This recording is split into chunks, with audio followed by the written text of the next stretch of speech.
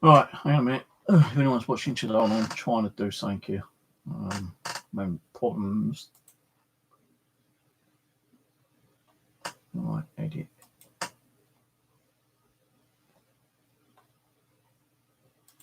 Advance. And where's that big one? There we go.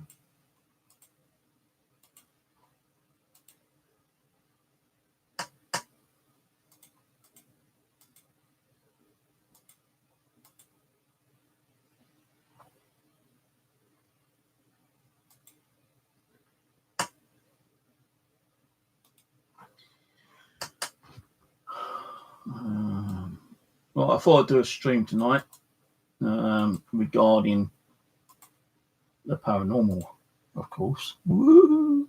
That's what it's all about, isn't it? Paranormal. It's what this channel's supposed to be about, paranormal. So I thought I'd talk about the paranormal tonight. I have mentioned some of the topics which I will probably go into on streams in the past, but I will actually talk about them again. Also, this is not to pull anyone down and say who's fake and who isn't fake, and I'm not going to be mentioning people's channels and about certain things. I'm just having a general conversation. Don't like it, don't bloody well watch, okay? Because I won't be mentioning people's names and I won't be mentioning their channels. But I have, it's my opinion, put it that way, it's my opinion on certain things I'm going to be talking about. Right, well, start with my own place, for instance, yeah? I've been living here for about 5 years now.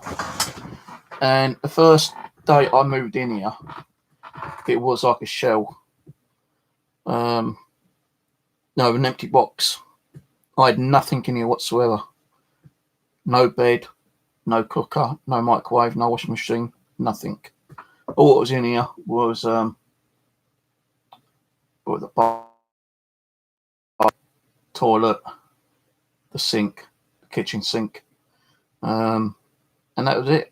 Nothing else was in here. When I first came to look at the place, I had no choice apart from accepting it, because otherwise I would have been.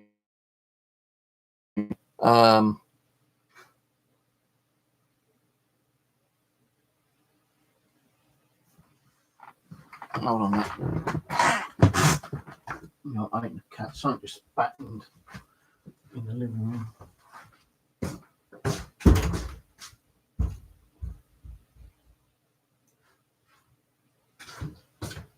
Maybe wrong. And that's another thing I'm going to be talking about, imagination, later on. So it might be a little bit of a lengthy stream. I don't know yet. Depends on what I want to talk about. But yeah, like when I first moved in here, this place was a shell, an empty box, nothing in it whatsoever, yeah. And the day I came down to view the place, I had I would have been on the street.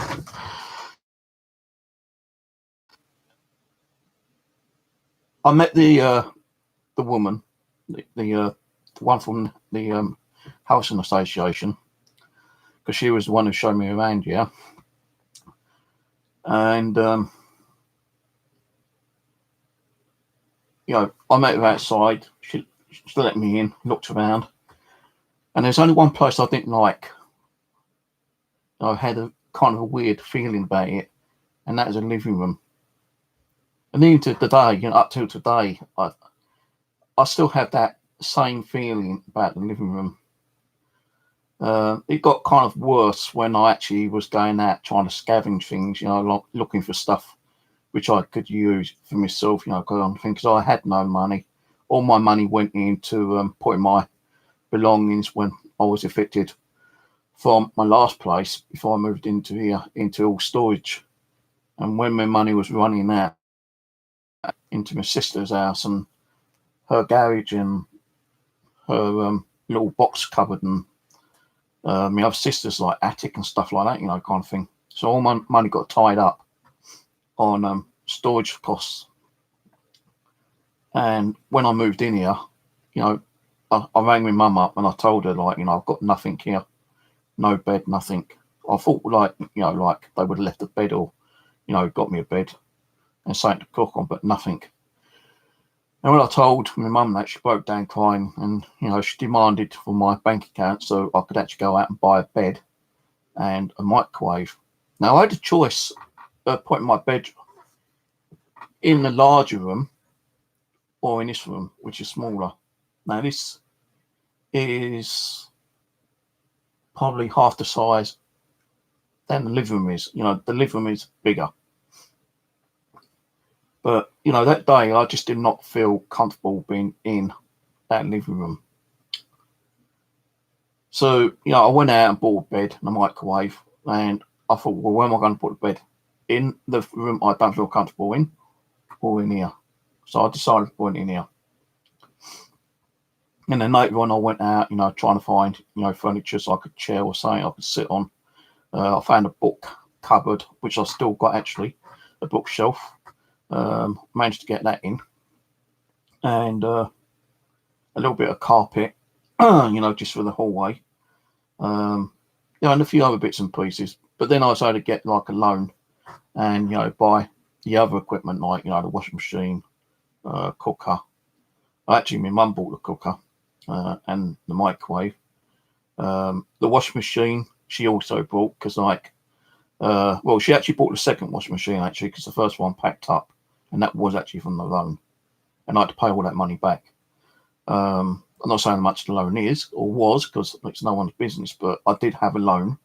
And, I had to get my house, or my flat in the kind of a living state, kind of thing. I started going out and buying what I practically needed.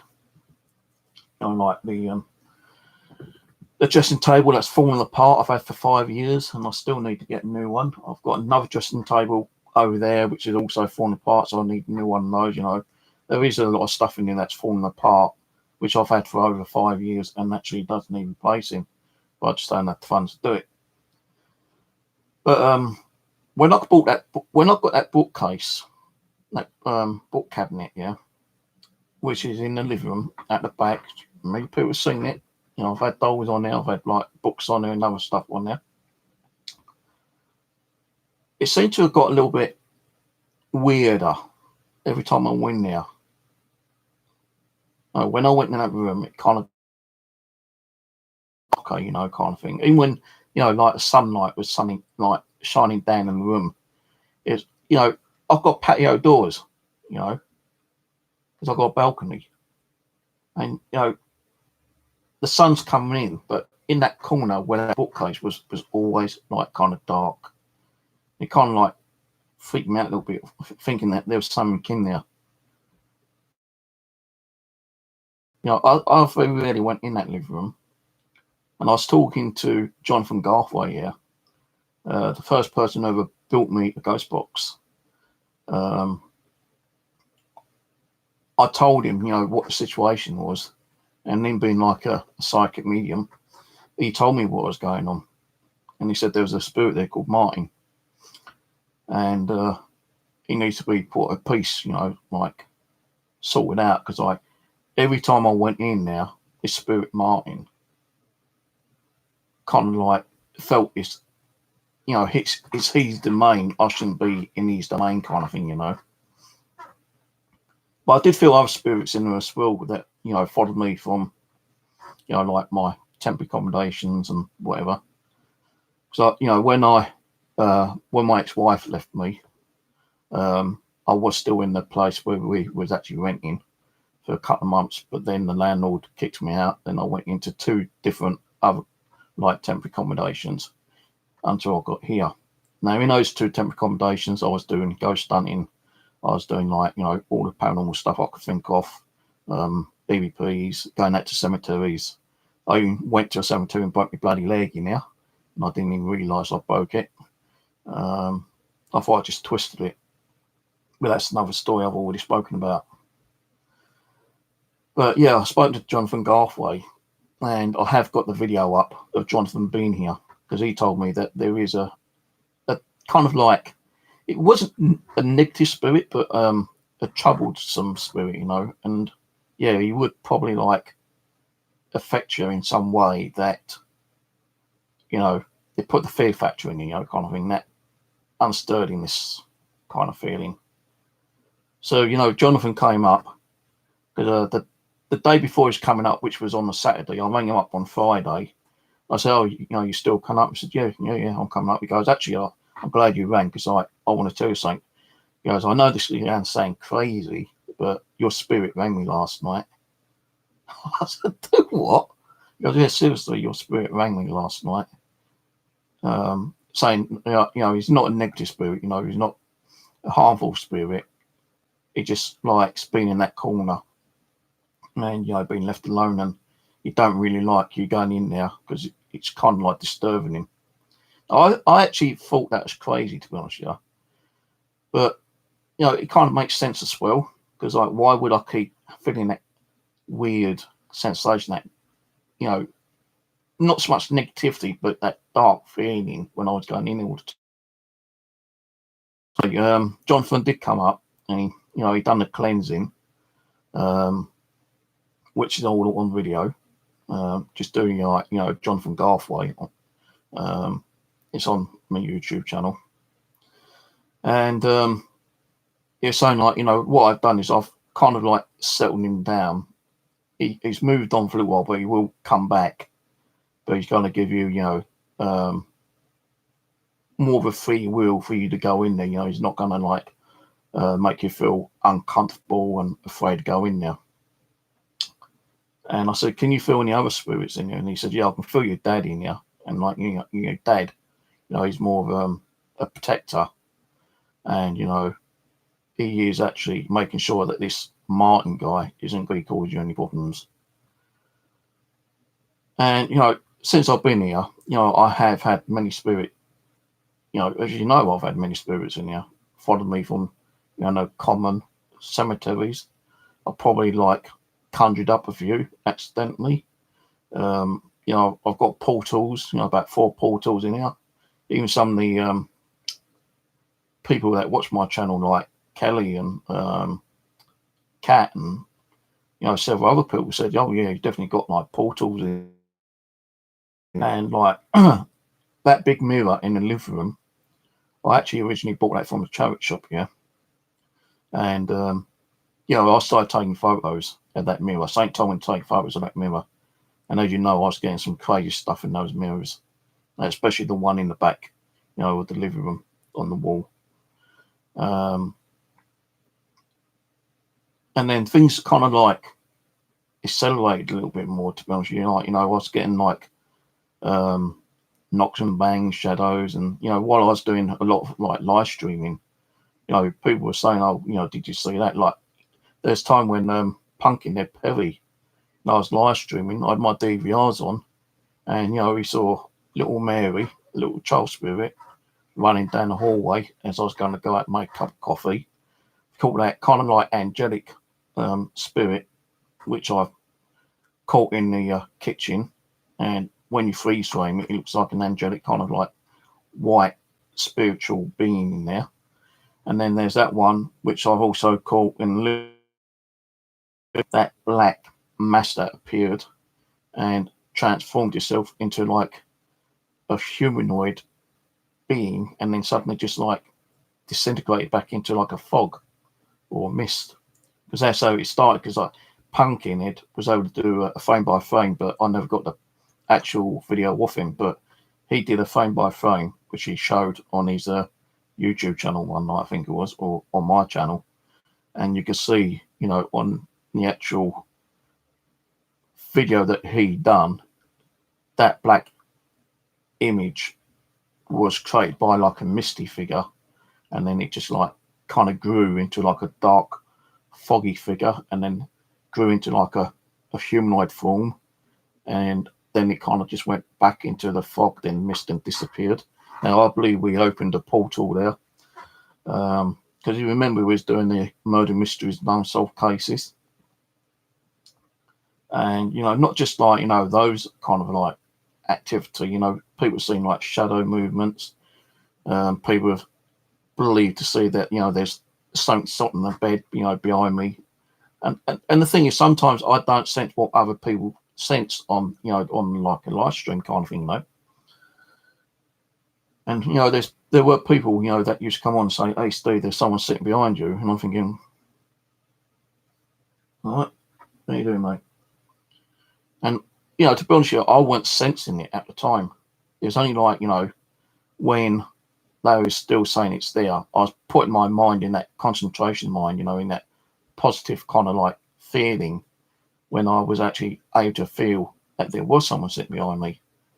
But I could turn around and just say, well, because they've told me that could be my imagination that's actually making me think there's something there. And that's a big part of the paranormal, your imagination, your brain. Unless you've got real stuff, which I've got, on video on my YouTube channel, you can see that it's real. But I do get called a faker, but that doesn't bother me because I don't need to fake nothing. I've never faked nothing. What's the point of faking something when you've been working on the paranormal for 8 years? Now, there are people out there who's been into the paranormal, and for some stupid reason, they want to fake something to try to get more subscribers and viewers.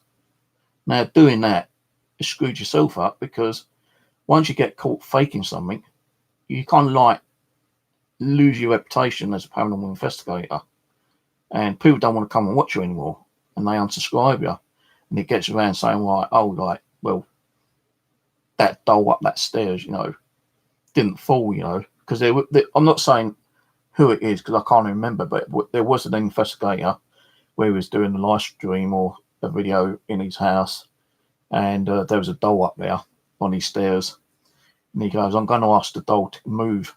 And as he said it, the doll fell down before he even actually asked it to move, kind of thing. And people, like, I'm not saying who was able to debunk it, but people took that video down and said you can actually see like wire being like attached to the doll on the stairs and being pulled. And a few people actually did put that video up, because they was trying to like debunk it from one and call the person out as a fake, and they proved it was a fake, and he actually did admit it was a fake later on. But he got his reputation back, and he works with a group now. But I can't really see why people would want to fake stuff if they've been into the paranormal for quite a while, because it's going to like ruin their reputation as a paranormal investigator, isn't it, really? So I don't fake my shit. I'm always upfront and honest. If I hear something, I always try to debunk it. Like, something fell right now behind me, then I can't turn around and say, well, a ghost done that,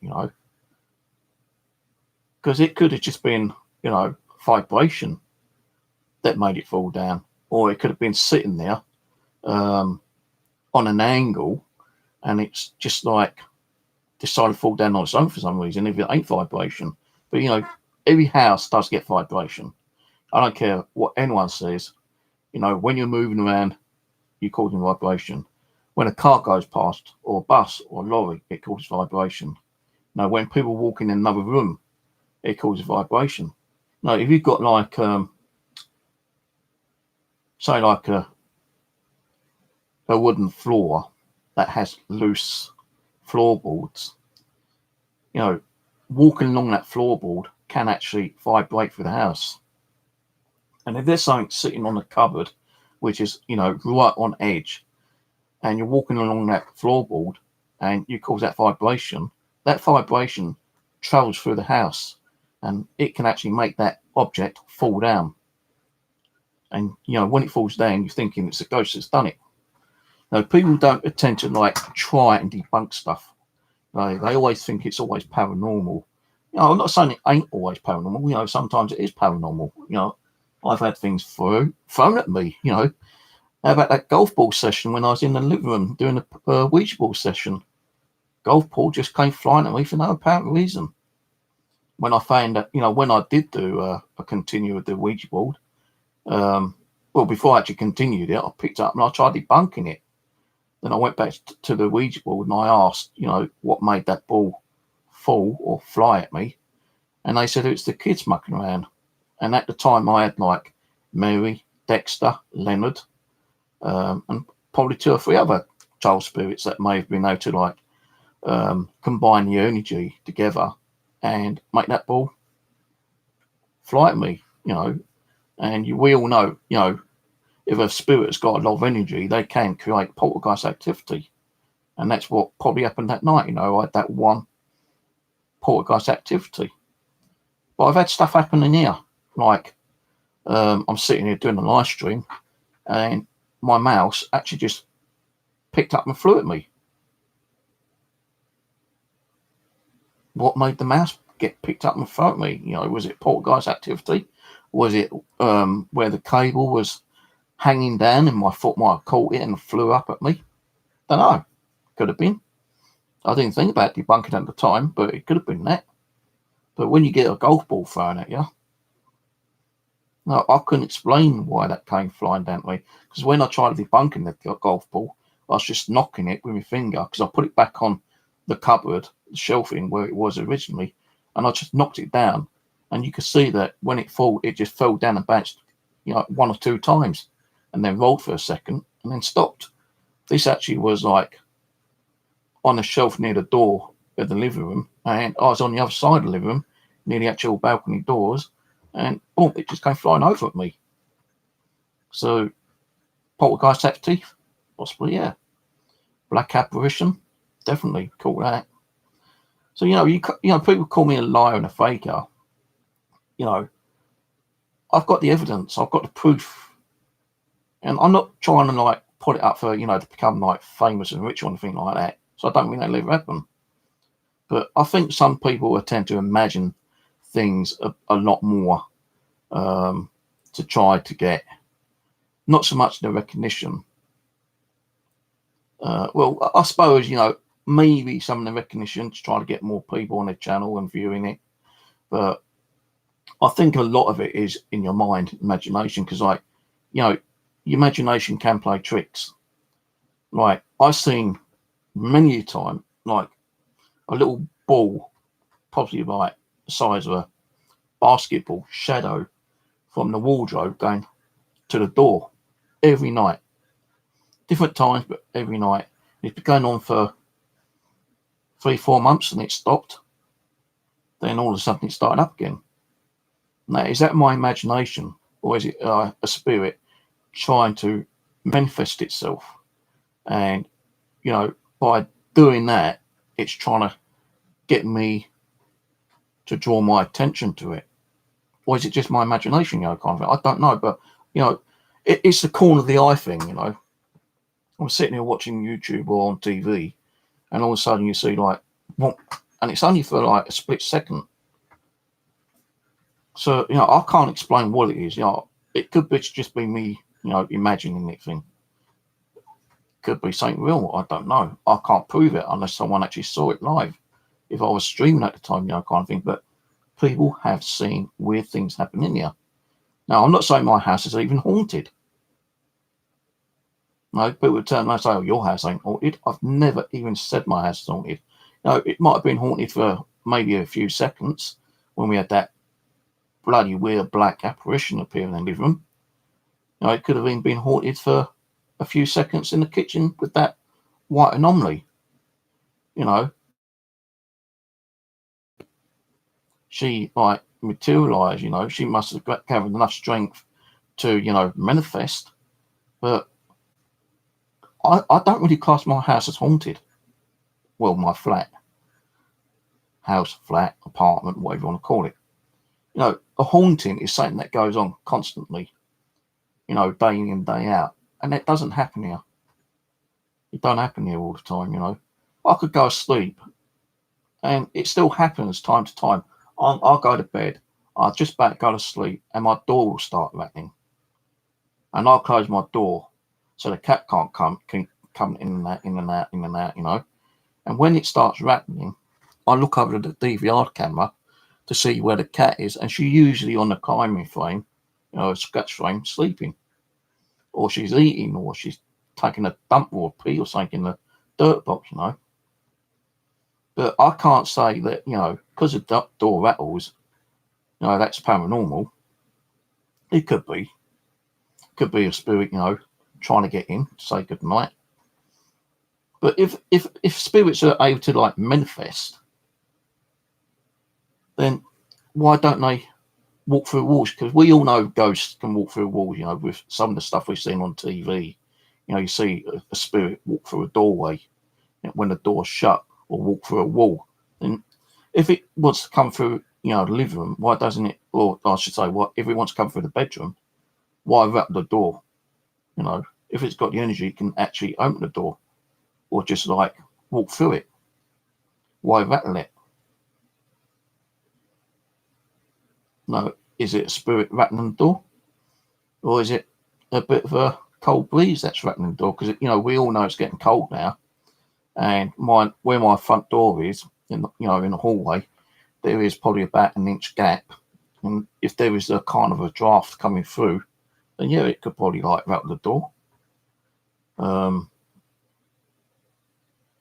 Yeah, you know, but my kitchen door, right, doesn't have an actual catch on the handle. All you got to do is push the door with your finger, and the kitchen door will open. Even the cat can push the fucking door, but luckily she never goes in now because I've told her not to.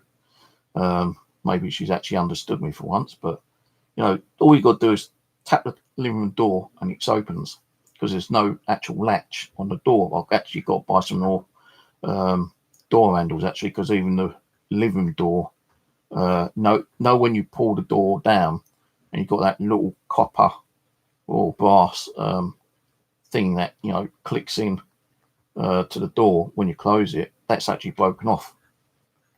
So I do need to get some more door handles actually. Um, but yeah, I'm not saying that you know my door rattling is paranormal. No, it could be. Could you know? I can't prove it's paranormal, and it ain't. You know, it's just not the door rattling. I've heard the actual handle rattle. So what's making the handle rattle? Because like even a gust of wind wouldn't be able to like rattle handle, because a handle you got to you know kind of do it with a handle, you know, with your own energy kind of thing. So you know, as I say, I'm not saying that my house is haunted, but I do believe that there's stuff that goes on here, you know, on the odd occasion, time to time, you know, kind of thing. Where spirits just trying to like, you know, let me know they're around, or they're trying to like do it so that I can communicate with them. Could be anything. So no, I'm not saying that my house is haunted, and I don't think all the people who say that their houses are haunted are always haunted. You know, like even the most haunted houses in the world, you know, unless you've got like 1,000 ghosts in there, and you know they're having a party every single fucking night of the week, day, month, or whatever, you know, kind of thing, and activities occurring every day, then you know that's going to be like a rarity, I suppose, a very big rarity. No, I've heard people say, "Oh, my house is like you know really haunted." You know, things go on every single day. But when people go down there to investigate it, and before I came on now, I'm not having to go at anyone else. You know, I'm not mentioning people's names or channels, anything like that. Yeah. If let's say if I had someone here, right, come to do an investigation in my house, and they don't get nothing, all right, at all, then that ain't my fault. You know, because I'm not saying that my house is haunted. All I'm saying is that my house is active. Let's say like even the most haunted house is not going to be active 24/7. No way.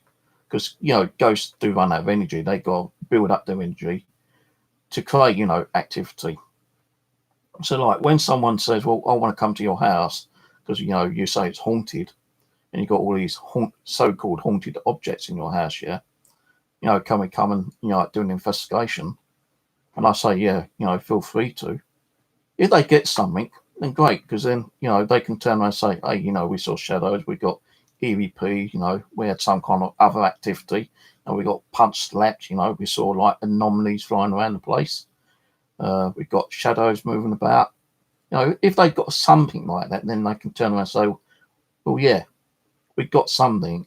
We do believe that there's something going on there. But even that person who's investigating could probably turn around and say, well, because we've got something there, it don't mean that your house is haunted. But people will turn around and say their house is haunted because they want people to go there and investigate. And some people do it to try and make money out of it. But at the moment.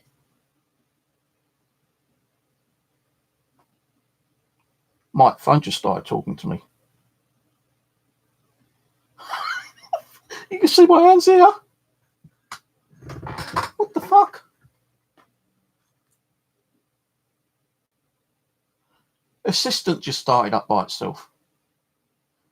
And it's on aeroplane mode. Maybe a spirit's mucking around my phone.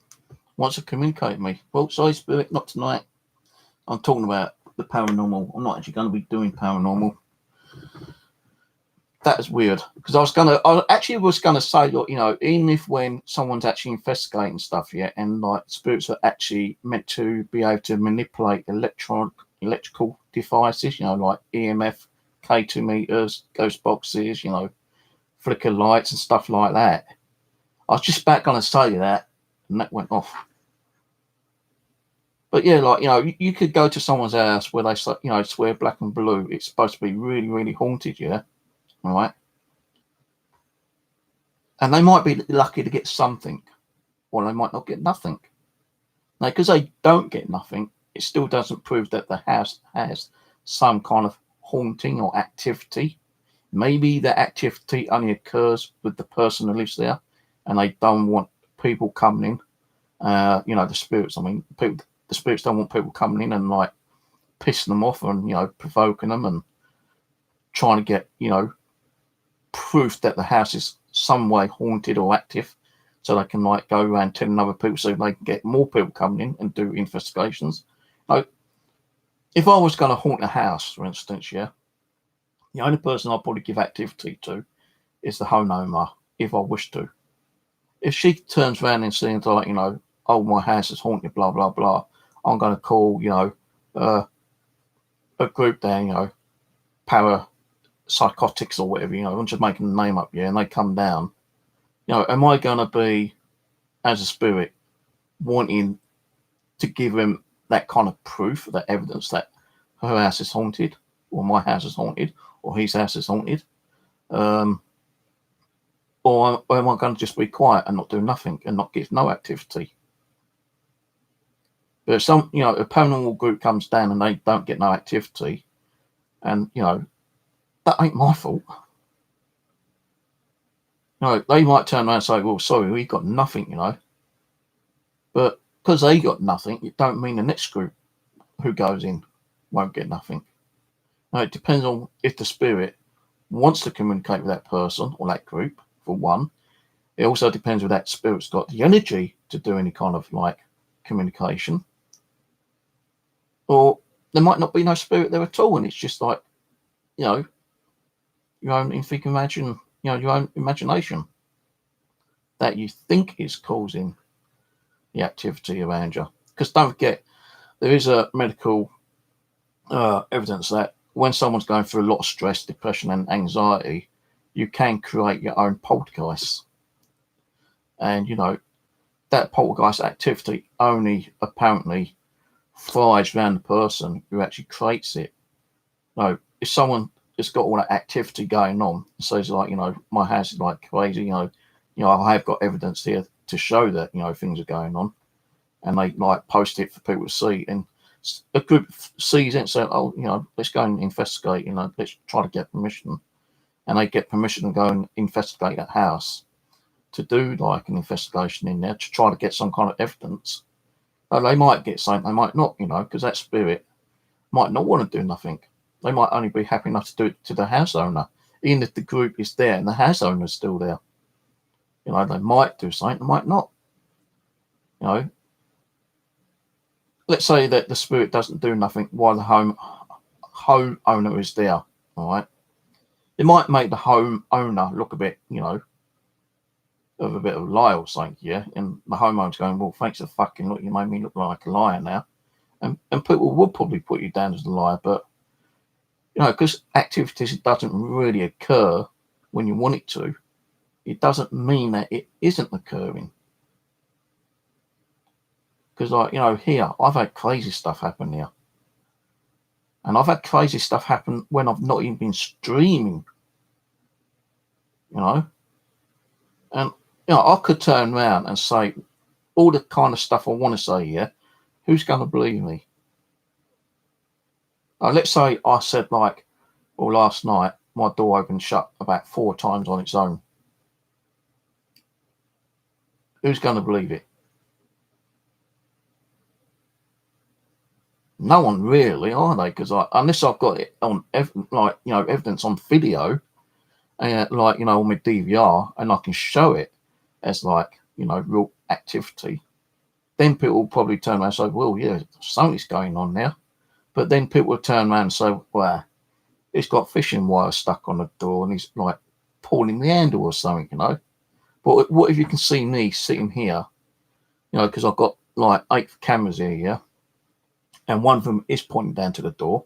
Let's say that door was shut right now, which it isn't, but let's say that door was shut right now, and you know, my house is really haunted, and I said to the spirit, right, to prove you're here, open that door.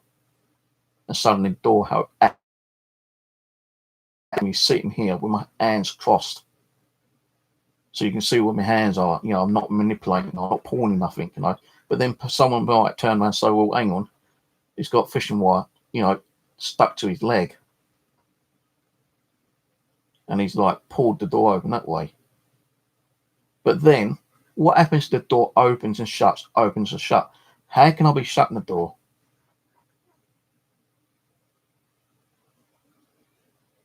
I wouldn't be able to shut the door, would I? The only way I'll be able to shut the door is by physically getting up and shutting it, sitting down, and say, open it again. And if it opens, and you know, you can see me sitting there, and you can see my legs, you know, and I say, like, shut the door and it shuts. Then, you know, you can turn around and say, yeah, fucking hell, Steve's house is haunted, or yeah, he's got some crazy activity going there. You know, something's manipulating that door.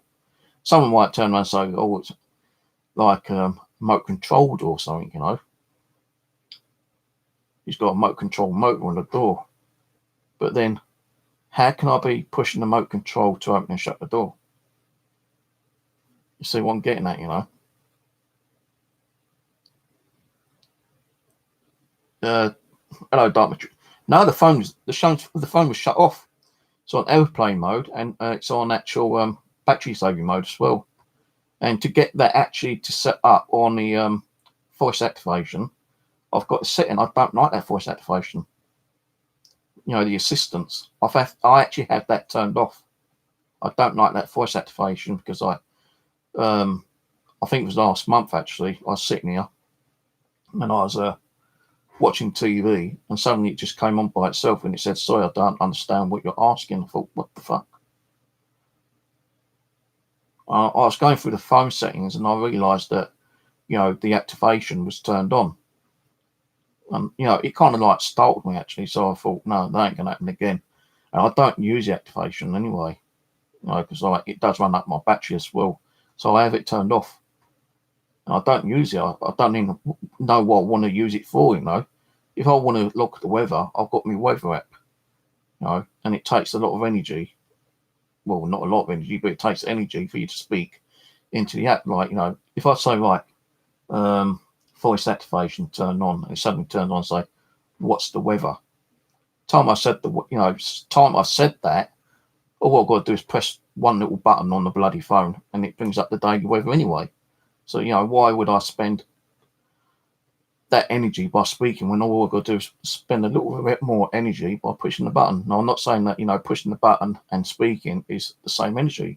So I believe, like, because I'm talking now, I am putting out a lot of energy talking. But when I just put a button, it's only a slight touch of the energy, you know, kind of thing. You see what I mean? Like, as I said, spirits can manipulate things, you know, they can turn things on. Like, there was a time when I was down at Pete's house doing an investigation. The remote control was under the TV, and we was trying to communicate with Arthur, I think it was, and this old woman that we called Witch for some reason, and we were sitting there, you know, just doing the ghost box and everything, yeah, and all of a sudden his TV turned on by itself, and like, you know, he got up, turned it off, and I think it's about 10 minutes later it turned back on again. So, you know, it's kind of crazy that it came on twice when we was like, because the second time we did say, oh, if you turn that TV on again, you know, if you turned it on, then do it again. And practically after we asked it to turn it on, it turned it on. Debunk it to make sure that, you know, there's no time set on it. And there wasn't no time set on it. But it's kind of crazy when we said, well, if you turned that TV on, you must have a lot of energy. Why don't you do it again? And it did turn on.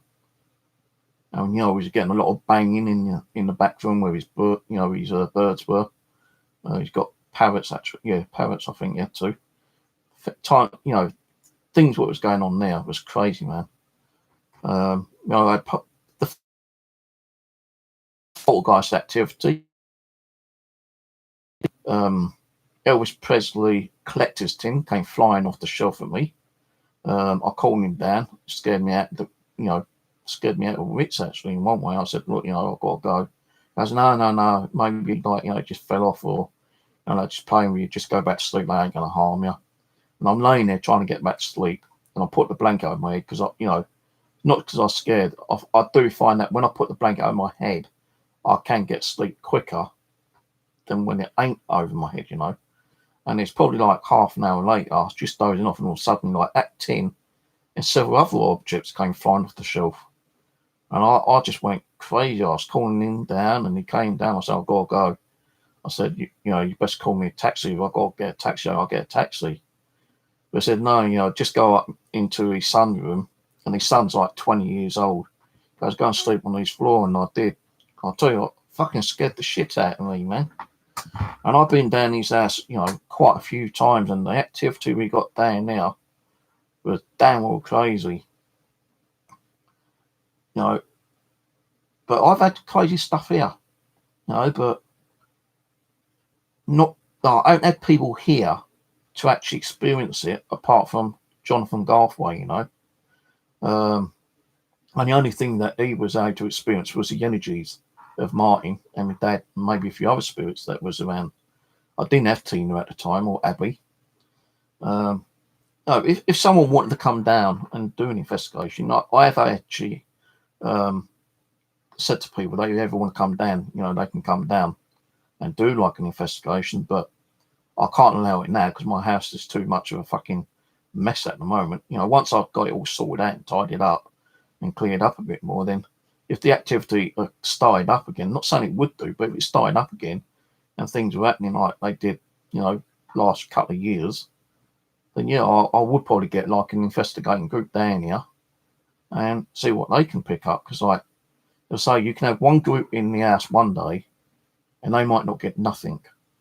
And that's because the spirit doesn't even want to communicate with them, or they are trying to communicate, but the actual paranormal group isn't open up enough to see and sense and feel that spirit being there.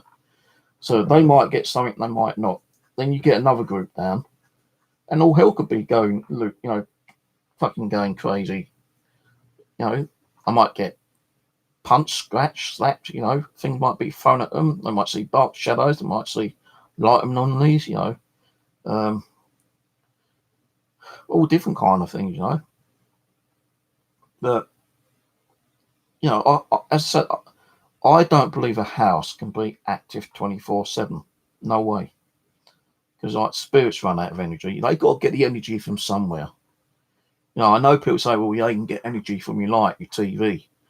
Well, what if you ain't got your TV on and you got no light on? And, you know, let's say you work at night time and everything's switched off and you come home during the daytime. and you go to sleep, then activity starts up during the daytime when you're sleeping. Where they're getting the energy from? Because they've got to get it from somewhere, haven't they? Unless there's a portal and spirits are coming in, and they're actually combining and giving that spirit the energy which he requires, or she requires, or it requires, and then it's able to do whatever it needs to do. No, I don't believe like where people turn around and say, my house is haunted. Unless they've got real hardcore evidence, manifestation like I've had. As I said, I'm not saying my house is haunted. I never have said that. But, I've had more activity here than other people have had on YouTube, total kind of thing, I'm not calling them liars and fakers or nothing like that. But, I have had more activity than some of these people have had on YouTube. I'm not trying to be big-headed and boasted, but come on, fucking full-blown apparition in the living room when I'm live streaming. The one in the kitchen, little Mary running down the hallway, all captured live on the live stream. The golf ball being thrown at me on the live stream. What else? The Xbox Connect in the kitchen, 45-minute Xbox Connect. I think that's the longest ever Xbox Connect thing that's been caught on an Xbox Connect. I've never seen someone show another video where they've caught something from their Xbox Connect and it's been more than 2 or 3 minutes. Mine's been fucking 45 minutes. And I had to go out in the kitchen and try to debunk it while I was live streaming. And it's only because I put my hand near the Bible, which was on the windowsill, it just suddenly disappeared.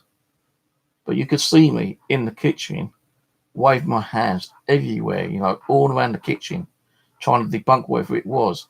Now, we know that, the Xbox Connect can, in some way, give false readings.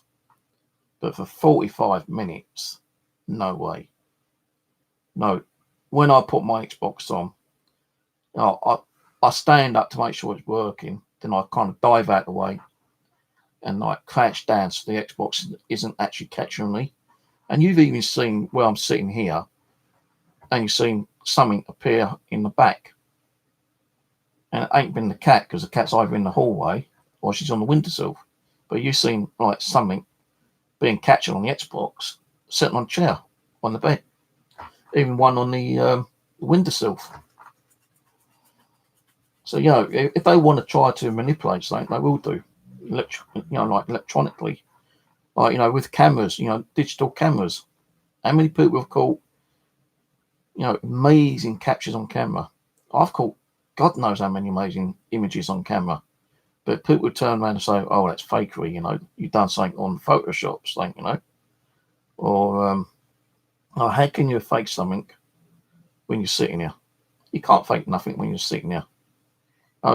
When I'm doing a live stream in the living room, I'm taking photos of that mirror in the living room, and I bring it back and I'm showing you images, what I can see in the mirror, and I don't even tell you what I see some of the times. I say, right, I think I've got something here. What do you see? And people turn around and say, well, I think that's a woman, that's a man. The best one I think I've caught was a Victorian couple in there, in the mirror. And there is a problem with imagery in photos, yeah. Some people might see what other people don't see. It's like we might hear an EVP, and it might say, let's say, God loves you, for instance, yeah. All right. You're hearing, I'm hearing God hates you. It's the way people kind of hear and see things, like Ulrich. He sees a lot through ITC, through digital imagery, and through videos. If you go to my other channel here, saying what he could see on my video that I did yesterday while I was out metal detecting. He said that he could actually see, what's it called? oh, what's that bloody group of people called? Oh, I think he said that you could actually see a medieval family in the bottom of the screen through the pixelization. I looked and I can see it. You know, I'm thinking, well, where is it? Where is it? Where is it? You know, because I don't see it, other people could see it. And where, you know, with EVPs, people may hear things when other people don't hear things. And when they do both say, yeah, I can hear it, but I don't think it's saying that. I think it's saying this. So, you know, people tend to like hear and see things different to other people. And I think it's all down to, you know, your brain. But, you know, like, I'm going to go on to another thing in a minute, yeah? But your brain can play tricks on you, you know. When I'm seeing these shadows every day, or every night actually, is it just my brain? You know, is it my imagination? When I'm hearing the door rattle, is it my imagination? When I think I see something move across the table, is it my imagination? No, because a lot of, you know, your brain ain't functioning properly, and you tend to see and hear things what ain't even happening. Because, you know, the brain's got so much in it, you know, that there's not a full examination of the brain, you know, scientifically. They're still trying to research the brain as it is. It's like haunted objects, yeah? It could be anything. Dolls, clocks, watches, coins, keys, radios, you know, whatever. Because someone says it's haunted, is it haunted?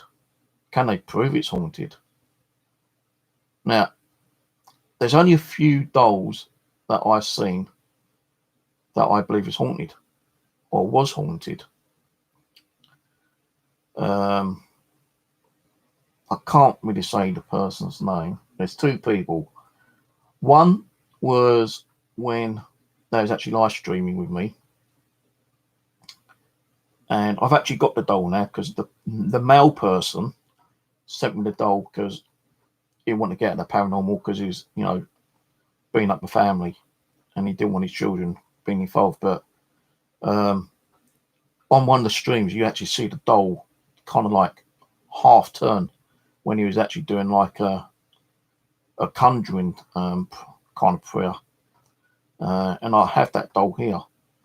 So was that a spirit that's actually manipulating it? Was he actually can't, or was it the energy he was creating somehow manipulate the doll to make the doll move? I don't know, but I've got the doll, right? There's one person, which I'm not going to say the name of the channel, but they're watching, they probably know who I'm talking about. But this person has a particular doll, right? And when the person puts the doll to them and holds the K2 meter, the K2 meter will go crazy, right? When she puts it on a doll. Now, when she removes the doll and puts the K2 meter to the doll, it won't set the K2 meter off. Now, when they was doing the stream with me one day, I asked the person if they had anything, you know, like magnetic on them, you know, kind of thing, like, and they actually took, you know, their jewelry off, rings, necklaces, everything, you know, and put the doll back on the person himself and put a K2 meter, and the K2 meter started going crazy. So something attached to the doll, yeah, because like, you know, I can't see how that person can manipulate the energy to make the K2 meter go off. You know, because like the K2 meter has to have some kind of energy to set it off. No, you get K2 meters which are fake anyway. You shake it around, it's going to set it off. You know, like that kind of thing. If you're walking around, you know, you're shaking it constantly. I don't know about this one. It might be the other one actually.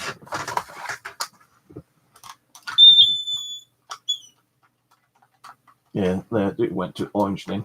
But if you're walking around, so like I've got two. This one, it's got black tape on because I've lost the screw on that one. This one, it's got both screws on. So, you know, they have got two different types out. One is more sensitive than the other one. So if you're walking around with that, you know, and it goes off orange, and someone goes, "Oh, I just saw a K2 meter go off." No, is that really a spirit, or is it just, you know, where it's just too sensitive, and you know, you're actually manipulating the K2 meter to go off yourself, you know, and you're not trying to debunk it like I am. You know, you see it's going off. This one, you know, turn it on.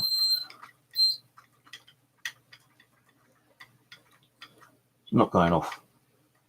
Actually, it goes second green then. But you've got to really shake it to actually make it go off.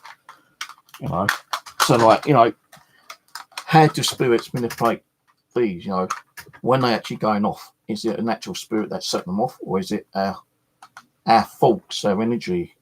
Are we kind of some way in telepathically making it go off, or is sending some kind of thought control to the K2 meter, and we say, right, you know, right, K2 meter go off, and suddenly it starts going off. You know, is it us telepathically sending some kind of like energy to make it go off, like some kind of EMF energy that our brain might be functioning and sending to the K2 meter, or is an actual spirit that is actually manipulating itself? You don't know. You know, many people like the K2 meters, many people don't like the K2 meters. It's like with these ones, these are very hard to manipulate. You know, I've had, when I first bought one of these, yeah, I took it everywhere with me, and it never went off at all. And then there's a time I went to a cemetery over Croydon, and it's got a soldier statue there, yeah.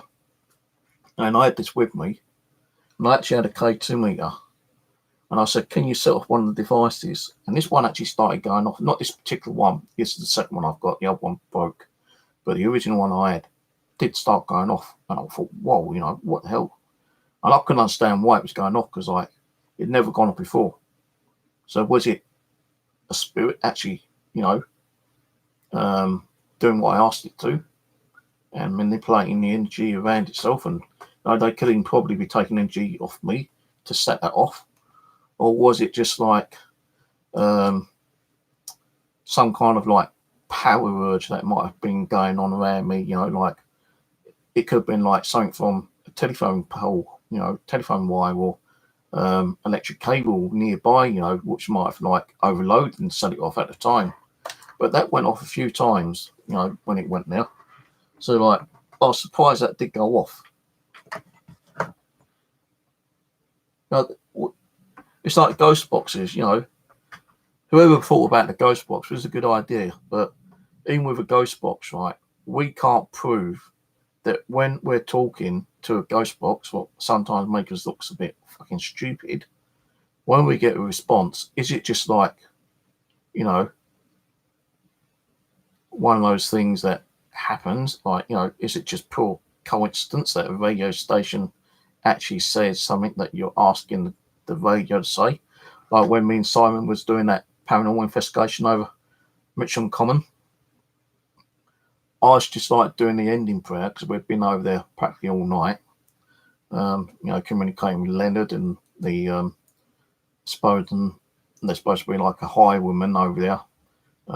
Couple of guys who hung themselves and committed suicide. 2 females that apparently hung themselves as well, lesbians. You know, we was trying to communicate. Simon done a laser grid. He asked if there was anything there to disrupt the laser. The laser did get disrupted. We got some crazy EVPs. I got this white anomaly coming out at the lake. Now, it wasn't nothing helicopter-wise, because you would have heard it on the video, but I was taking random photos as well at the time, and this beam came out from the actual lake and was shooting up in the sky. Now, someone said, "Oh, that's a helicopter." It wasn't, because the helicopter, right, would have been like a smaller beam hitting. This was like a larger beam, a massive beam. We tried, you know, we just couldn't understand, you know, what actually created it. Maybe we kind of like opened the portal and, you know, the spirits moved in and just went up to heaven or wherever they go, you know, kind of thing. But the craziest one, although that was crazy, when I was doing the closing prayer, Simon had the ghost box on, which was my Sandium.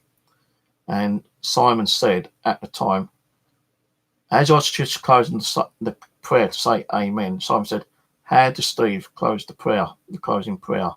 And as soon as he said that, we had a voice come through the ghost box angelically singing, amen, like that kind of thing. It was crazy. Simon said, did you hear that, Steve? I thought, fucking hell,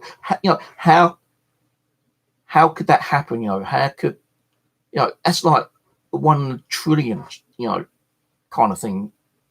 I'm about to end the prayer. Simon says, how do you end the prayer? And the ghost box says, amen. Something was manipulating the ghost box, and we believe that said amen at the end. And as soon as it said amen, I said amen, and we closed it down. But Simon had to run back to close something that he opened, and he said if he doesn't go back and close it, it probably cause whoever goes there harm, and it caused me harm, and it caused him harm. So I had to go back and close it down. But yeah, things do happen in the spirit world. It's not always, fraudulent like people say it is. There is proof that things do happen, and when proof is actually shown, people don't like it because it's like, oh, well, he's got more evidence than I've got. Is it jealousy? Sometimes people do see it as jealousy, kind of thing. That's why I call you a faker. But I don't fake my shit. I ain't got no reason to fake it. And I know some people do fake stuff, but then people can turn around and say, well, look, I've got this, I swear, black and blue, I never done it. But, did they try debunking it, And if they did try to debunk it, like, I've seen TV shows like, Ghost Hunters and stuff like that. We all know Ghost Hunters have actually faked stuff in the past. But, I've seen TV programs and YouTube videos where people have suddenly actually had some kind of paranormal activity, and it kind of shocked them and amazed them, and they tried to debunk it, and they couldn't debunk it, kind of thing. And that is, I suppose, pure activity.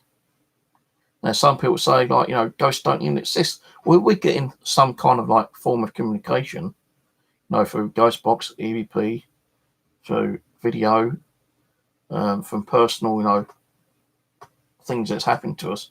What's doing it if it ain't a ghost? Is it some kind of form of energy that's coming through another dimension, which people believe it could be? Maybe, maybe not. I don't know.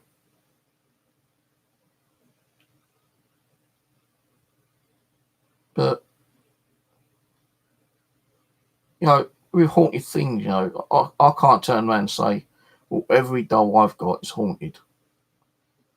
Some people would turn around and say, well, every doll of mine is haunted. Well, can they prove it?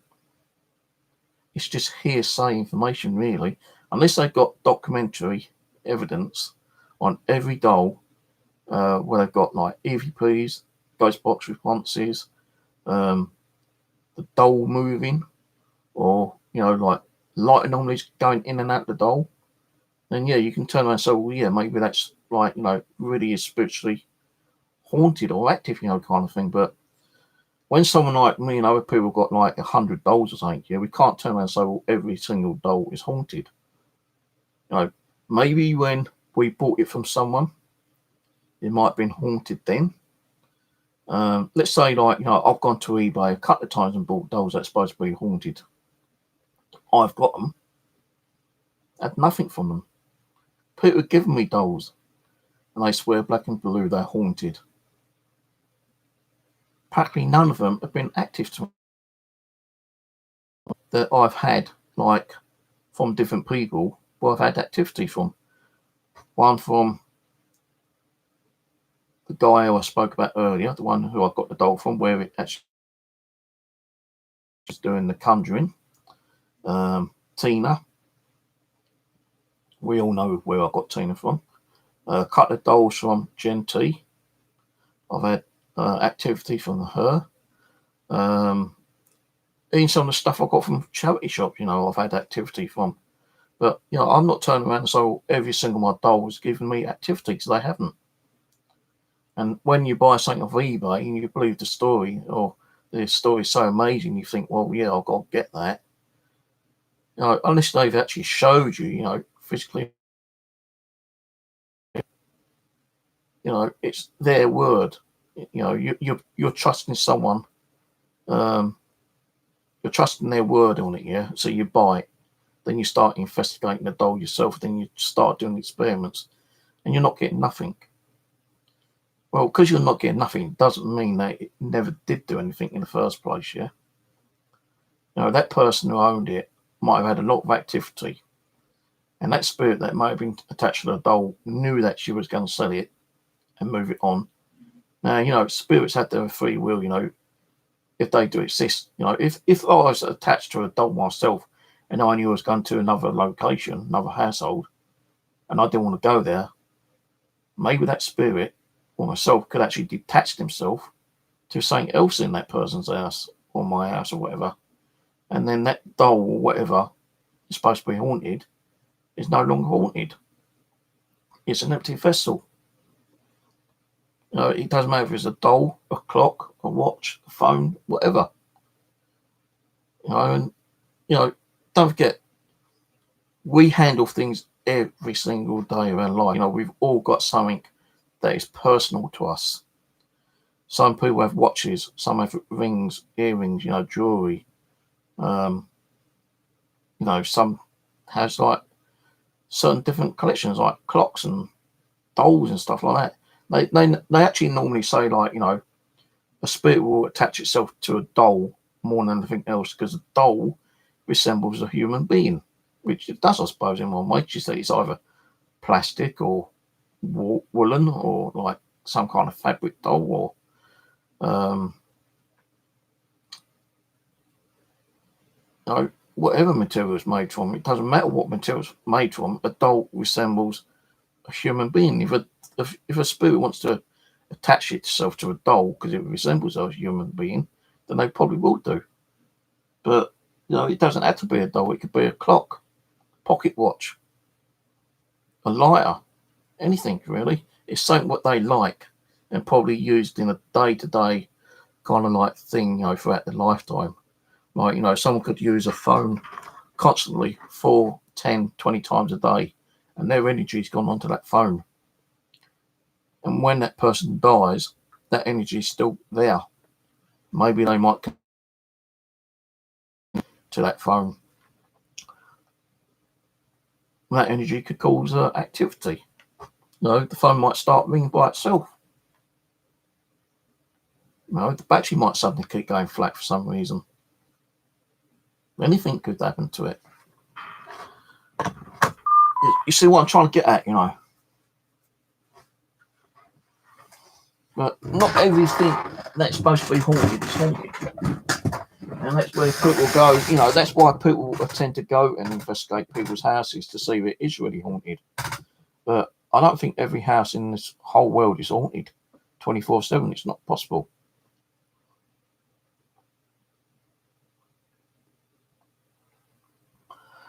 You might be lucky to get activity maybe once or twice a week, maybe several times a week, but it's not going to be active 24/7. No way. Unless you've got some kind of like demon there that different portals and grabs it from whatever energy form it can do, then you might have something. But even the demon is like a very rare kind of a haunting. Even the possession is very rare. How many videos have you seen where people have been possessed? And yeah, a lot of them are fake because they want people to believe it, scare people, and get people to come to their channel and subscribe to them so they get more viewers. No, I have had the odd one or two possessions, but people don't believe that. That's my, how can I put it? Like, it happened to me. Like, there's a video where, what's his name? Guy from America.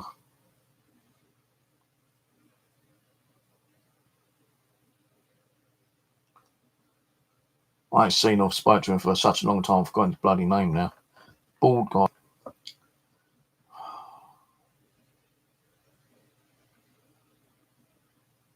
No, he saw something that I wrote on my Google Plus one day, and it was Latin. I don't know. It took over me for a few hours that day, and I was out of it. I couldn't even recall what I was doing that day. Lindsay, that's it, Lindsay. He tried communicating with me through Facebook, not Facebook, through Google Plus. Google Hangout. He told me he tried contacting me at least 7, 8 times before I actually answered the phone. And when I actually answered the Google Plus phone, I was still out of it.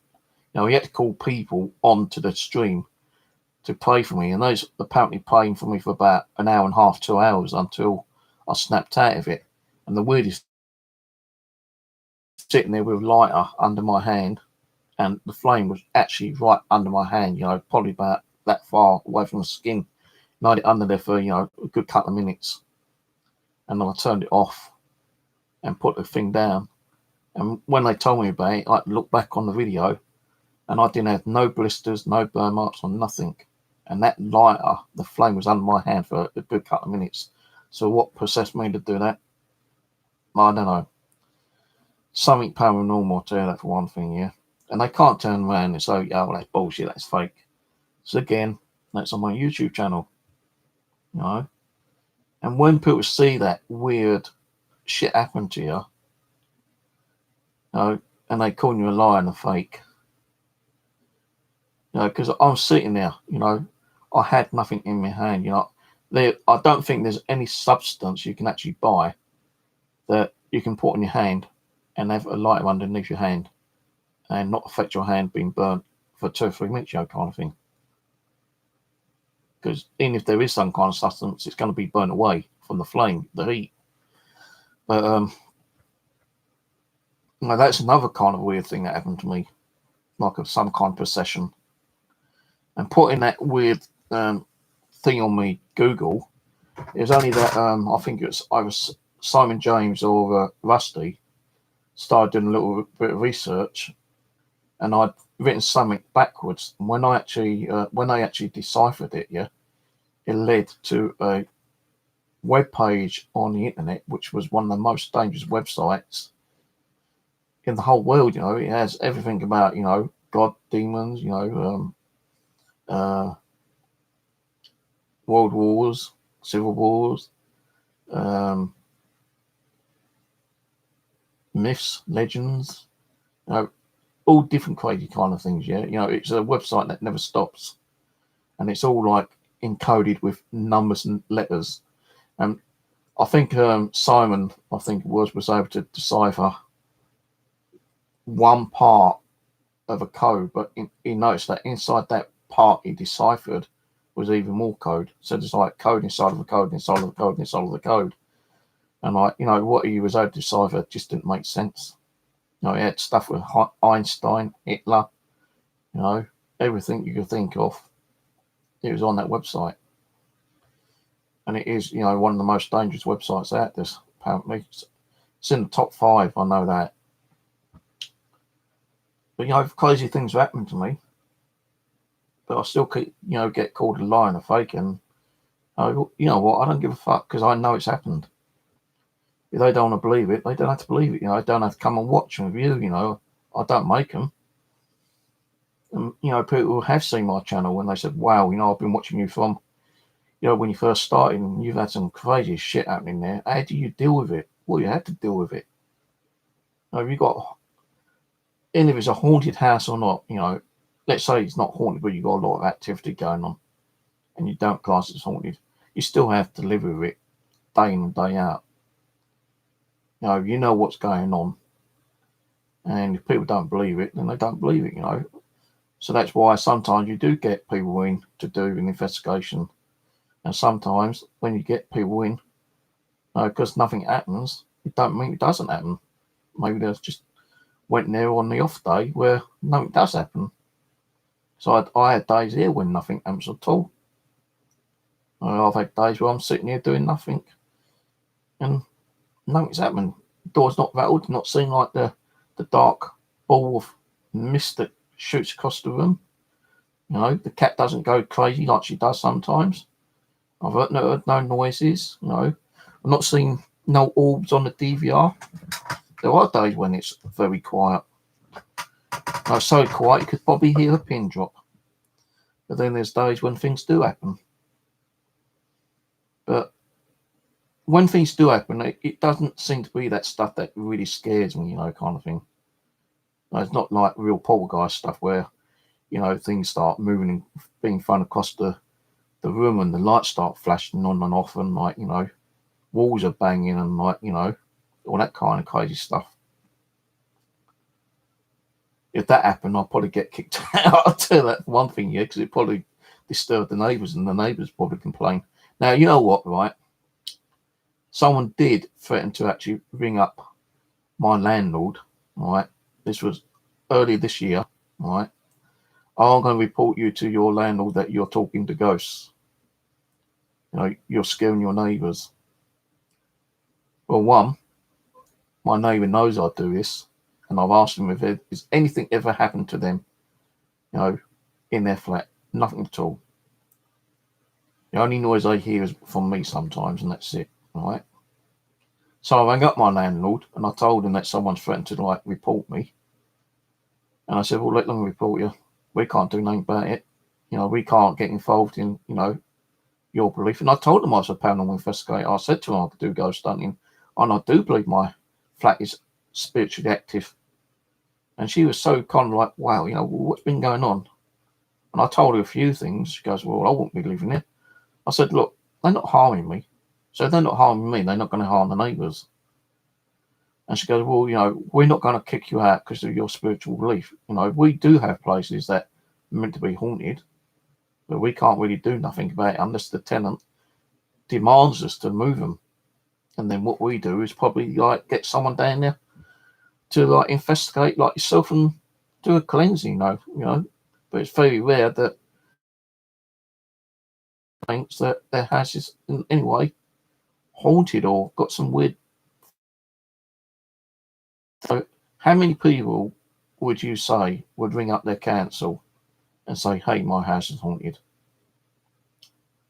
Not many. No, people have moved into places and they've had, really horrible, crazy stuff going on. And, sometimes the council won't do nothing.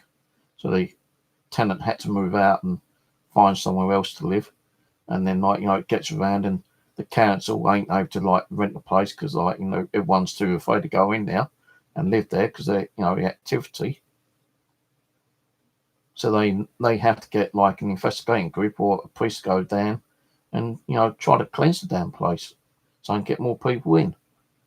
But then sometimes you might get someone who's interested, who's in the paranormal, who might hear about it and say, oh, is that place really haunted? Yeah. Oh, I'd move in there. No, give me a discount. I'll take the place on.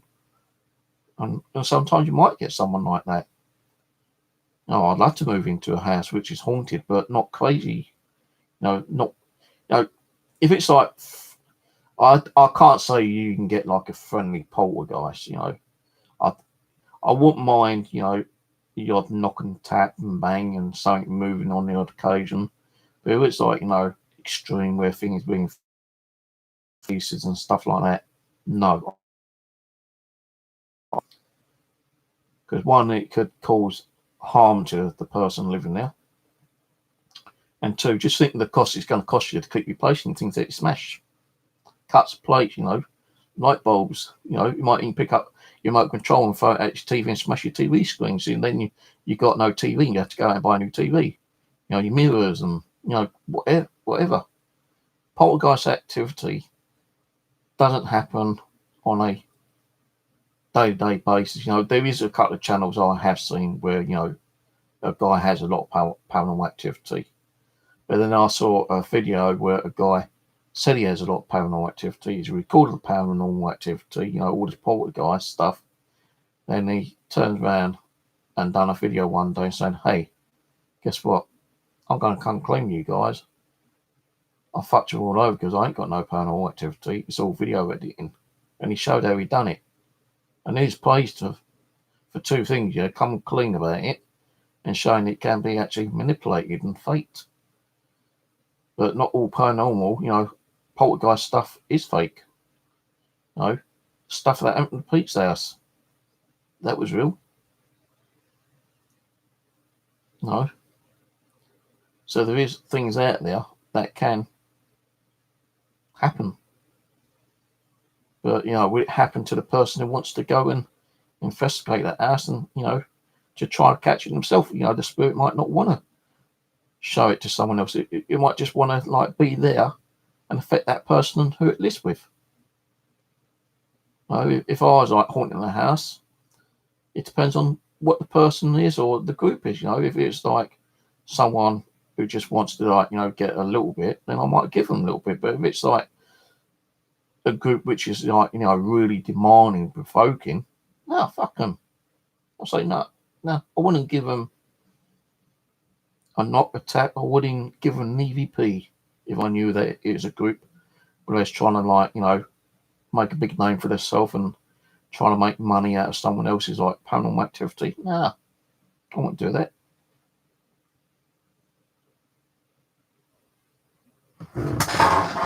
Hello, Fire Talk Paranormal.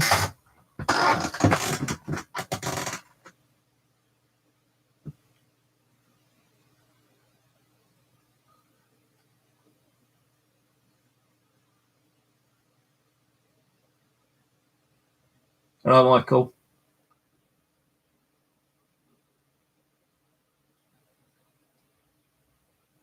Is my video playing around or something? I'm just talking. I ain't even watching the chat.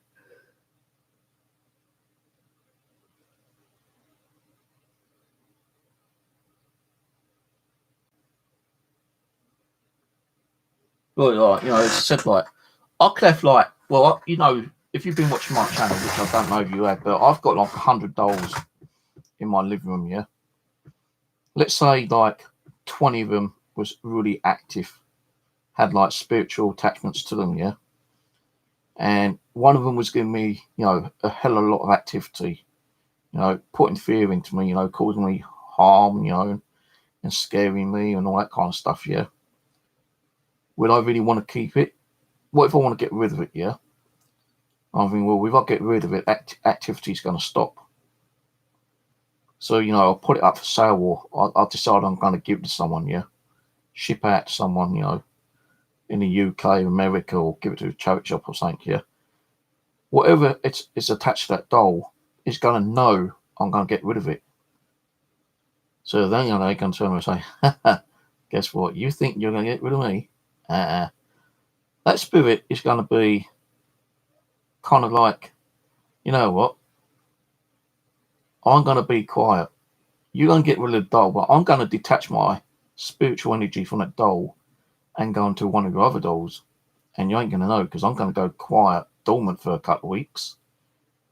And when you think it's all quiet, I'm going to give you living hell again. And spirits can do that, Spirits can actually follow you around. There's been documentaries where people have actually had real hauntings. And, they're thinking, well, it's the house itself. If they move out, it's going to stop. They move out, move hundreds of miles away from the place, think it's all quiet for a couple of weeks, and all activity occurs again because the spirits either followed them or attached themselves to an item which they use in their their daily life, chair or a mirror or a cup or something, TV, remote control, watch, whatever. If they want to attach themselves to something, they will do. Because don't get, I said, everything we're holding, we're putting energy to. And that darker energy can use that energy which we're creating ourselves. So the energy I put on this cup, it could come along as soon as I put the cup down. It's still got my energy on it, or some of my energy. That spirit could use that energy what I put on it. It can use my living energy. It can use energy from the lights, the TV, water, electric. And they say the main kind of energy which a spirit uses is earth, wind, fire, water. That's the main 4 elements, but they can also use electricity. Now, gas creates fire. So, I can't turn around and say, well, get the spirit using the energy from the gas. I don't think they can. But gas is a form of energy, though, isn't it? If you think about it. Because once you use the gas and flick that little switch, it causes fire. And fire is another energy. All kind of forms of energy, spirits are able to use, manipulate. And when we turn around and say, like, hey, I know you're here. I'm not here to harm you. I've actually, being honest with you guys, I've actually laughed at myself many times saying that. Spirit, come and talk to me. I'm not going, I'm not going to harm you. I'm not going to make you go away. If the spirit wants to stay there, it's going to stay there. How can you harm a spirit? The only way that you might be able to harm a spirit is by reading scriptures out from the Bible, and he might not be, or she might not be, kind of like religious. But then, if I'm going to start reading scriptures out, that spirit's going to get really pissed with me and, start attacking me, throwing things at me, scratching me, pushing me around and all that kind of stuff, yeah? So how can we harm a spirit? A spirit can't walk up to me and I'm going to say, I'm going to knock you out and punch you. My hand's going to go through its energy. It's just going to stand there. So anyway, that didn't work. And, they got enough energy to actually use against us, that powerful energy, that unseen energy, they can just go and push us. I've been pushed across the bedroom floor once before, remember? So, they're building up energy which we can't see, and they can attack us by using that energy. You've seen scratches on me. How the fuck can they scratch you? They can harm us, but we can't harm them. Now, the only way we can do it is by, removing them. And that's not really harming them, is it really? No, you can because holy water actually, harm them. Does it affect them in some way? And they might be scared of it. They might think, oh, holy water, fuck, I'm getting out of here. Yeah, sod that. Boom, I'm gone.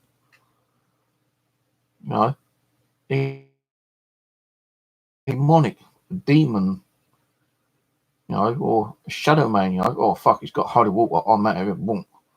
Maybe because they think holy water can actually affect them and, cause them harm. Now, it's not like fucking, you walk up to a vampire and you stick a crucifix on him or holy water and he's going to start disintegrating like, Dracula does. Not going to happen, is it? We can't see the spirit energy.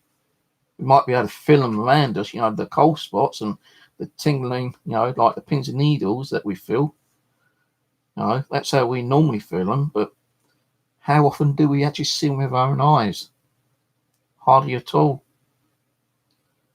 It's the camera. There's something in the cameras, the video technology that picks them up. That spectrum of light, which we can't see with our own eyes, but the camera has that ability to capture something on camera or on video. And it's only until we view that video or photo that we can see what we've actually captured. And I've caught some fucking crazy, amazing stuff on camera and video.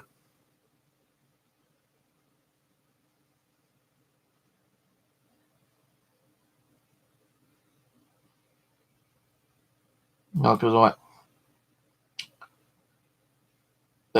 I think I even said it about it one time before, and I think I was live streaming then as well. I had my TV off, and this remote control was over there on my bed, and I'm just talking. It's a bit like Pete's house, actually. Just talking, and the TV turned on by itself. I don't even know the settings on this phone. The only thing I know on here, on my TV, is actually how to do the auto scanning. I wouldn't even know how to do the actual time setting to record a TV, or put the TV on like sleep mode or whatever. I can't be asked for it. I just turn it on, change the channel, and that's it. And sometimes when I get a channel up saying, "Oh, this channel's been moved," you need to rescan your channel, I just go to the settings, auto rescan, and that's it. But that TV has come on a couple of times on its own before. There has been a time when the lights flickered a few times, but even when your lights are flickering, you can't turn around and say, "Hey, a ghost made my lights flicker." It could be where the surge of energy for your light is being changed over by the actual electricity company. Because, like, if you think about it, not a lot of people use a lot of energy during the daytime. At night time, since it starts getting dark, that's when everyone's going to start using electricity. That means the power company has to up the actual juice to each of the homes. So when you got your light on, if it flickers once or twice, it doesn't mean it's paranormal. It's because the energy fluctuation from the actual energy company to your house. Now, if that's flickering on and off crazy like, it still doesn't mean it's a fucking ghost that's doing it. It could be the light bulb is being used longer it's supposed to, because everything has an expiry date, including the light bulb. The light bulb ain't supposed to last more than a year or 2 years, kind of thing. Let's say that light bulb was like 2.5 years old, and it's gone past its like normal expiry date kind of thing, and it starts flickering. It could be because it's just about to finish its cycle, and it's going to like just shut off, and you've got to put a new one in, kind of thing. But some people, since the lights start flickering, "Oh, it's a ghost, it's a ghost." Well, how about putting a new fucking light bulb in and then asking the spirits to do it again? Because a lot of people don't debunk stuff. That's what pisses me off sometimes. They don't debunk things. Like, I'm going to be honest with you, right? 2 days ago, I swear on this, right, black and blue. I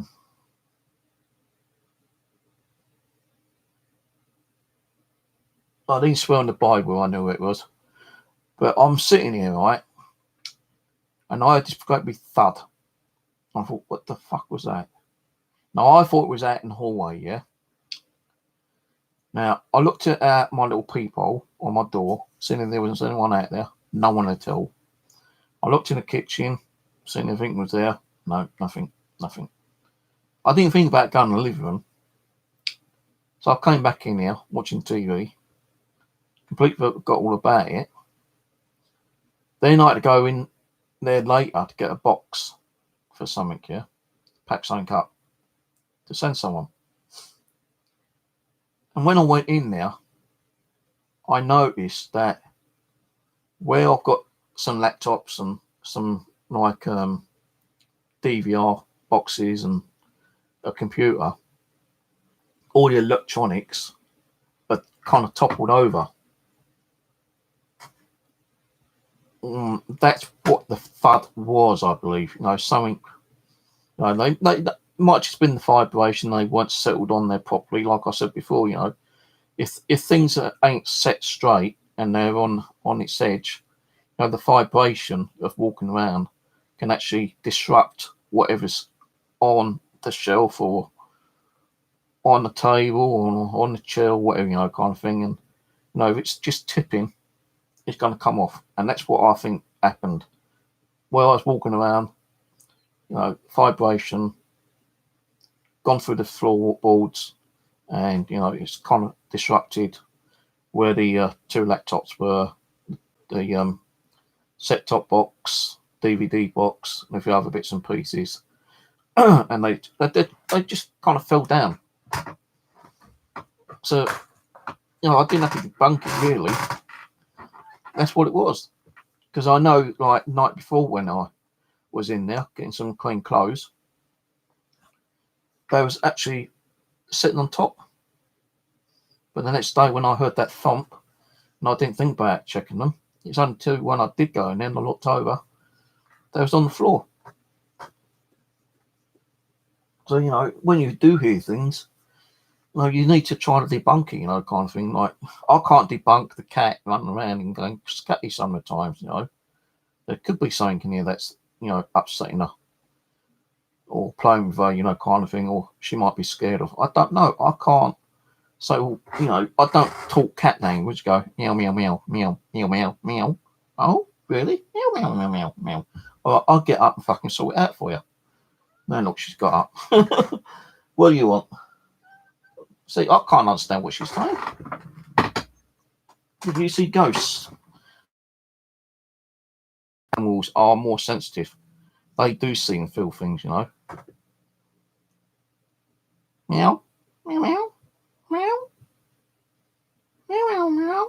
Any ghosts in there?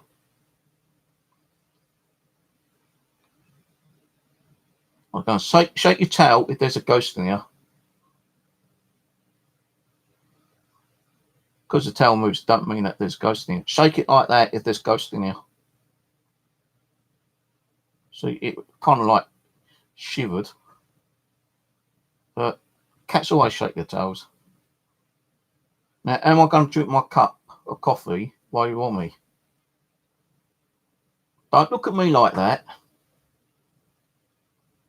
But she does. She runs around like crazy sometimes. And you're thinking, what the fuck? Why is she running around? Like, I saw her, right? Seriously. And I'm not lying to you. I was watching TV. And I glared over to the DVR system. As you all know, I've got there. And she was in the hallway. And I saw her jump. And I tell you, she jumped so fucking high. I thought, bloody hell, I never knew she could jump that high. And she jumped near enough so high, I thought she was going to knock her head on the ceiling. She jumped. Now, I know cats can jump, you know, a good height, but, you know, boom. What the fuck? It actually looked like if something actually picked her up and threw her. And I'm looking at the bloody DVR. And as soon as I saw it, she come running in here, jumped up on a chair. She was on the windowsill and she was shaking like fuck. And like her teeth chattering. When I went up to her, I went, what's the matter? She goes, like a fucking rabbit. Yeah. Oh, yeah, okay. But she does chatter with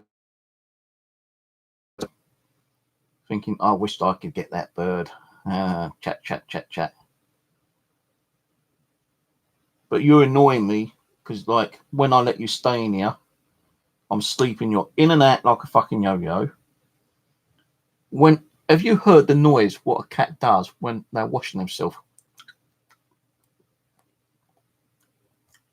Bloody annoys me, that does.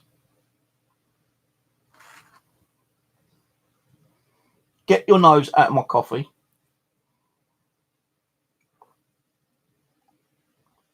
You don't like coffee anyway.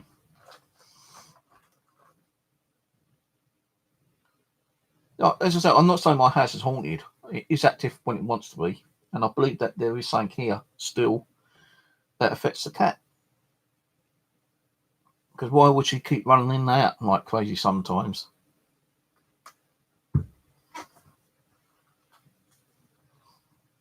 When she comes, you know, like from the hallway, it's more when she's in the hallway, she comes darting in here like a fucking, like when you find a dart at dartboard, she goes, I'm sometimes like worried that she might like bang her head on the door and knock herself out or something. Like, wait, calm down. What the fuck's wrong with you? And she just like runs onto a chair and jumps on the windowsill.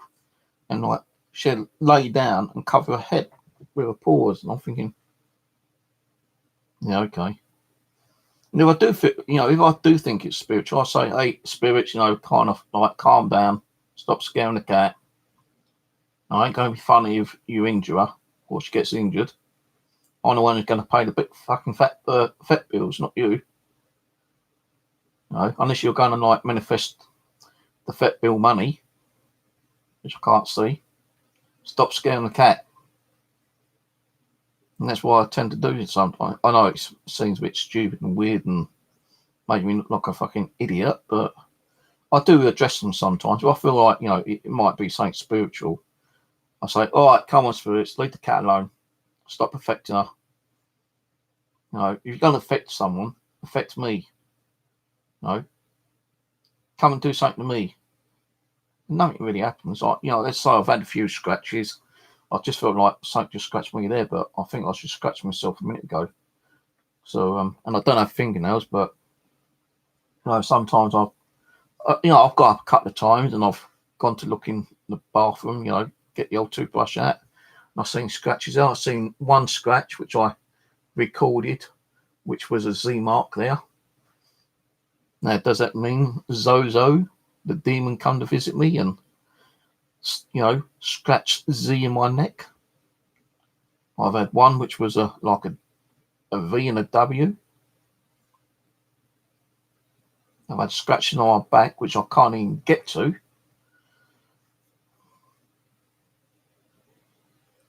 I come up with, like, one day I come up like the whole of my cheek was kind of like all puffed up. It's like if you had like an abscess, and there wasn't nothing wrong with my tooth or anything like that. Just came up.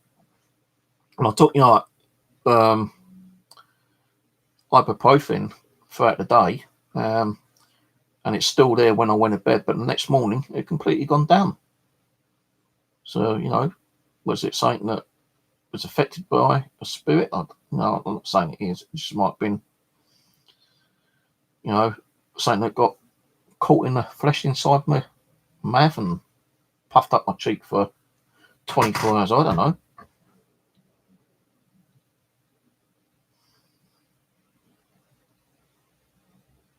I'll make you smile. Yeah, well, I wish I could make a lot more people smile. I wish I smiled a bit more sometimes, but you know, I looked in the mirror the other day, right, and I thought, my God, look how old you look. I've got grey hair again around there. All my beard was fucking grey. I thought, I'm 56 years old, man.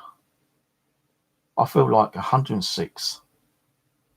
So I've got to shave it and shaved in my beard, cut all that off.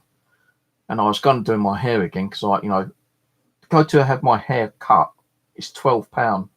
Even for an older, I'm not in class as OAP, old age pensioner, but it cost me £12 to have my hair cut. So I normally cut my own hair. But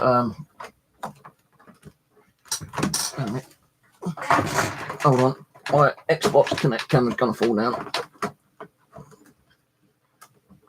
But I normally cut my own hair now with me hair shaver. But when I shaved my beard the other day, there was a delay on my YouTube as well by about 10 seconds, I think. But when I shaved off the other day, I thought, you know, grey again. And like, my hair's sticking up a little bit. So I'm always wearing a cap when I go out. You know, I don't wear a cap indoors. I thought I'd just put it on tonight because it is a little bit chilly in here. And I looked at my hair and I thought, shall I? Shall I? Shall I? Shall I?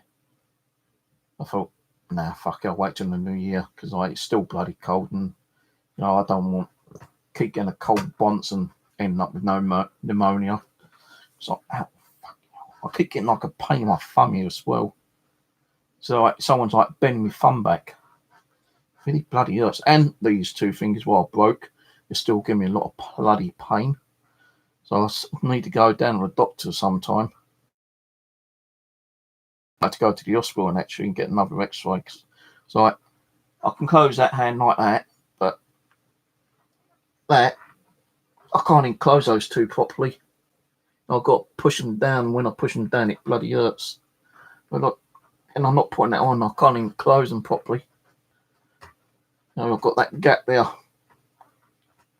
So I don't think my fingers actually healed properly. So I'm going to have to go down and get an x-ray at some time.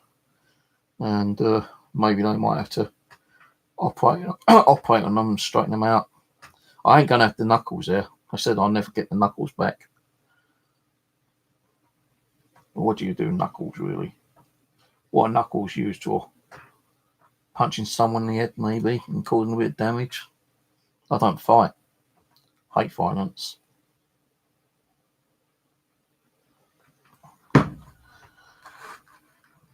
But I hope you see what I mean about, the paranormal. Like, not every house is always a haunted. Someone can turn around and say, well, my house is active every single day of the week. Well, you can think that, but I'm going to disagree with it, because there's no real evidence that certain people's houses are actually haunted 24/7. Just do like we do, run out of energy. We've got to sit back, relax, and rebuild our energy. If it's a real spirit that used to be a real human being, they're going to have to do what they've done in real life, I suppose, like rebuild their energy, and that's going to take time. Like a spirit could come along here and give poltergeist activity for an hour, and suddenly it's going to run out of energy, right?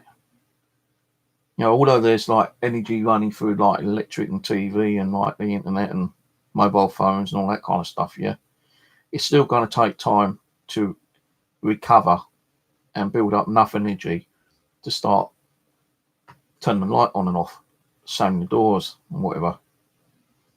So, I just don't believe where people turn around and say, well, my house is haunted, day in, day out. And where they can turn around and say, look, I don't care what you say, you don't have to live here. Oh, if it's that bad, move out, sell the damn place.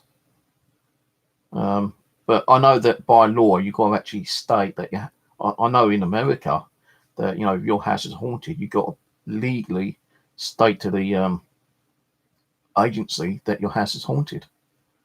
And, it will probably take a lot more time for you to sell your house. And I think you have to do that here as well in the UK. I'm not sure, I'm not positive about that.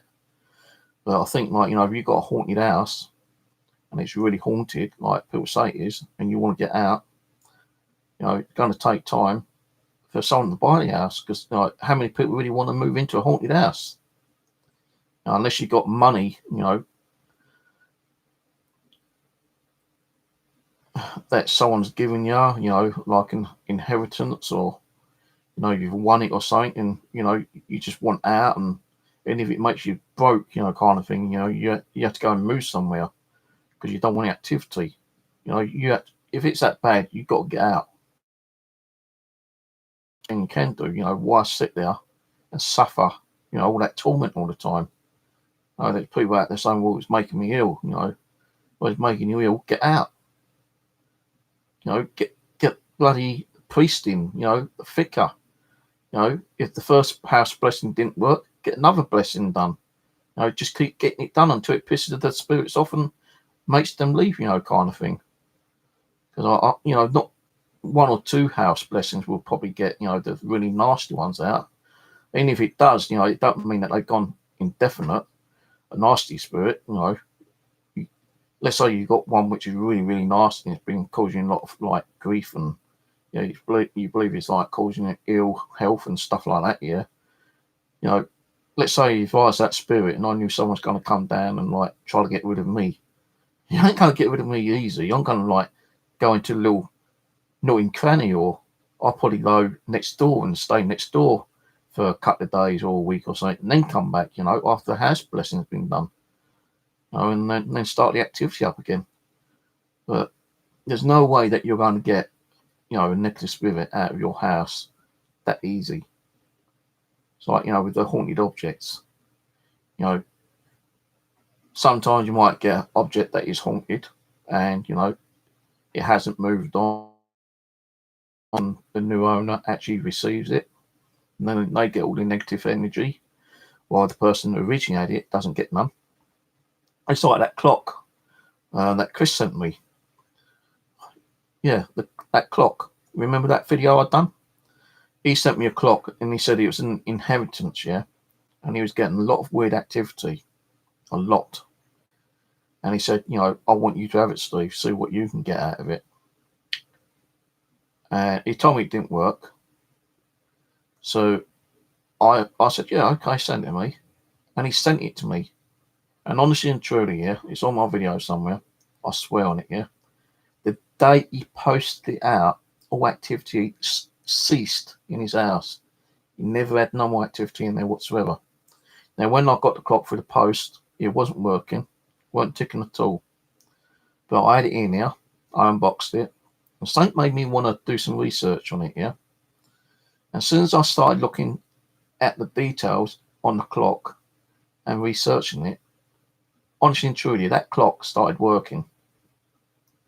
And it ticked and ticked and ticked like a normal clock would for 7 solid days, and it stopped again. And it never ticked again. So, the spirit that was attached to the clock, was he happy that I was doing research and showing some kind of like interest towards the clock and, to the spirit? Because I said, like, when I got it, if there's any spirits here, you're welcome. Just don't be a negative one and cause me, a lot of grief and, heartache and throw things around and stuff like that. I don't mind spirits being here, but, if you're negative, I'm going to get rid of you. And, it seemed like I was just talking to myself, which I normally do sometimes, kind of thing. But that's what we like. We always talk to ourselves, don't we? We're all crazy in one way. And I said, look, you're welcome here, to stay here. I'm not going to get rid of you. And the clock's still in the living room, actually. And as soon as I started researching it, that clock was ticking. And you can stop that. And I said, Chris, as soon as I started researching it, that clock started ticking. He was, wow, fuck me, Steve. Jesus, that's crazy. And I thought I saw the clock move on the sideboard one day. But that could just be my imagination playing tricks. And that was during the time it was ticking. Because I believe he even said that the spring has gone in it. And the research which I got, and through the Ouija board and ghost box, I got that it came from someone who loved repairing clocks. When he bought it from someone who repaired clocks. And he goes, you're spot on, mate. So yeah, crazy stuff. Hello, Steve, Cookbox. Sorry, I didn't see you there. How's it going, mate? I had your Cookbox on the other night, doing a ghost box. Cookbox 16. I'm going to be doing another one in the new year, actually. I've not been doing a lot of paranormal, but because you know the reason why, I've told you before. But I ain't getting back into the paranormal. It doesn't mean I've got to sit here doing ghost box and EVPs and Ouija boards. Just talking about it's still paranormal. It's only 9:45. I thought it was later than that. How long have I been chatting for? Nearly 2 hours. Jesus, man. Kind of annoys me, though, is when someone turns around and says, look, my house is haunted, and it's always has been. And I've had nothing but problems all the time, And they can't, even if they can prove a little bit, like you might see the odd shadows, on camera, or, you might get some EVPs or, light anomalies. It doesn't mean it's active 24 hours, Because I believe when I'm doing it, when we were actually doing the paranormal, we are opening the portal. And when we're closing down, we ask the spirits to leave. And they normally do leave, unless it's someone or some kind of spirit that's been, living with you, for ages and ages, like my dad, Dougie, Tina, which is a spiritual doll which I got from someone that sent me down. Abby was actually brought down from higher above from Tina, and I've got Tina's and Abby's name through the ghost box millions of times. I've got my dad's name through. I've got my uncle Reggie's name come through. My stepdad, Ronald, came through the ghost box. Kevin, Arthur, the spirit I moved over at Pete's house. Arthur and Edna, elderly couple. Thing is, with that, when I was doing crossing over at Pete's to the spirits, Edna was the one who threw the stuff at me, trying to, draw my attention. Well, she drew that fucking too crazy, man. She did scare the hell out of me. But when we was doing a Ouija board and ghost box over there, she apologised for scaring me, and they was happy for me to be there because I knew that I was there for a certain reason to move them on. Well, I believed I moved Edna on, but Arthur was too afraid to cross over. But I did go back, and I told Arthur, I'm here to like move you over, so you'll be back, with Edna, on the other side. And we weren't hardly getting any kind of activity at all. And Arthur was the main one that was causing all the activity. I think he was saving all his energy to, actually move over to be with Edna. And after I believed I moved him over, when Pete was at his house doing ghost boxes, he wasn't even getting Arthur's name coming over that much. But when I was doing it here, every time I was doing ghost box and say, who's here? Ghost box EVP, Edna, Arthur, Edna, Arthur, Arthur, Edna, Edna, Arthur. Crazy, man. And it went on for months and months. And I got even EVP saying, how are you? Fine, thank you. Are you happy that you've been crossed over? Yes. Are you here to harm me? No. Thank you. I'm thinking, no, we got a lot of stuff with Edna and Arthur. Pete's house and here. They have moved on. They did stay here for a little while, but they've carried on with their friends and family. But when I'm doing a ghost box on the odd occasion, sometimes you might hear Edna and Arthur. Now I can't prove it's Edna and Arthur that I've helped cross over, but it is kind of comforting that you're getting the names and it's bringing back some of those memories. Kind of thing. Some people probably turn around and say, you're just talking shit, ghosts don't exist. Spirits don't exist. Can't change someone, has the thoughts that, spirits and ghosts don't exist. What's that word I'm trying to think of? There's a word. Can't think of it. The one, when someone don't believe in something, and you try to prove that they do exist. I'm trying to think of what the bloody word is now, but I can't think of it.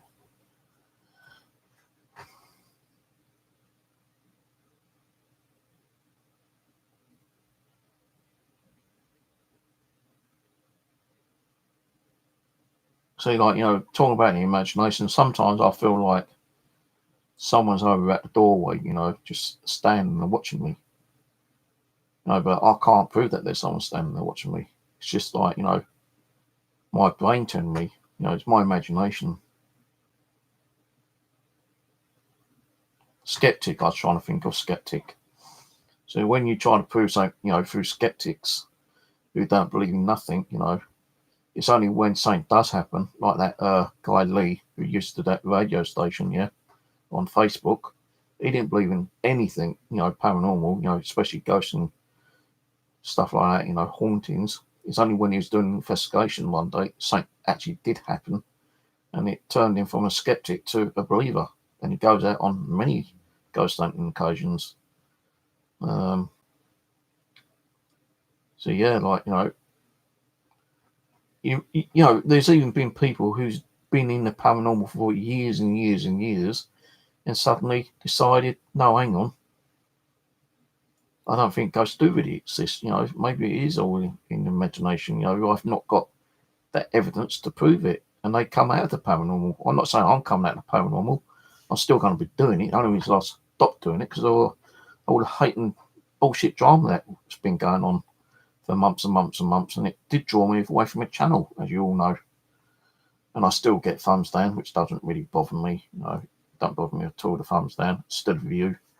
And it ain't here for the views and the subscribers. If I've only got one person sitting there listening to my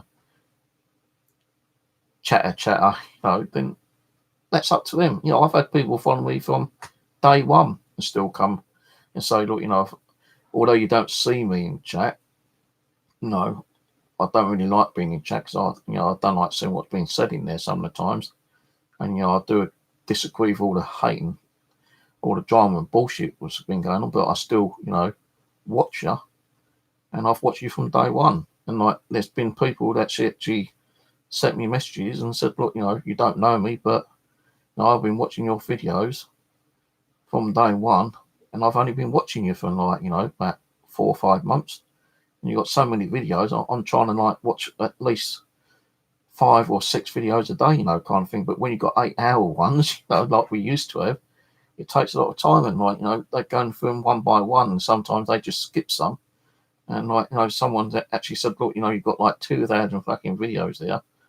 I started watching them from the beginning, but now I just like do a search and see what ones are more interesting, what's the interesting ones, And a lot of people did like those murder mysteries and unsolved ones. Because the person I don't talk to anymore that used to help me with it, don't mean I'm not going to be doing them anymore. And if it means doing it on my own, I will do. I'm going to have people on Sideshow who's going to be willing to like participate. And because like Google Hangouts has stopped doing Hangouts, I can probably still get someone who might be interested in doing a murder mystery and unsolved with me on StreamYard. StreamYard allows me to have, up to 3 or 4 people to stream with me through StreamYard onto YouTube. So there might be times where I can get someone to come on and have a session with me,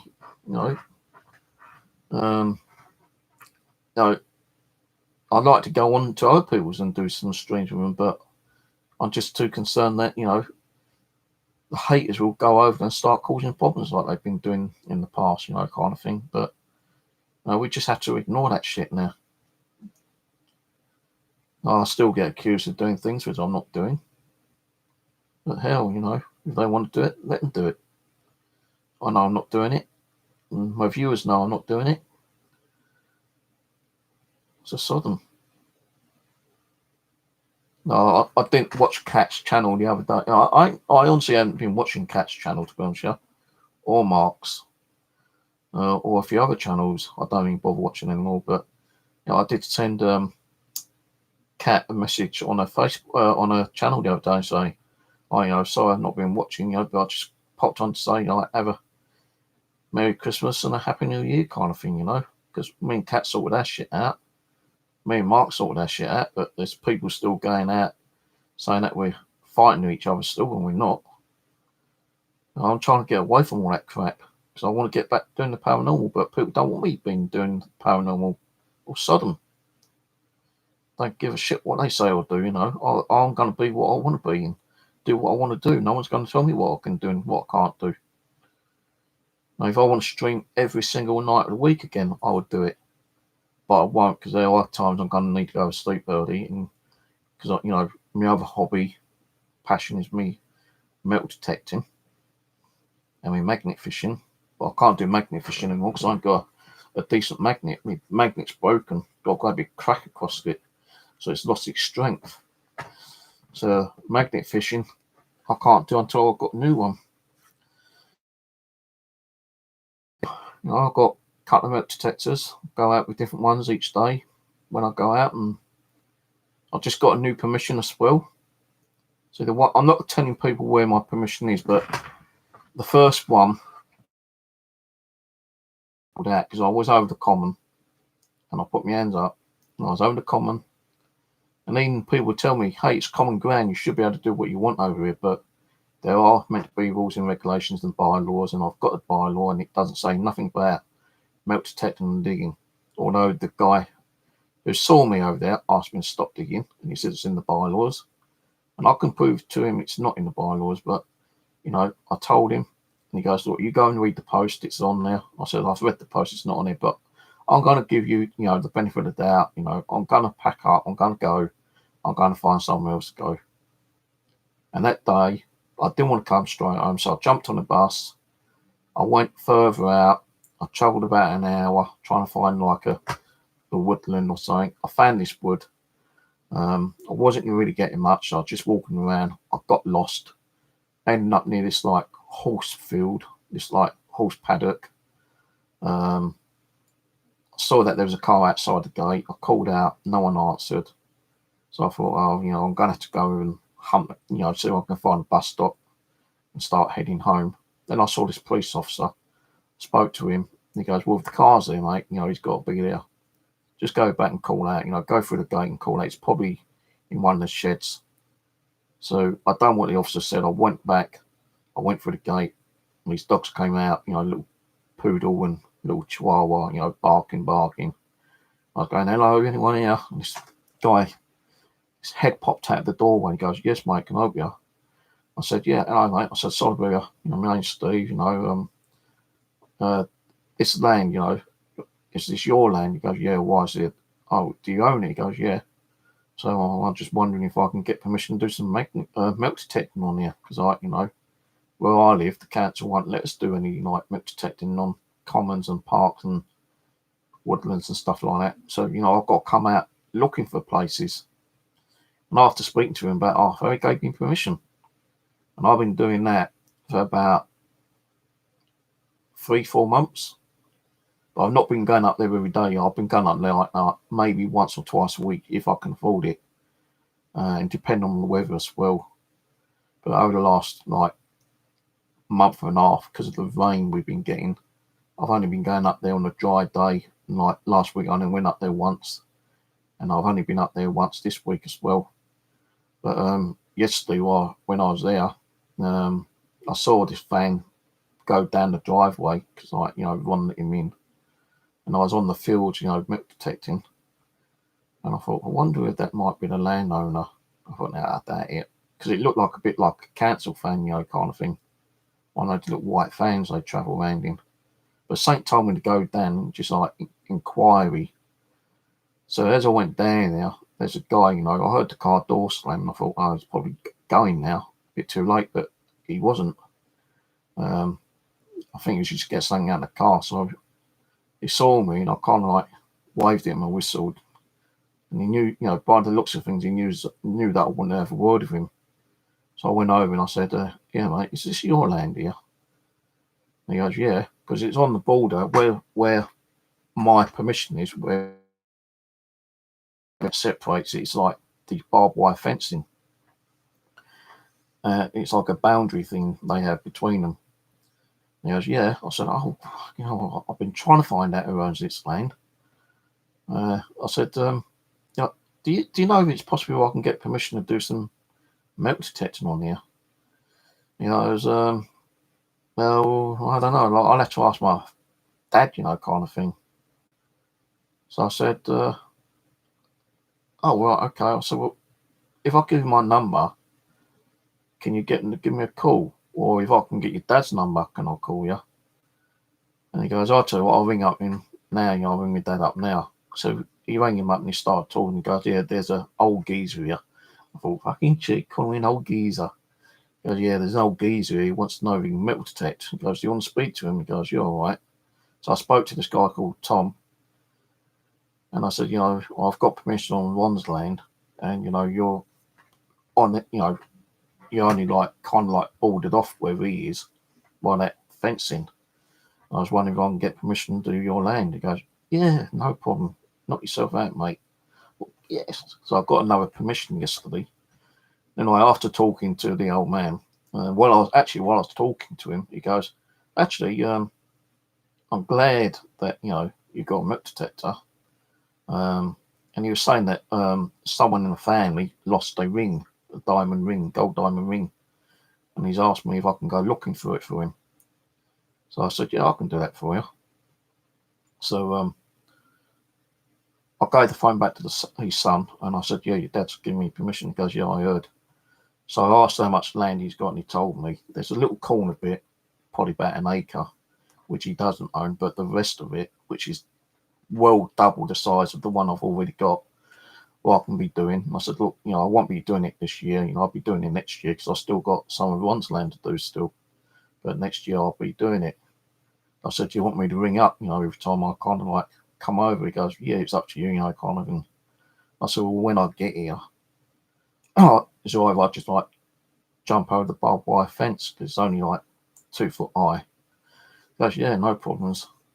So I said, so what are you doing here then? Just checking up. He goes, yeah, we got to check the fencing because I had a problem with the fencing or something. So I said thanks a lot to him and everything, yeah. He got my phone number. I went and spoke with one and told him, I spoke to them and I got permission. And he was, oh, that's all right, mate, well done. And then came home, and as I was on the way home, I sent Tom, the new guy, my new permission, a text message, but I never got a reply back from him. But maybe it didn't go through properly, or maybe he just don't like answering text messages. I don't know. But he gave me his address, but he didn't give me the postcode. I'm trying to find out where he lives, because if I have to go to where he lives to find that bloody ring for him, because he said the ring was thrown in the woods at the back of the garden, and it's only a small area, so I should be able to find it. So next year when I go there, if I do find the ring, and if he offers me any kind of reward, I won't take it. I'll just say, no, you give me a reward by giving me permission to metal detect in the land. And it depends on how big his garden is. Maybe I might get to do a couple of days detecting his garden as well. But some people say and there has been a TV program. Was it called Sif Davis, Haunted Collector? He was called out on a investigation where someone unearthed a Civil War bullet. And they took it into their house, and all activity occurred. Again, crazy stuff going on. I mean, a fast just popped up. So this activity occurred in this residential war bullet. So they had to ring up the Haunted Collector and arrange an investigation. And when they went down there, they told them what had happened. And they said, well, where is this bullet now? And they said, well, they reburied it. So the Haunted Collector's son and one of the other team members with a metal detector and searched for the bullet again. And it took them nearly all day to find the bullet, but they actually did find it. When they took it back into the residential, they said, this is the one. They said, yeah, that's the one, because it had a special marking on it, yeah, like a certain scratch mark or something. And they said, yeah, that's the one. So after the investigation team removed it, all activity stopped. So that's another reason, I'll go out metal detecting, because the history, I found a button yesterday, and it's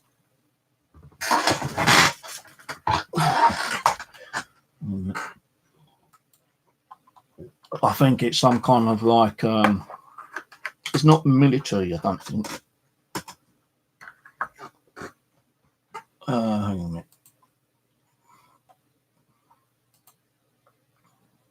I've got to try and find out what one it was now.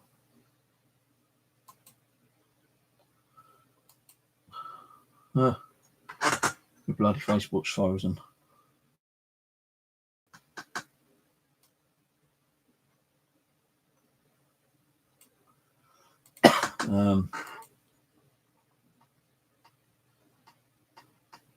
Where is it? I posted on Facebook.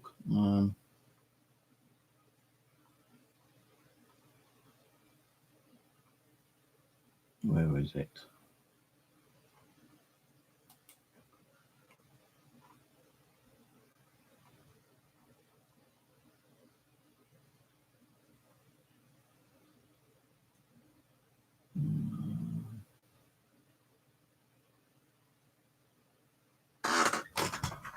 See, because of the lightning, you can't really see it, but it's actually got. What is it? I don't know if you can see that.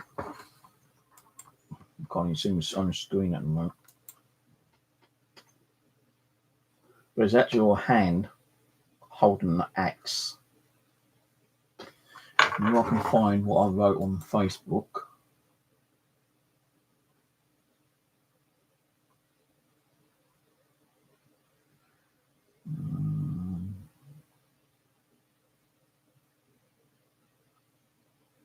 I'll go to my timeline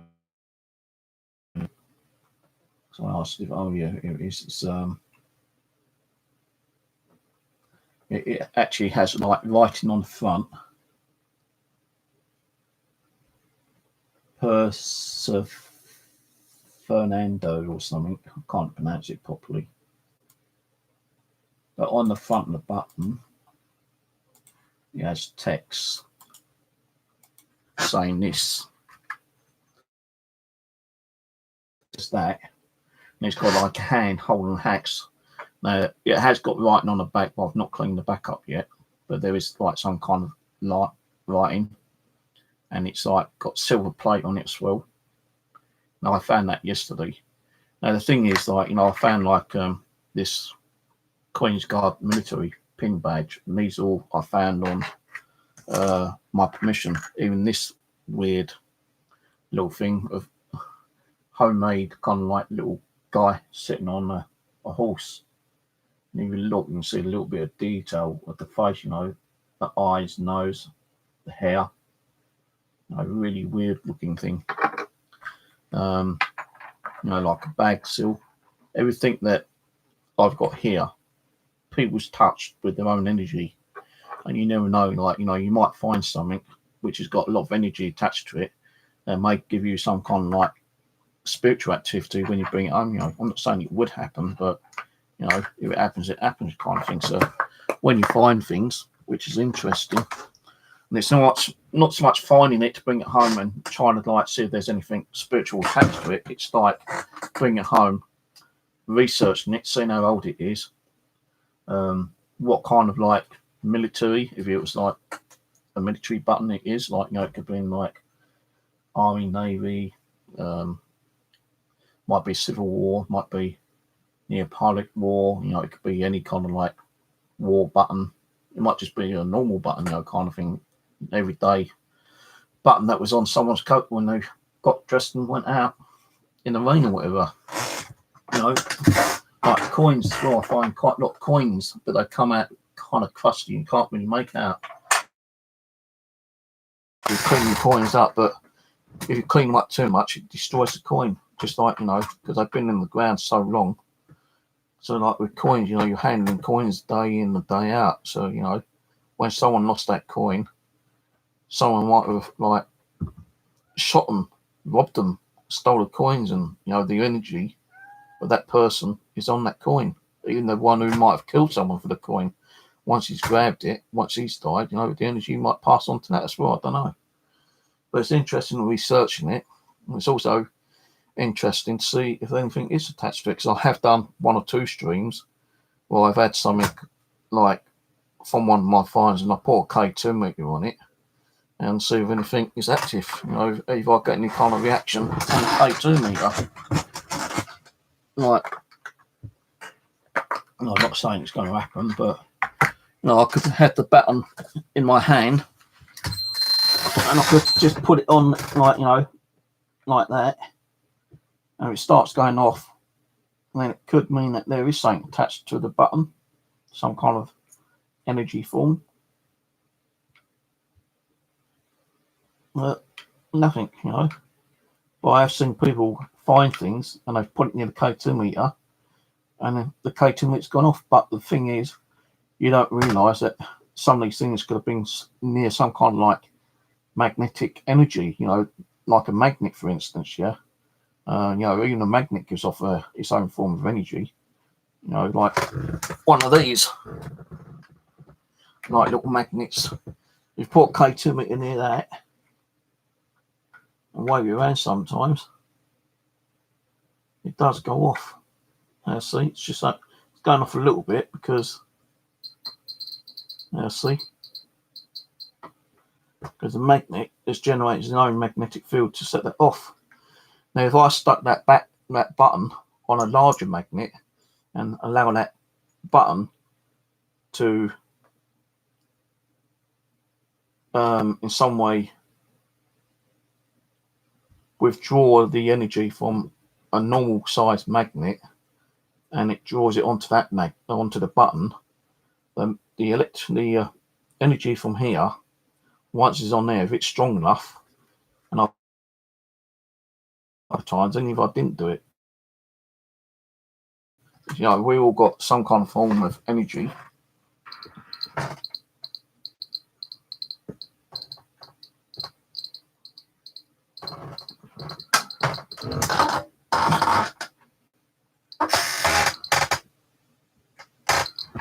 So, like, my K2 meter's going off right now.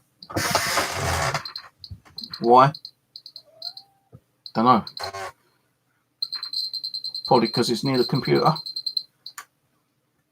But, no, if it's a computer, it should be going off right now. But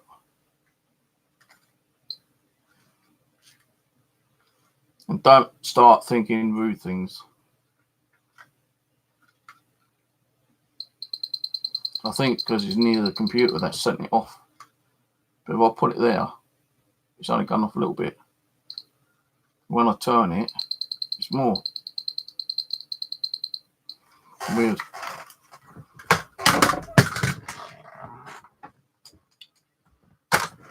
Right, I'll be back in a minute. I'm going to go to the bathroom and make myself another cup of coffee. I'll carry on with the chat for about another half hour and then close it down because I've got to get up early and go down to a drop-off point to a certain shop where Hermes pick up deliveries, because I was supposed to have a pickup today and it never bloody arrived. Fucking Hermes.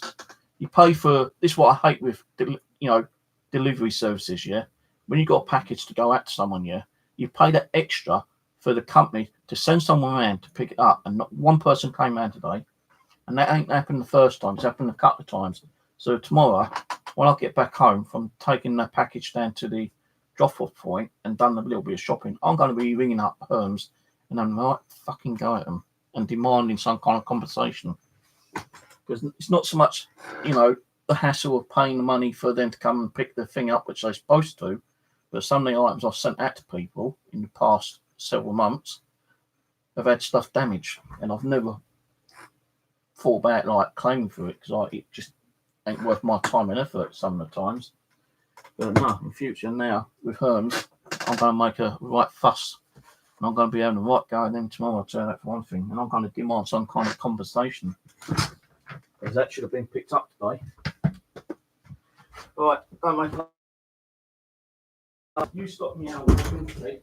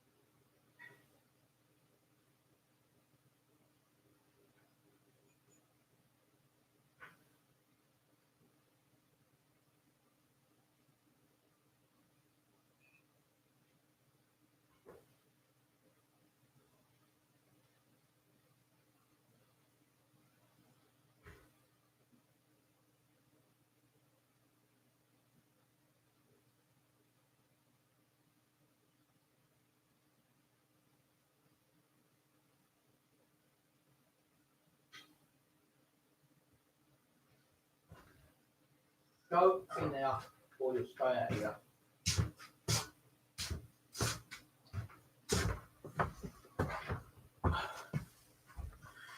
Yeah, there's one thing. Another thing I was able to debunk, right? Quite a few times when I've gone in the kitchen, I kept thinking the cat was behind me meowing. Yeah, and every time I turn around, she's never there.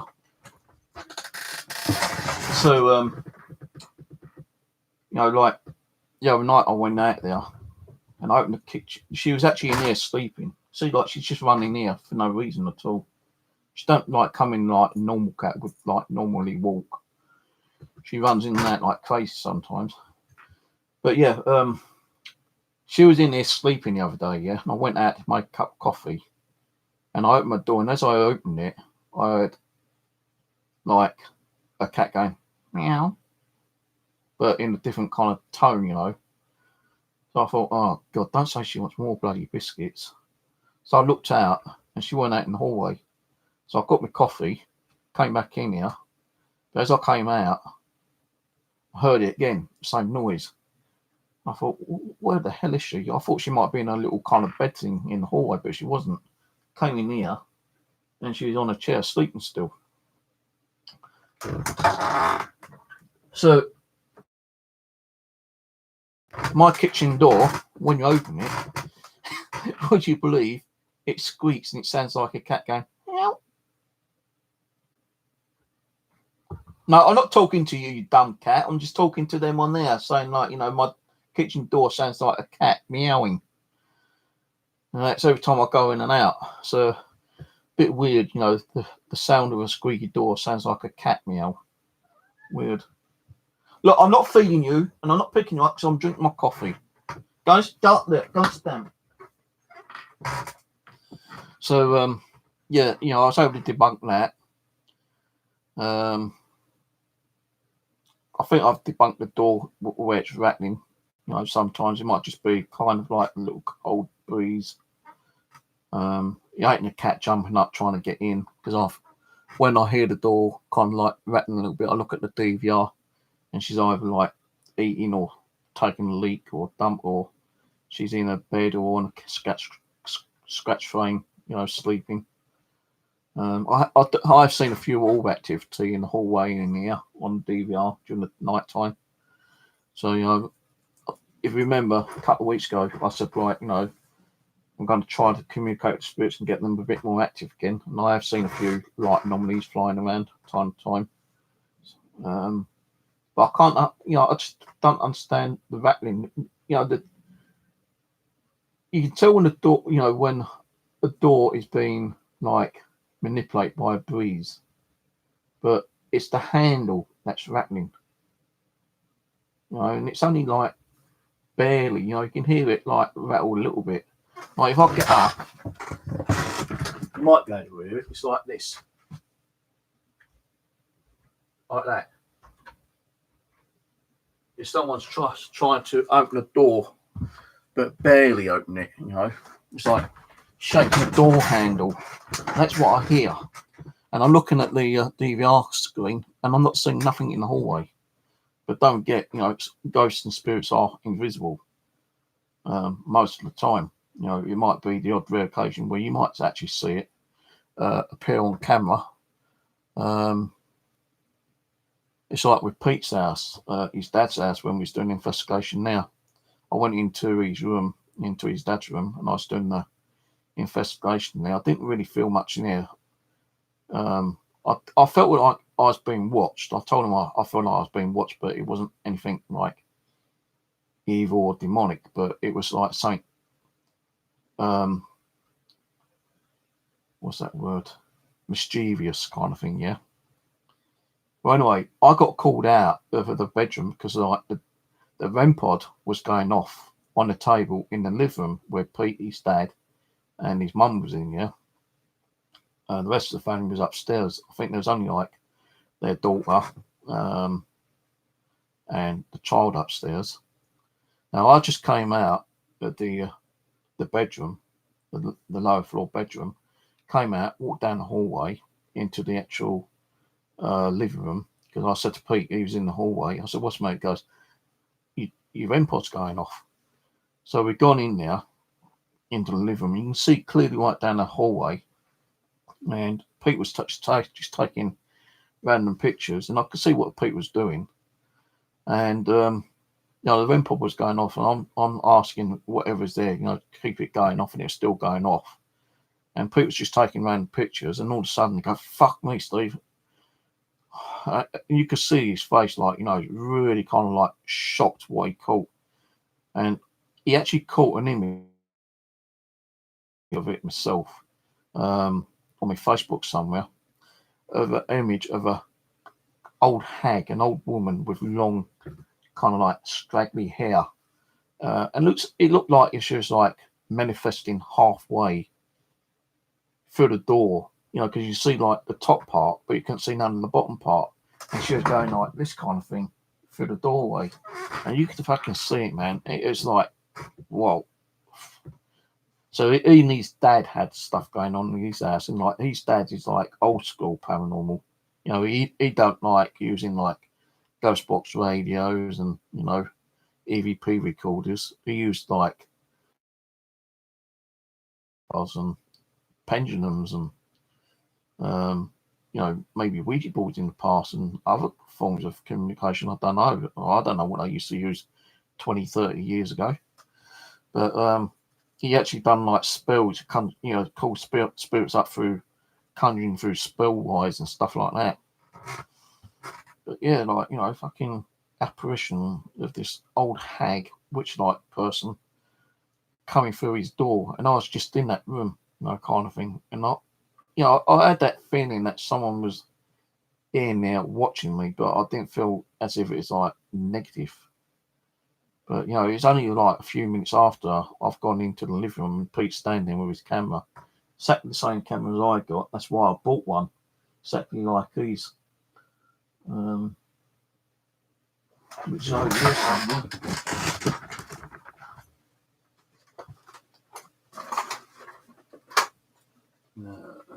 I don't know where it is. It's over there somewhere. I don't want to be pulling all that like that, but when I saw that, I thought, fucking hell, man, that camera's magic, And you knew it was a shot at that time because it had the timestamp and everything, I believe, if I'm right. And I was going, Pete, what camera is that? What camera was that? And I hunted around trying to get one of those for weeks and weeks. And it's only until like one day I found one on eBay, for about 40 quid, I think it was. When they first came out, it was like 350 quid. And it's just a digital camera, which I normally use with my when I'm taking pictures in the living room in that mirror. And as you've seen, some of the time I caught.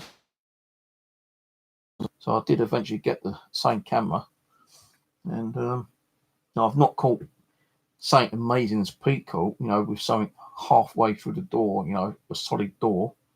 But I've caught like images in the window, the mirror. I even caught a couple in that mirror up there. So I do believe spirits can manipulate mirrors and water, and travel through mirrors and water. They can create portals, and just it's like a teleport system to them, I suppose. Teleport from one place to another.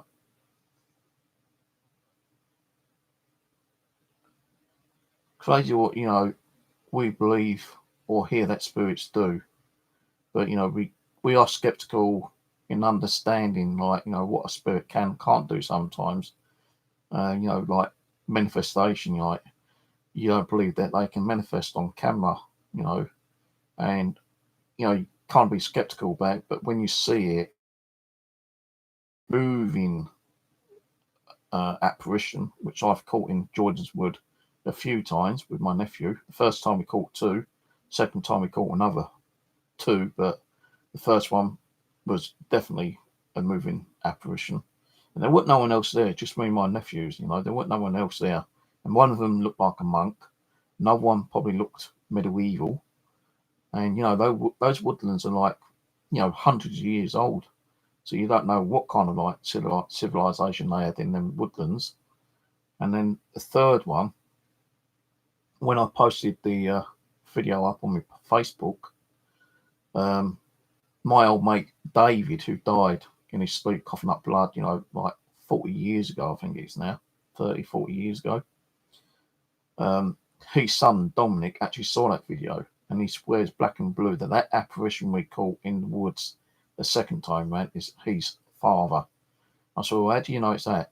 How do you know it is your dad? I'm not disputing it, but how do you know it's him? He goes, that is the area where we scattered his ashes. I know that area, back of my hand, and you call what I believe is your mate, David, my father, David.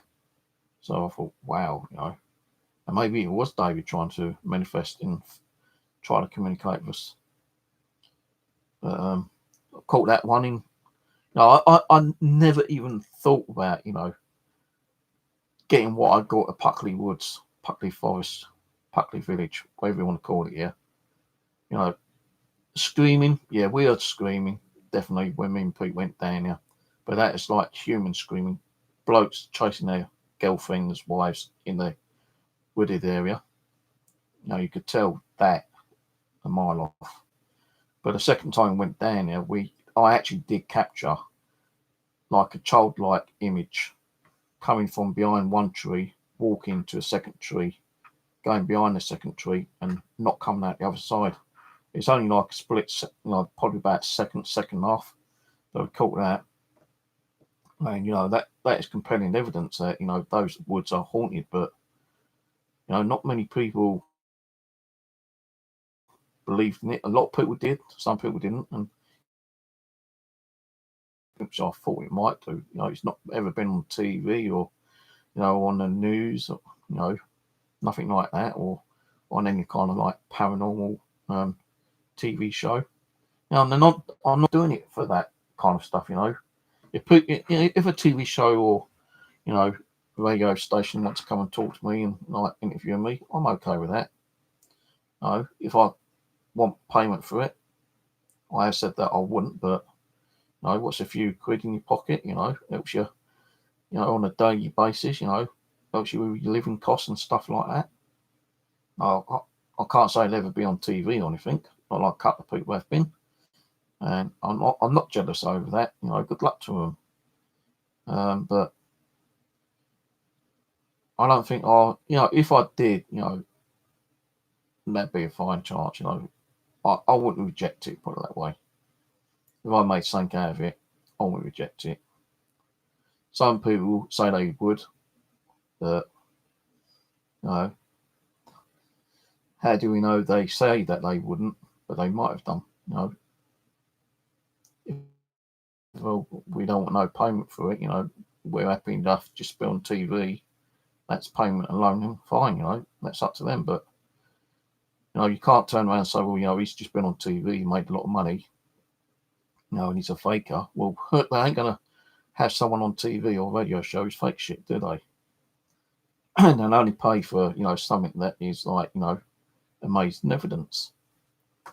And I've never gone through that situation at the moment. And I'm not saying it would never happen, but when I start doing the paranormal and getting back into the paranormal next year, I could go out and catch something else which is more amazing, and I could go to a fucking TV company or newspaper and make money out of it. But I'm not there to make money. If they offer it, then yeah, we might accept it, but I'm not there to demand it or anything.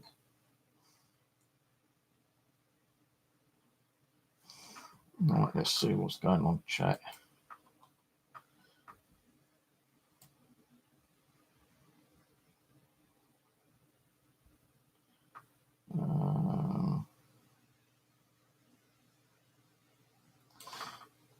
I'm still trying to find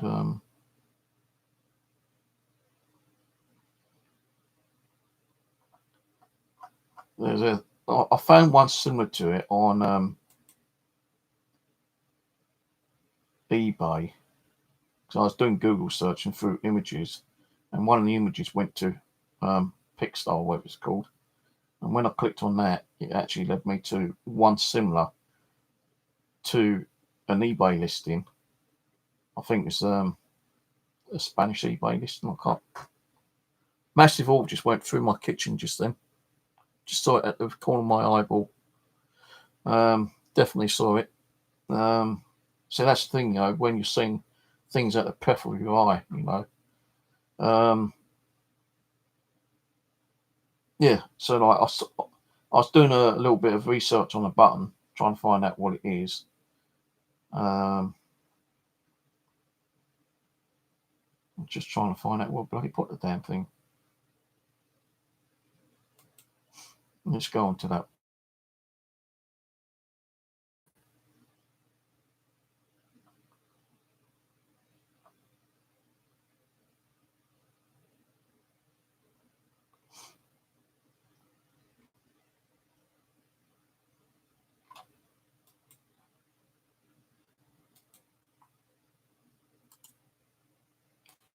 So there's one there similar to it, yeah, but it doesn't actually have the text underneath. My one has the text, that writing I posted up a little while ago, and this is a eBay listing of a button similar to what I've got, hand with an axe, but my one's got writing underneath it. That one hasn't, and it says vintage med 1 metal livery button. So what is a livery button? Is it something to do with like horses? Is it a military button? Is it something to do with the civil wars? Because I think it's something to do with the civil war, actually, I suppose, because like, why would it have a battle axe? And that's what it's got on there, a belligerent battle axe. I've been trying to look a little bit more on, the subject, but I've not found anything. I did find a website, which I did not bookmark. I should have bookmarked it, and they had like hundreds of buttons, even like buttons like that one, the livery button. And I have found similar buttons like that before. I found a military button as well, on the same permission, about a month and a half ago, but I can't remember what I've done with the button. And you know what? I like it how the Americans say it, button. They don't say it like button, they say button or button. Yeah, oh, no, not another button. We say button. I say, oh, not another button. It really makes me laugh when they say it. I've watched quite a few people, oh God, here we go, another button. Even with Clegg, oh no, not another button. He makes me laugh. He's I think he's Welsh actually. Yeah, same to you, Michael. I'm going to be closing down after I've drunk my coffee.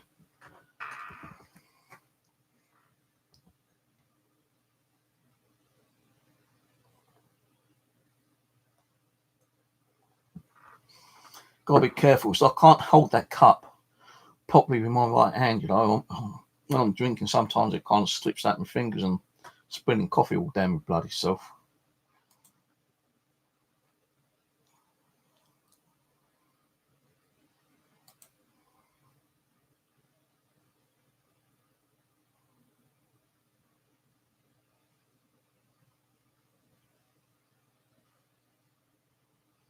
So, special uniform worn by a servant or official.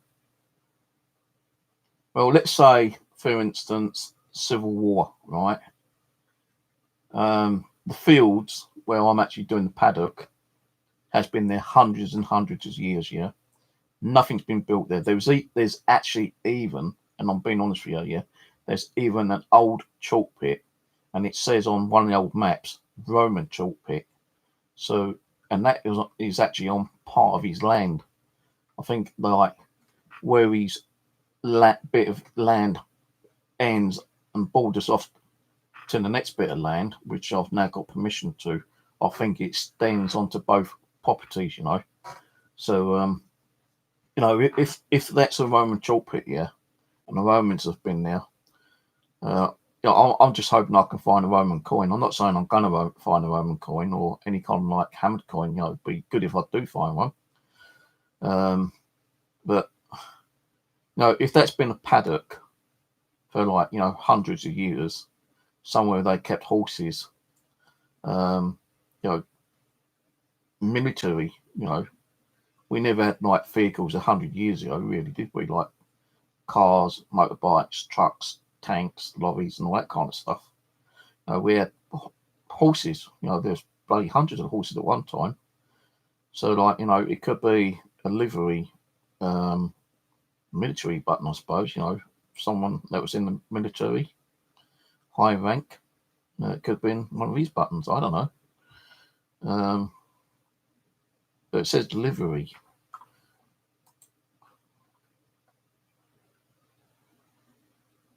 So what is livery? I thought livery is something to do with horses.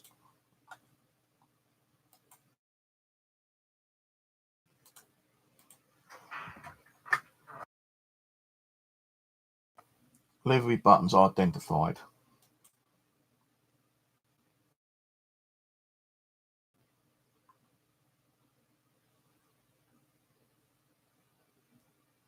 Yeah, livery uniforms.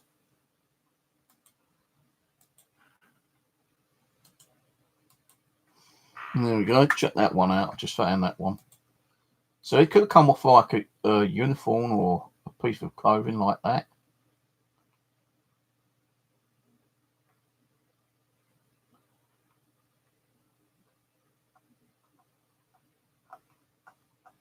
No, I have found a military button.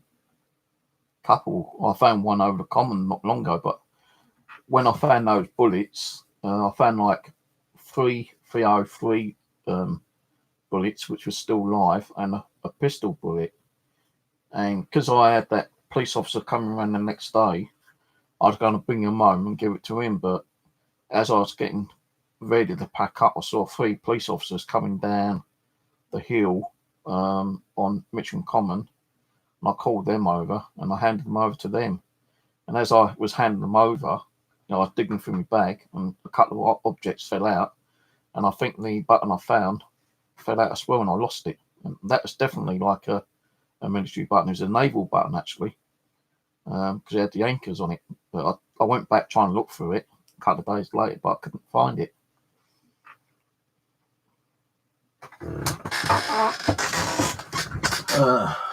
What's axe?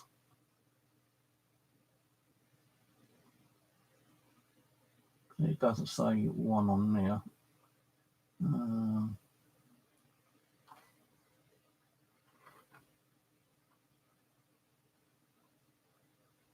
Hand.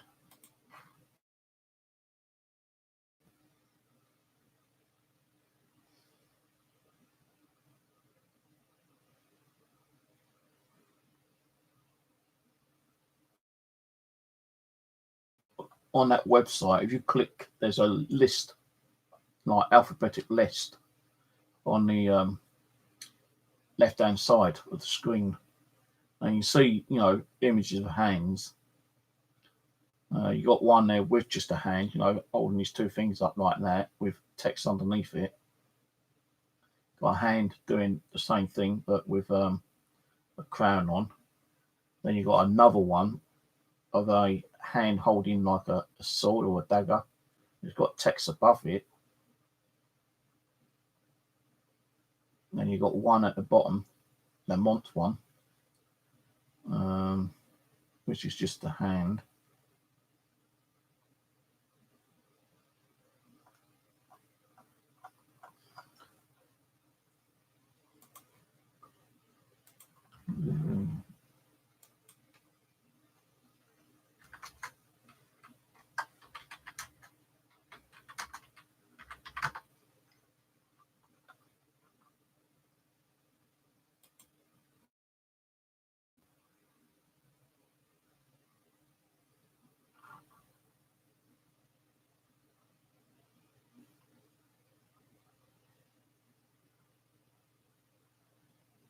So yeah, it has got text on the back, but I've not cleaned the back up on it yet. And the text is really hard to read, even with a magnifying glass.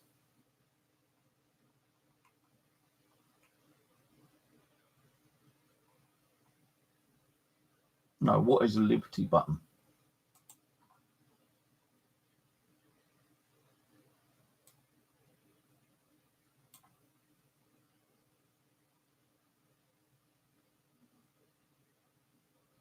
See, there's a Liberty Button website, Colchester Treasure Hunting. That's the one I was just saying that I didn't bookmark. That's got a hell of a lot of buttons on there.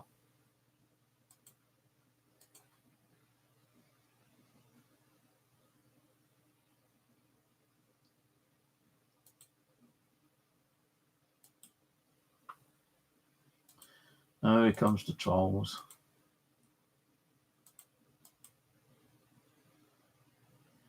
You start trying to do that again, it's already still under investigation, those takeaways. So I think you'd better shut the fuck up and go away. Because one person's already been arrested. Just block the dickheads.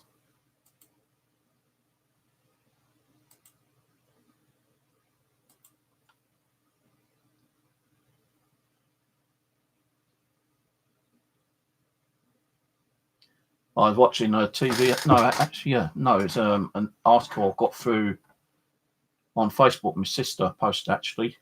There's a takeaway shop that's actually opening Christmas Day, and from 12 to 3 o'clock, they're giving away free hot food. And it's one of these kebab shop things. So someone can go and get free chicken and chips, pizzas, kebabs, whatever. And I think that's over at Northamptonshire area.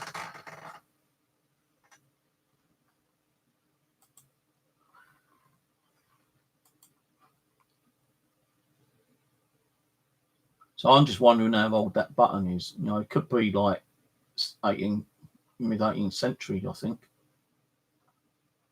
Because the ones I'm looking at says,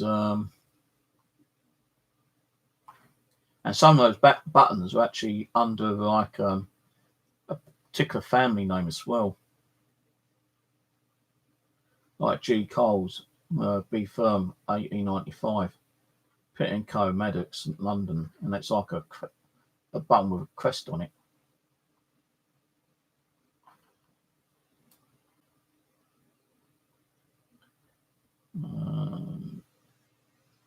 Really cool. So, see that they're coming on trolling. I'm just ignoring the fucking idiots. These human figures, horses, horn, harp, yeah, hand.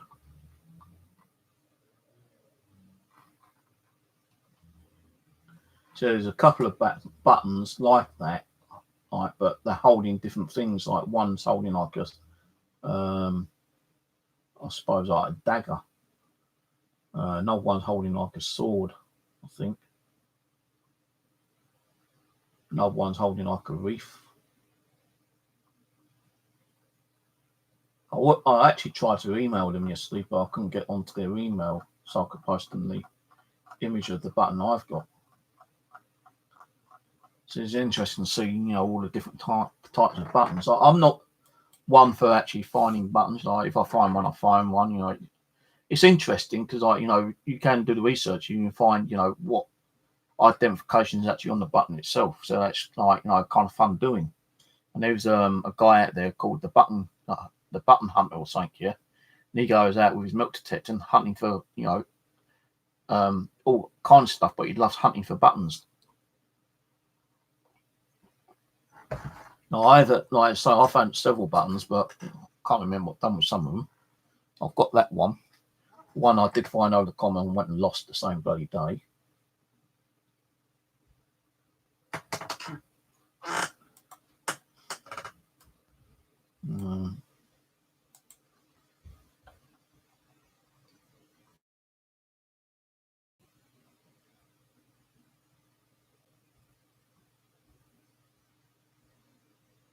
See, that's got like silver gilt on it. Some buttons have gold gilt.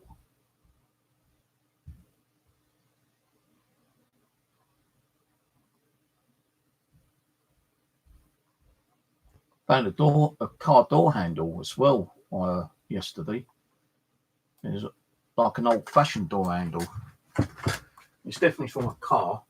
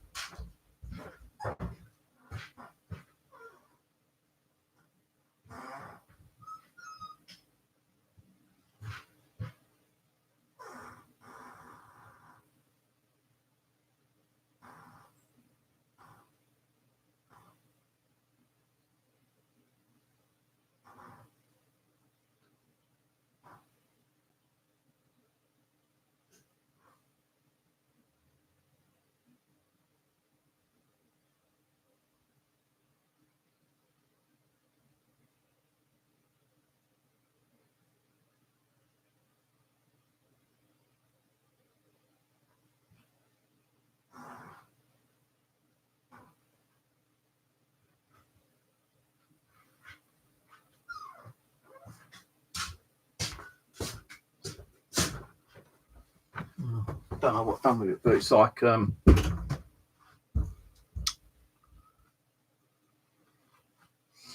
can probably draw it. I can find a pen. A pen here somewhere.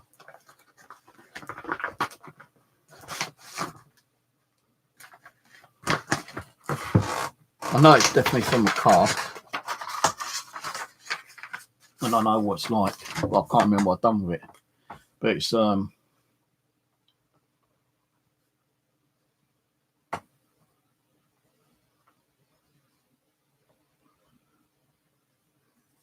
like that. Definitely like a car kind of handle, because I remember some of the cars had that handle where you just turned it. Can't remember what I've done with it though. Some of the things I had in the kitchen fell on the floor and I didn't pick them up. They fell somewhere.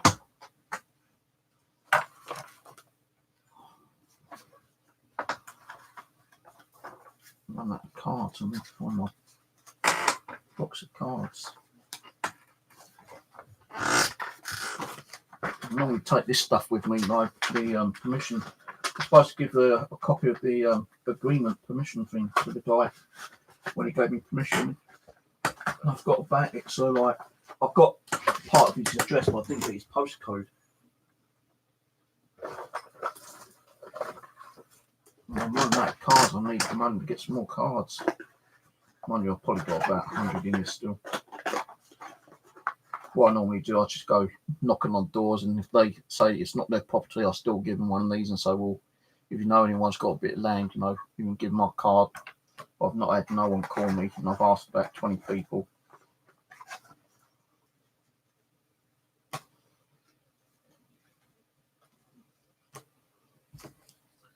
So I usually take about a dozen cards with me. I need to get some more done. That's all I've got left.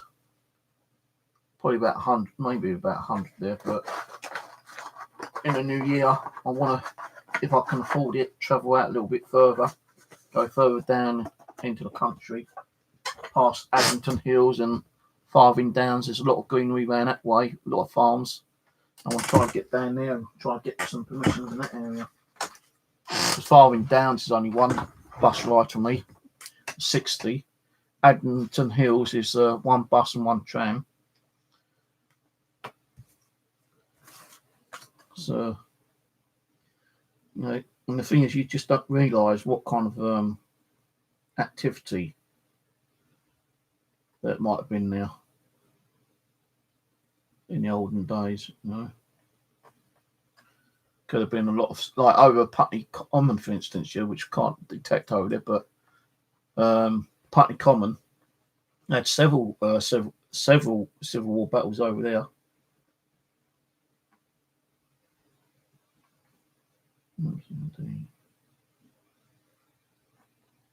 Just putting my national computer metal detecting number on the back.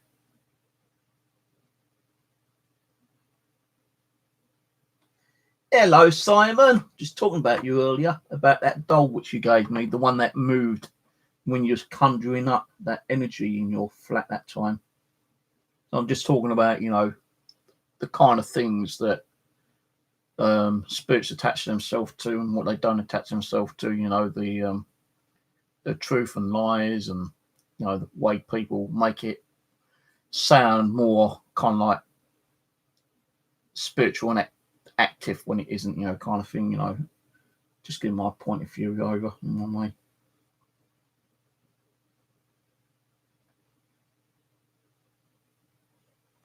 Well, if you ever come down this way, mate, you're always welcome. Come spend a night or two in here, go out and do another bit of investigation. I was just saying a little while ago about when we was doing the ghost hunt over Mitcham Common, when I was ending the prayer, and you said, you was asking, and the ghost box came over and said, "Amen." How can that happen?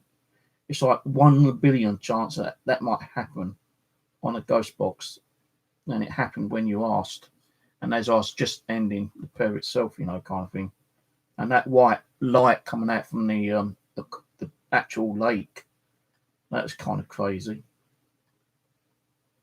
And not only that, when we was doing the laser grid experiment, and the laser grid got triggered off and disrupted.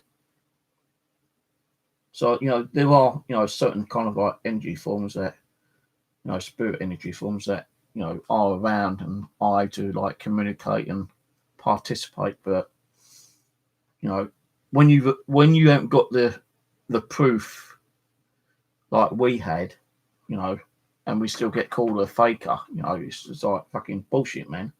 At least we got evidence, but some people still don't believe in it.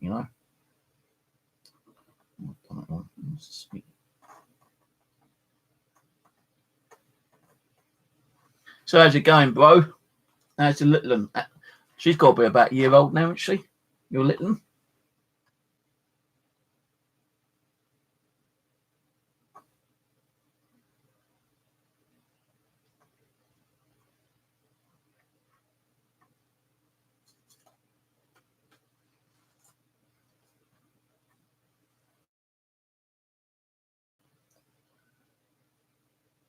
Still got everything you sent me.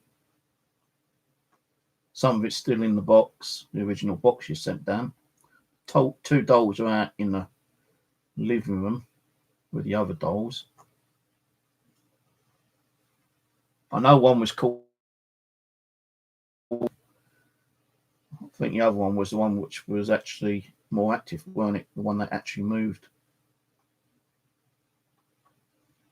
I haven't really done much with them lately. 6 months old now, bloody hell. Time flies. Nice when you get a nice smelly shitty nappy and you have to like clean its backside, innit, eh? Oh, many time. I know you get used to it. Like, when I started cleaning my kids' backsides, and they kept like moving around and you're trying to wipe it and you're getting all that crap on your hands. Oh, yeah, oh God, please just sit still so I can clean you, so I can put some clothes on you and I can go and wash my hands and disinfect myself. Nice and lovely jubbly. MCMD.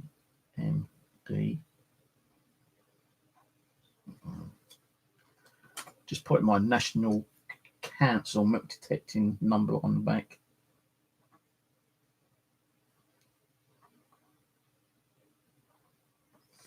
That should be enough.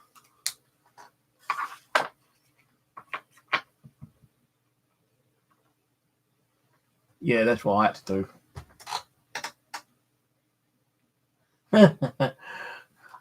Don't worry, my channel is so that. Oh crap! Hang on, no, didn't mean to hide that. I meant to show it, but never mind. I'll forget it. No, I haven't done it. But yeah, like YouTube rules and regulations now. Copper. You either got to have your channel set as child friendly or not child friendly. Because you put a video up and it's not child friendly, and someone reports it or YouTube sees it and thinks it's not child friendly, you can get done. You can get sent to court, fined, and possibly imprisonment, depending on the texture, what the video is about. That'd be enough for now. But yeah, I used to like grab my kids' legs, close them together, and just lift them up so their bums kind of like sticking up. Sometimes I might turn them around, so they're facing, on their belly, and do it that way. That was a little bit more easier. Then that way you can see what you've cleaned and what you haven't cleaned. But yeah, 3 kids like to do that too. 3 bloody kids. The amount of times I had crap on my hands, and the amount of times I felt like I was going to pass out the stench, man. Oh God, the stench.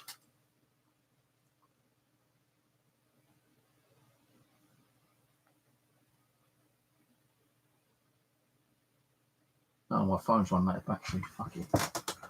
I remember one time one of her friends came round and I was cleaning the baby and I was complaining about, how yucky it was. I said, just stick on a bit of bread and butter. I said, oh, you disgusting son. I said, don't talk, fucking disgusting. Guys, what? Bit of nutrients, bit of vitamin C there, mate, Oh, you disgusting son. How, made me want to vomit.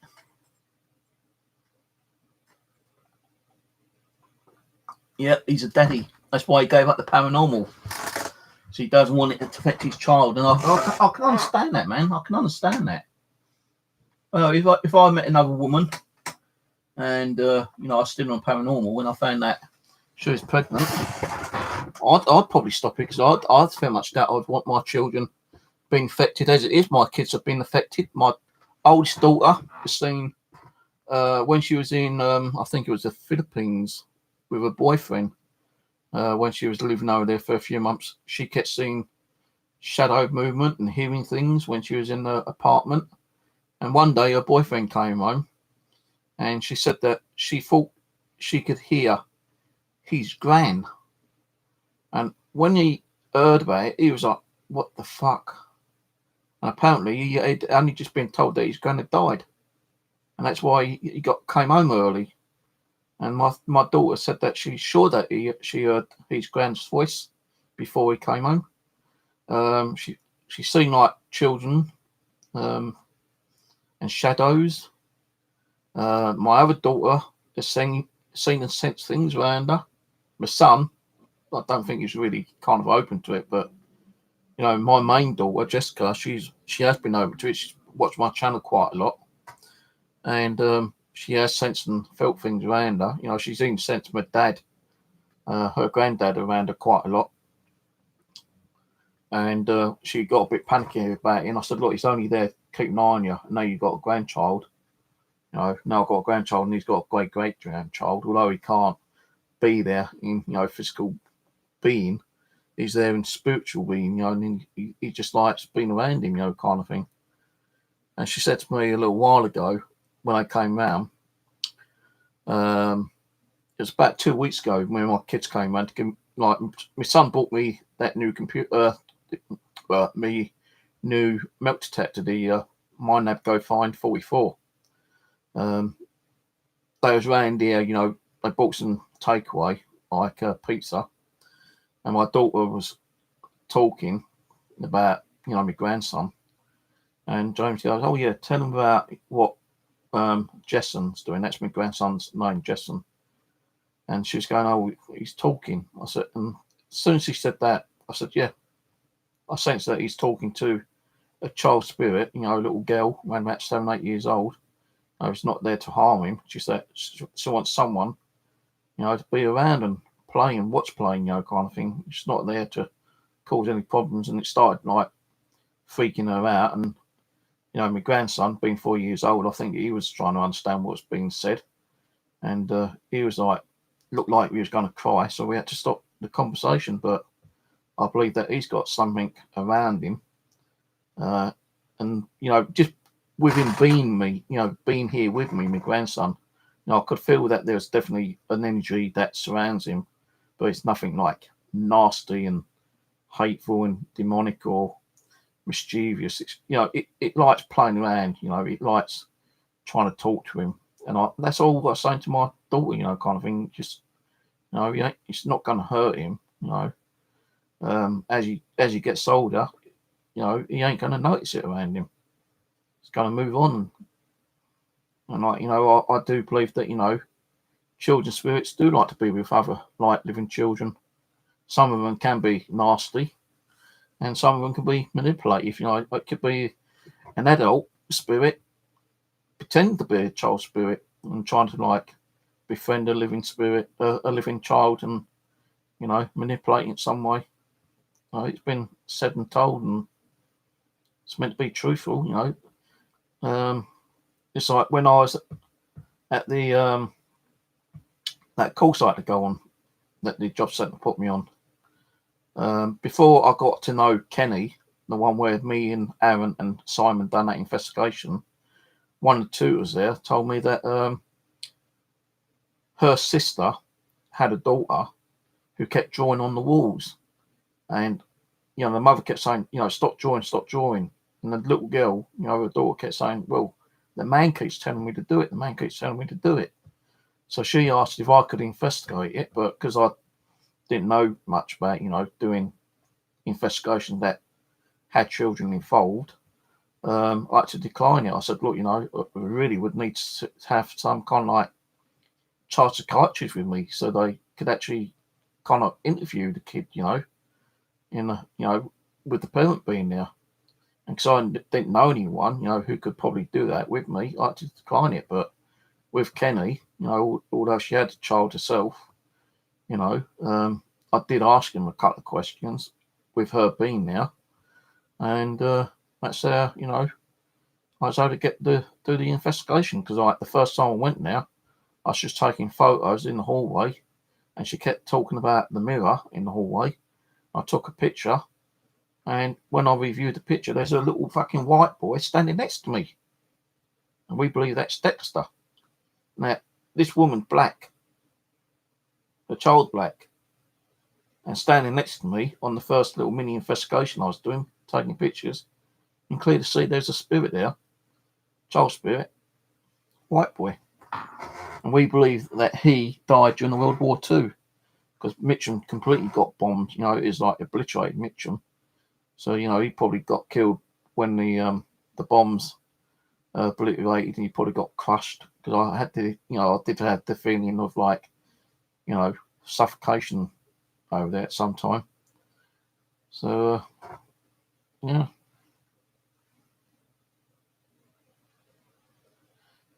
All right, I'll catch you later, yeah? Thanks for coming on, Simon.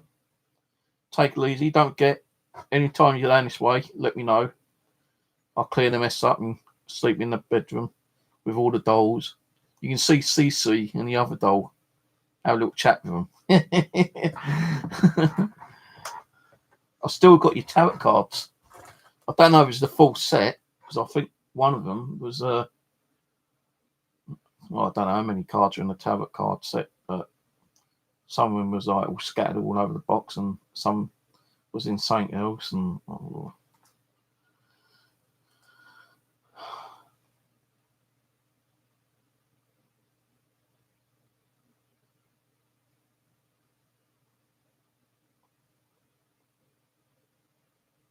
like kids are always open. It's like animals, they have the the strongest sense. They can sense, if there's some kind of like energy form that's around us, like the kids. Kids have the ability and the sense to, feel and detect something that may be around them. There's many stories out there where kids have been involved with like, paranormal activity, hauntings, poltergeists and stuff like that. And they say, like even a 16-year-old, they're more funnable up till, puberty, when they like, especially females. As soon as they start their monthly thing, after that starts, then, anything that's been affecting them usually like moves away. But it's kids, children from, I suppose, the time they're born up to like the 16 years old, when they actually reach puberty, is, the ones that get more affected. I've seen many stories where kids have been affected. I feel sorry for the kids, actually, to be honest, yeah. But another thing I was going to talk about, earlier was about, where people turn around and say, well, I was born in a haunted house. A lot of people say that just to get, people interested and the views, and probably bullshit about it, some of them can be upfront and honest, I suppose, but you tend to sometimes because they changed. I saw a shadow man. Then next minute it's like some kind of like creature. You know, well, I know shadow people, shadow creatures, or whatever can be manipulated, I suppose. And no, but when people were changing, the first thing I saw was like a shadow man. The next minute it's like a shadow demon, and then the next thing it's like something else. And you think, well, what the fuck was it? No, kind of thing. So people do try to like bullshit you to make it look like if they was actually born in a haunted house. And in them days, like nowadays, when they say like, well, I was born in a haunted house, you really ain't got no evidence. Just it is more like, them telling you and being honest and truthful about it. But some people would say anything just to get you, coming on your channel and watch your channel. It don't mean that that your channel ain't no good and you have got some pretty amazing stuff. But at least I've been honest and said, well, hang on, I was never born in a haunted house. The only thing that happened to me in the house is we've been out and come home, put my hand on the wall to turn the light on, something crawled across my hand. I screamed out, my dad went in, it's a fucking massive great big spider. That's the only kind of thing that happened to me. I have told this story. Me and my sister was at home one night because my mum and dad, I think, went to my aunt's. I think it was my aunt and May, and my younger sister, which Denise and Wendy was with them, and it's just me and Sandra there, and we was watching this horror movie, and it's about someone breaking into a woman's house and like stalking her during the night time, yeah. And the weirdest thing is, and I'm being honest here because I still remember it, which is weird because some of the times I can't remember what I did yesterday, but sometimes I can remember things that happened like years and years ago, in like school years and stuff like that. So it's kind of weird. But me and my sister was watching this movie, and there's like this killer outside this woman's house, and he's stalking around, like creeping around the property, and he accidentally hit the window. And as the window hit, something hit our window at exactly the same time. We kind of both startled, I'm being honest and upfront with you, I don't even lie to you. What the fuck was that, So my sister started panicking. I get up. She goes, where are you going? I go, well, I'm going to go in the kitchen, I'm going to check the back door and front door, And I went in the kitchen, grabbed a fucking carving knife. I checked the front door. That was all locked up. I went to the back door, and that is all locked up. But I've just had to be, more kind of like safety, I suppose. Like I opened the back door with the carving knife, and I kind of like looked out, see that anyone's like prowling around in their garden. Couldn't see nothing. So I went back in, locked the door, went back in the kitchen, looked out the kitchen window, couldn't see nothing out the front. So, I put the carving knife back in. The movie was still playing. My sister was like, fucking sitting there shaking like a leaf. So I've gone back in and I saw, well, no one's out there. A bit weird that, our window gets knocked when suddenly like it happens on the movie. Now we had missed a bit, right? Because we was like, trying to find out what was going on in our own house. And this is when, I was living at Jordan's Wood. Now, we lived near a mental hospital at the time, and it was still active. And, on the odd occasion, you would hear the mental hospital siren go off any time during the day or night, And once that went off, you knew someone escaped. Well, that didn't go off that night. But anyway, after I put the knife back in, we went back in to watch the movie. And I saw you missed some of it, yeah? Now, as you're watching it, yeah, this guy somehow got in the woman's building on the movie, and he got into this like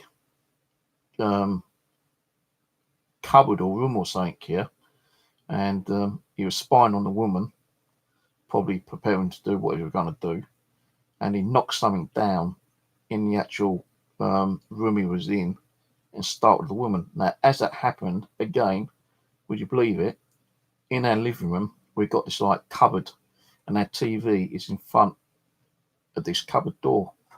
And I swear, right, as soon as that happened, something fell in our cupboard. Shit us both up. So I again ran into the kitchen, grabbed the fucking carving knife, and I said, look, when I say now, pull the table out, not the table, the TV out, pull the TV out. So my sister pulled it out when I told her, and I kind of like pulled the door open quickly, and the light's just on the inside, and I had to like put my hand in, and I was just hoping something ain't going to be in there to fucking grab my hand. And if so, I had this knife ready. I turned the light on. Nothing in there apart from boxes. What situation could have like made one of the boxes fall down? I don't know, but it fucking scared the shit out of us. Now, again, that could have been our imagination, but it happened. And it's a true story. But after that, nothing else really happened. It could have been something paranormal, spiritual, trying to like scare the shit out of us. Could have been anything really. Could have just been vibration. But what knocked on a window? Can't explain that. But something falling in the cupboard. Nothing can get in there because we was in the room. The TV's in front of the fucking like cupboard door, and we had to pull the TV out to open the door to see if there was anything in there. And that's the only entrance and exit out of there. There ain't no other way, unless someone like got upstairs and fucking sawed a hole through the ceiling and jumped through, which hadn't, because we would have heard the fucking like the noise from upstairs. But really weird.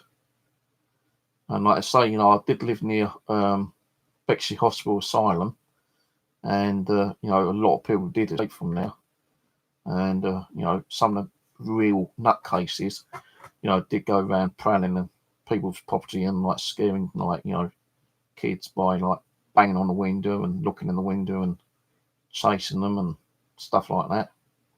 Really creepy. Even when I was working Dale's menswear shop here, I had to cut across the hospital grounds to get to the bus stop to go to Dartford. Now, it was around about this time of year where it gets dark early at night time, and it only starts getting light around about 8 o'clock in the morning. Now, I had to leave my house for about 7:15, 7:30. So I had to go across the hospital ground, which was still dark at that time, and I had to walk through these like kind of like big mound, and it's like a bunch of trees. And as you go through the trees, you've got the big mental hospital, and I had to cut across the hospital grounds through the main gate to get to the bus stop, so I could get onto the bus. And I think it was a 401. I think at the time, I can't remember. I think it was a 401 that went to Dartford, and I had to get to Dartford to go to work because I was working in the menswear shop here.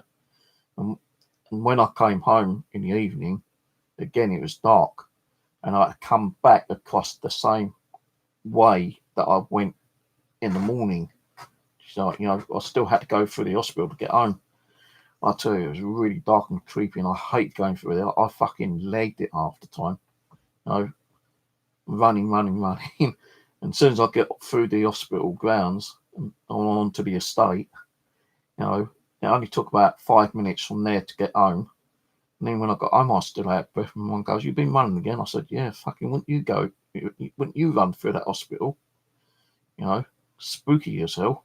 And you just don't know what, nutcase patient have got at, kind of thing." Because the siren could have gone off while you was like on the way home on the bus, and you wouldn't have heard it, and some bloody weirdo from the hospital could have been hiding behind the trees. Because there was one story, which is true, apparently.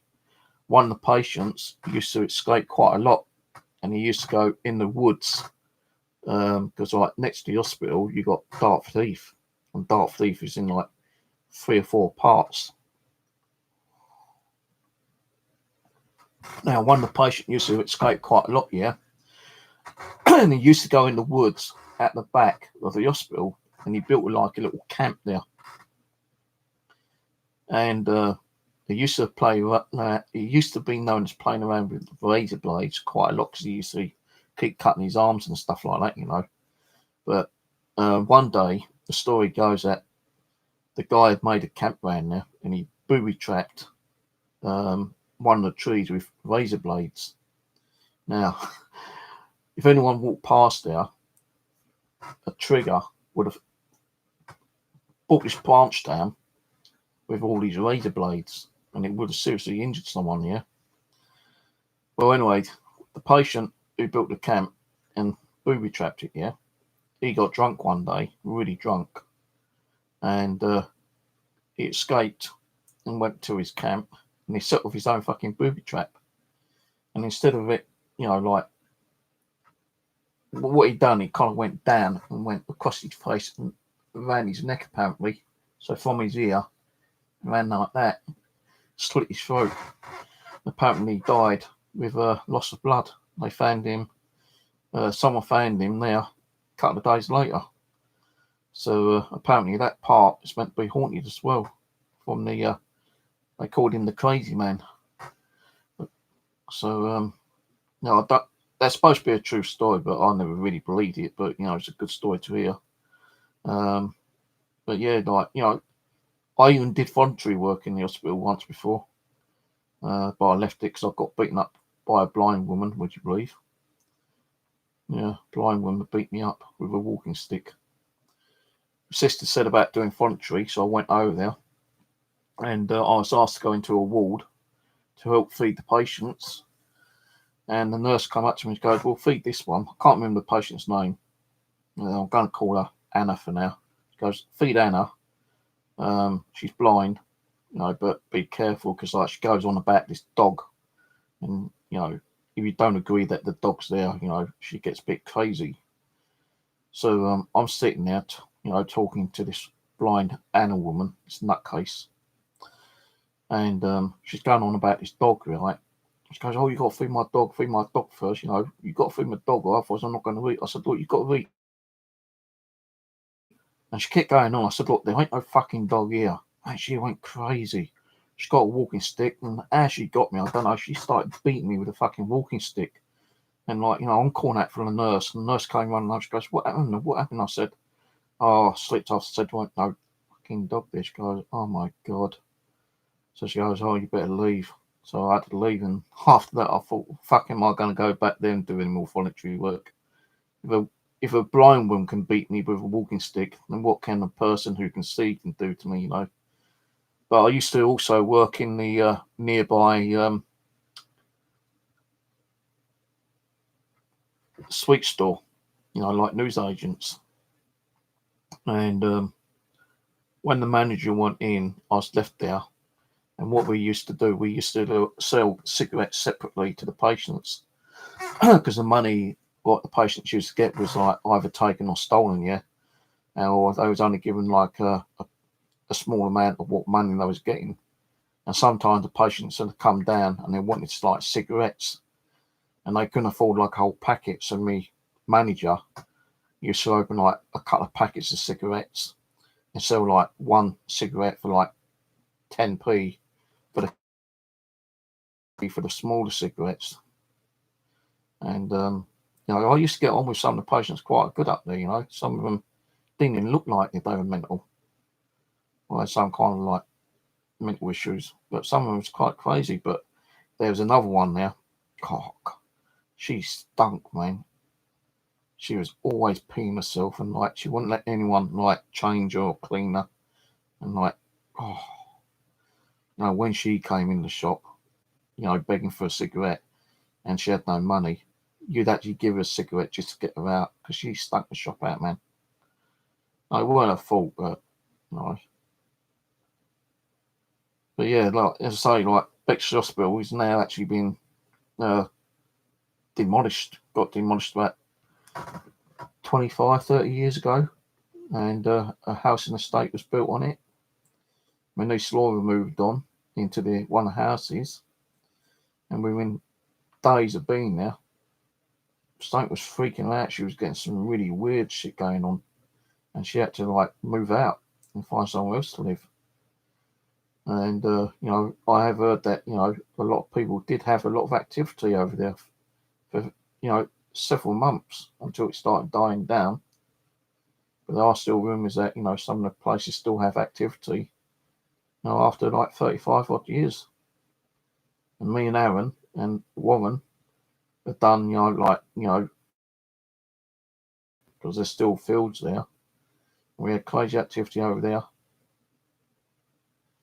And that's all. We caught me on photo, video, EVP, using different kind of devices like REM pod, DC box, K2 meters, audio recorders, all different kind of stuff.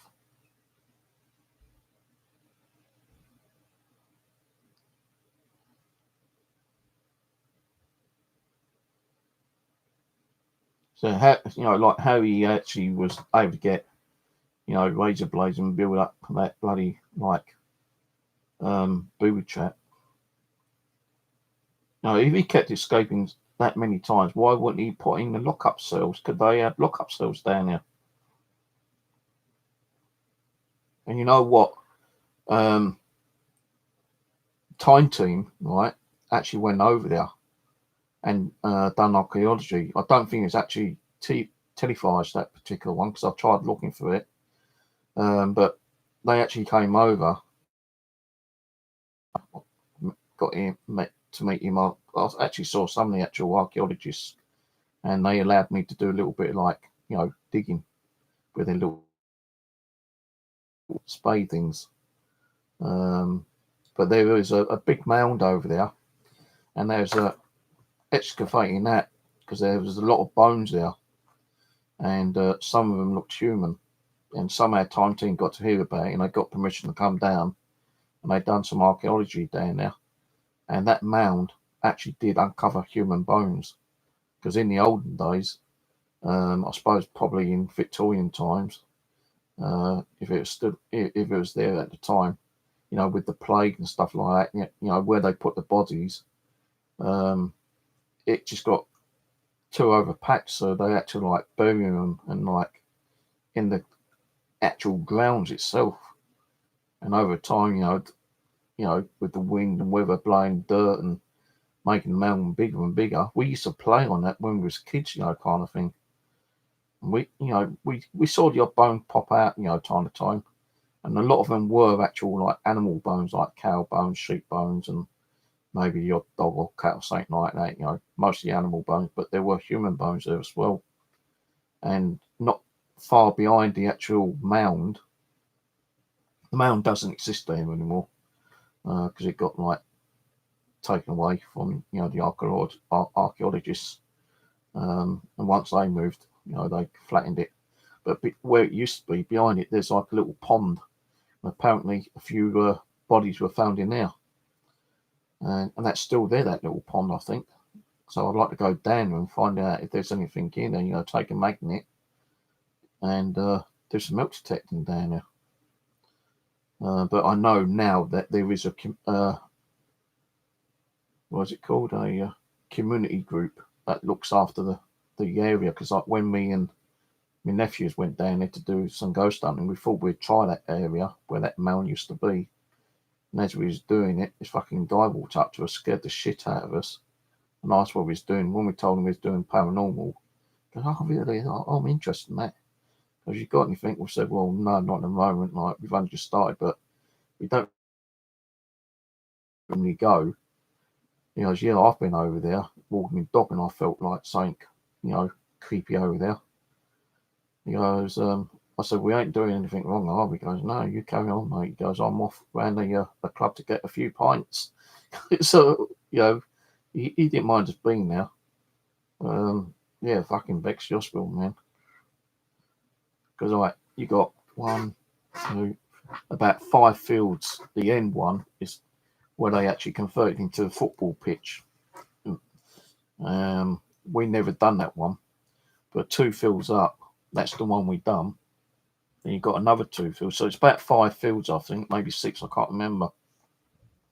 But we done the one which is practically opposite my sister's house, because where my sister lives, there's like a little field there, which is like a playing field, and then you go through the actual fence, and then you've got the hospital grounds, and there's like, fields there, and the one we normally do, which is kind of weird, it never seems to get cut. Because last time I went down there, the grass was like, nearly 5 foot tall. You was like trying to fight to get through it. So we couldn't actually do a paranormal investigation there that time. But I don't know who owns that particular field. I know some of it might be owned by the council. That I've noticed where my permissions are. Yeah, there are fields where they haven't been cut, and a lot of them have been cut. Now the ones that have been cut are usually either private landed ones or ones which have been rented from the council. But the ones which have got overgrown is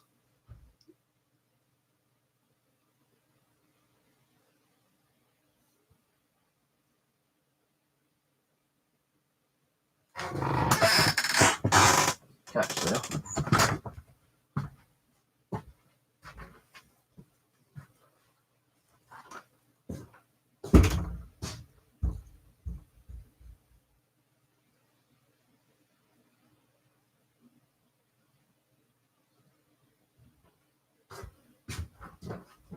Did you hear that bang then?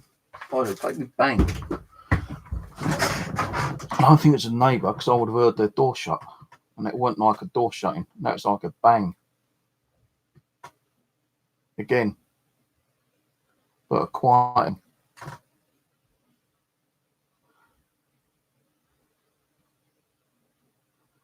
It ain't upstairs because I know them walking around for ages. I had a large, really big bang, then just now I had like a smaller bang.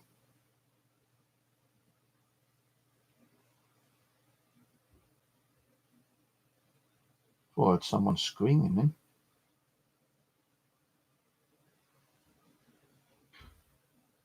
Now that was the door next door. That was definitely a door closing. Could have been then. I'm not saying it was like Saint Spiritual. Yeah, but where my permission is, yeah, there are fields where the grass is kind of like getting kind of like tall, and they're I believe are council fields. And I have been told that the council that owns those fields are now trying to sell them off. And I was talking to one of the guys who one of the residentials who actually kind of rents the field from the council, because I was told he actually has a lot of land, and I was told he owned it. And when I found out where he lived, I went knocking on his door, not his like normal house door, because that where he lives, he's got his house, and at the back he's got like a farmyard, and he sells hay and stuff like that. And I saw him going to this like little office building thing, and I didn't know it was him until I asked, to see if I can speak to someone. And I said his name, and he goes, "Yeah, that's me." I asked if I can get permission. He goes, "Well, I would, mate, but we rent this land." I went, "Oh, I was told that you owned it." He goes, "No, we rent it." And he was saying the land, the fields which have got nice cut grass or been ploughed, is either rented or owned, but most of it is like rented. He goes, you probably have a bit of a hard time trying to find someone, and it's up to them if they decide to give you permission or not. So he goes, but we do know that the council is actually trying to sell off a lot of the surrounding like unused land. And I did do a little bit of research the other day, remember, about a week or so, trying to find how much land is. And you're talking about 13 acres, like 250 grand, kind of thing. But I could have been looking at the wrong council, because I know the landowner of the permission I'm on at the moment. He said he bought that land about 25 years ago. And it only cost him 1,500 quid, 1,000. The cost of living, and it's probably worth quite a bit of money. you know. And someone said, well, why don't you buy it? Why don't you, you know, get someone who's got money and buy the land? And you metal detect, like, you know, as much as you like, you can probably get metal detecting groups and charge them to come down and, like, you know, metal detect. I said, well, if I could, I would, mate. But one, I don't have the money. Two, I don't know anyone who's got money to, like, buy land. So otherwise, I would have been asking someone, you know, by now. But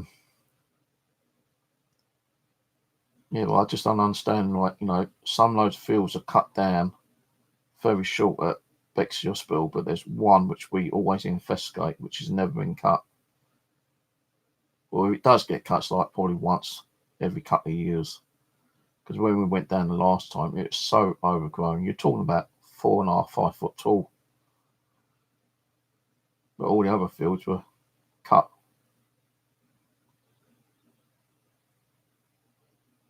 So kind of weird. 12:30.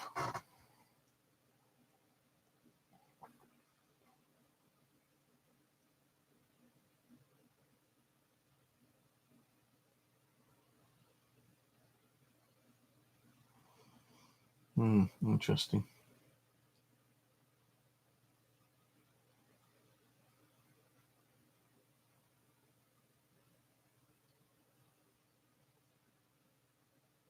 Oh yeah, sorry about Alan, the way he talks to you. I think he's kind of like skeptical about certain paranormal stuff, yeah. He's just like fucking with you. I've told him to stop it.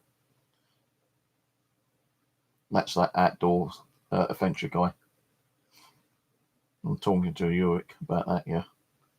No, he doesn't mean it. It's just like being funny sometimes. He pisses me around sometimes on the phone.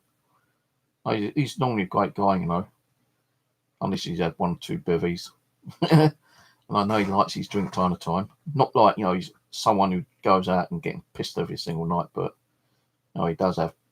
He has told me, like, you know, tonight beer night, you know, a couple of cans of beer. I don't think it takes that much for him to get fucking like a bit tipsy anyway. Because when we meet up, sometimes we'll take like a snack with us.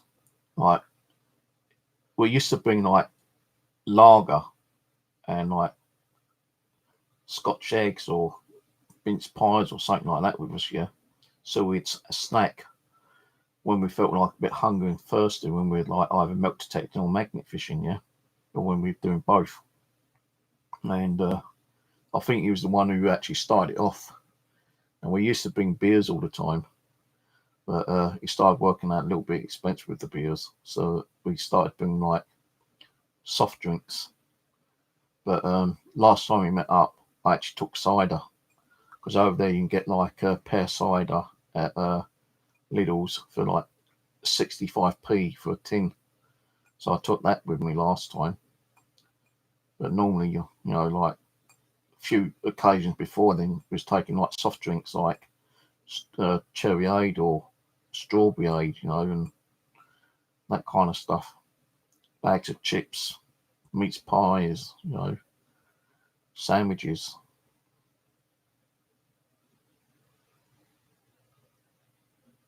I think he is kind of skeptical, actually, to be honest with you. I think he has actually seen a ghost once, but if you look back on his channel, I think there is a video on there. Let me see if I can find it.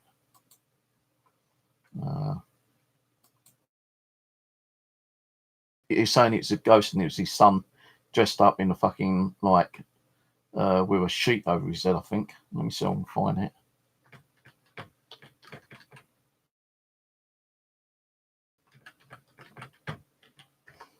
So, YouTube channel.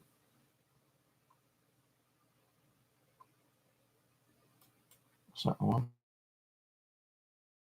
That's not it.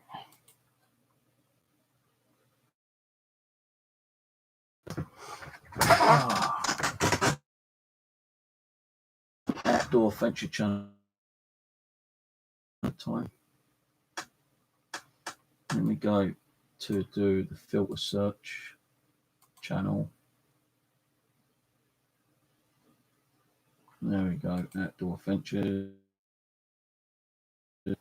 She's got drivers.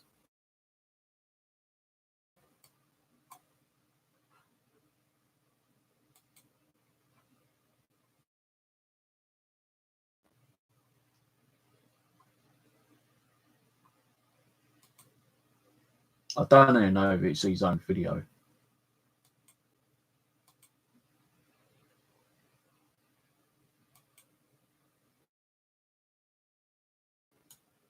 And this is even before I met him. Like, this video is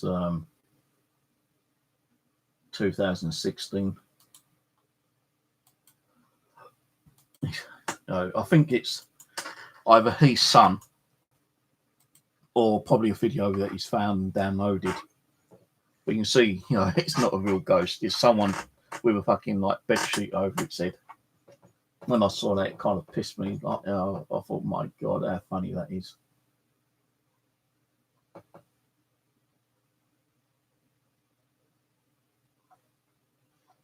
And that's the first video we put up. And after that, it was magnet fishing with his son. I only got to meet up with him because he was doing magnet fishing one day, with his son. And I used to watch his channel quite a lot, and his magnet got caught and he couldn't get it. So I was watching the video, and he said where he was on the actual video where he was. So I thought, I'll go up there and see if I can find it. And I went up there, and I had it on my mobile, and I kept watching the mobile to see if I can actually see where he lost his magnet. And eventually I did find it, but I couldn't get it out. So I thought, well, I'm not going to get it, so I might as well just do my own magnet fishing. So I took my own magnet with me, and I didn't want to get my one caught up. And as I was just going to give up, I saw this guy coming down in a canoe. Two guys in two canoes. So I called them over and asked if they could see if they could release it. And I was pulling, and they couldn't release it. I said, well, no, if you go back and pull it, backwards, maybe it'll come loose. And they actually released it.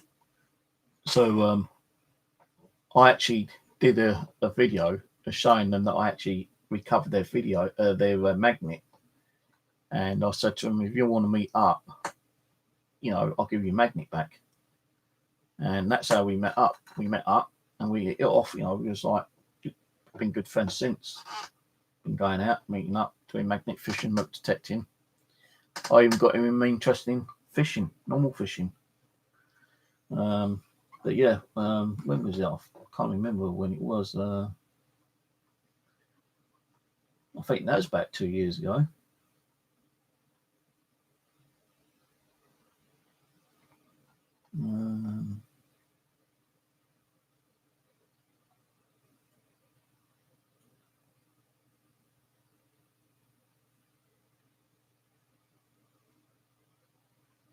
Trying to find out what one it was. Motor detecting with Steve.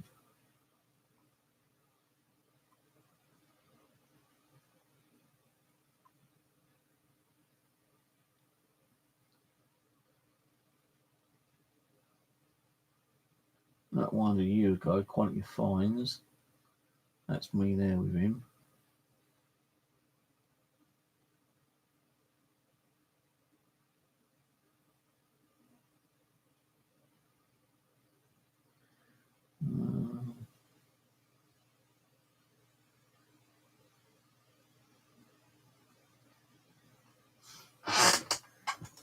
I know I've got one on my video where I met up with him for the first time.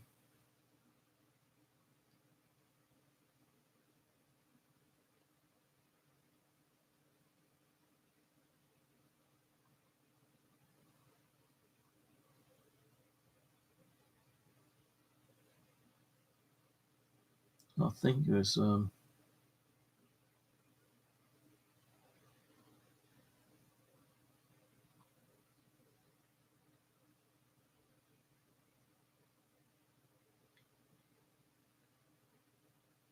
because after watching his channel, you went to Richmond, and I thought I'll try Richmond, and I fucking walked from Temple all the way to magnet fishing with a Thames meet Steve. Yeah, this is the one. That's when I actually met him, which was 3rd of September 2017. So like 2 years. I still watch that time to time. Actually, it was good to meet up with the guy, you know. And so when we met up, you know, he knew I was going, you know, doing paranormal. When I asked him what he thinks about it, and you know, whatever you fancy, he said, you know, kind of thing. I'm pretty sure he said that he has seen something in the past that scared him a little bit, but he is kind of very skeptical. But I like watching some of the videos back, you know. Like with my ones, I know my ones get a bit long and tiresome and boring, though. Like, you know, on here, for instance. But with me milk detecting magnet fishing ones, like some of them are about an hour, hour and a half, hour and 45 minutes. So now what I'm doing on my other channel is that when I do a video, if it is like a long one, so like an hour and 20 minutes or so, I now cut it in half and do part 1, part 2. And that's what I did this time. Like yesterday, I put part 1 up. I did part 2 as well, uploaded that, but then I put it as like private. But then I released it today. So I wasn't going to go anywhere today. So I thought, well, you know, I like to have at least one video up each time I go out, or, you know, something to do each day. So someone watch if they want to watch. That's why I do my coffee chat once as well. So, you know, I don't get bored, and at least my stream. Yeah,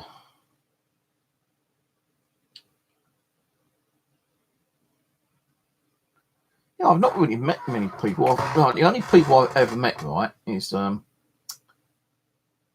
Simon James, who was on here a little while ago. Jamie Boy, who I met pure accidentally. Actually, he kept coming on my channel and saying, like, you know, be nice to meet up, because, like, you know, he's been to places that I've been to, and, you know, he's given me ideas going to other locations where I can do a little bit of magnet fishing. So I wasn't really doing any kind of like milk detecting at the time. I was doing magnet fishing and normal fishing. And I said, yeah, maybe one day we meet up, you know, kind of thing. Well, you know, during the hot weather, last year, I think it was, I went all the way up from here to Hackbridge. I was just like, you know, walking the River Wandle, actually. And I think I was actually doing some blackberry picking as well, because I did come home with a bottle full of like blackberries.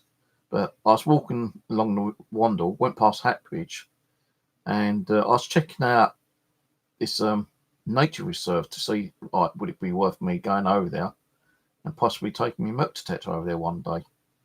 But I thought, well, it's nature reserve, but I won't take the milk detector over me. I'll just go and check it out, you know, kind of thing.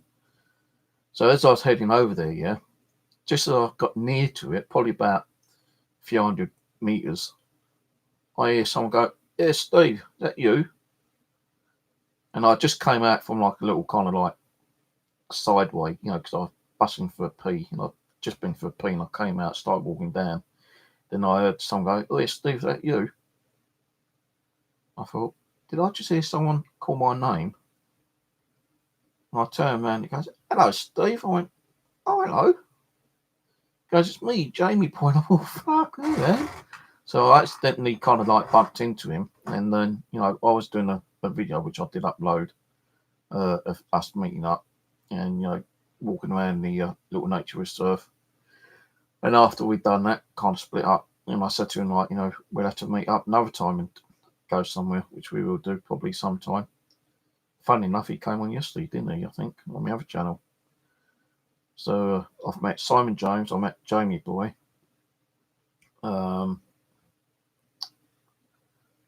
Alan, and these are people I know for YouTube. Can't really call Kenny as someone I know. Like, I only met her at this course thing I was on. But, you know, the investigation, you know, the two mini ones and the main larger 8-hour one was up on YouTube, but I've never spoken to her since then. But I think that's the only people I've met up with on YouTube: Simon, Jamie, and Alan. I would like to meet up with a few other people, maybe, but it depends on time, money, location. I have been actually, I've seen Steve Cooper was on here earlier. Cookbox. I met up with Steve. Been on a few investigations with Steve Cooper. Great guy. Very helpful, building ghost boxes. Really great guy. And his partner Debbie. Who else?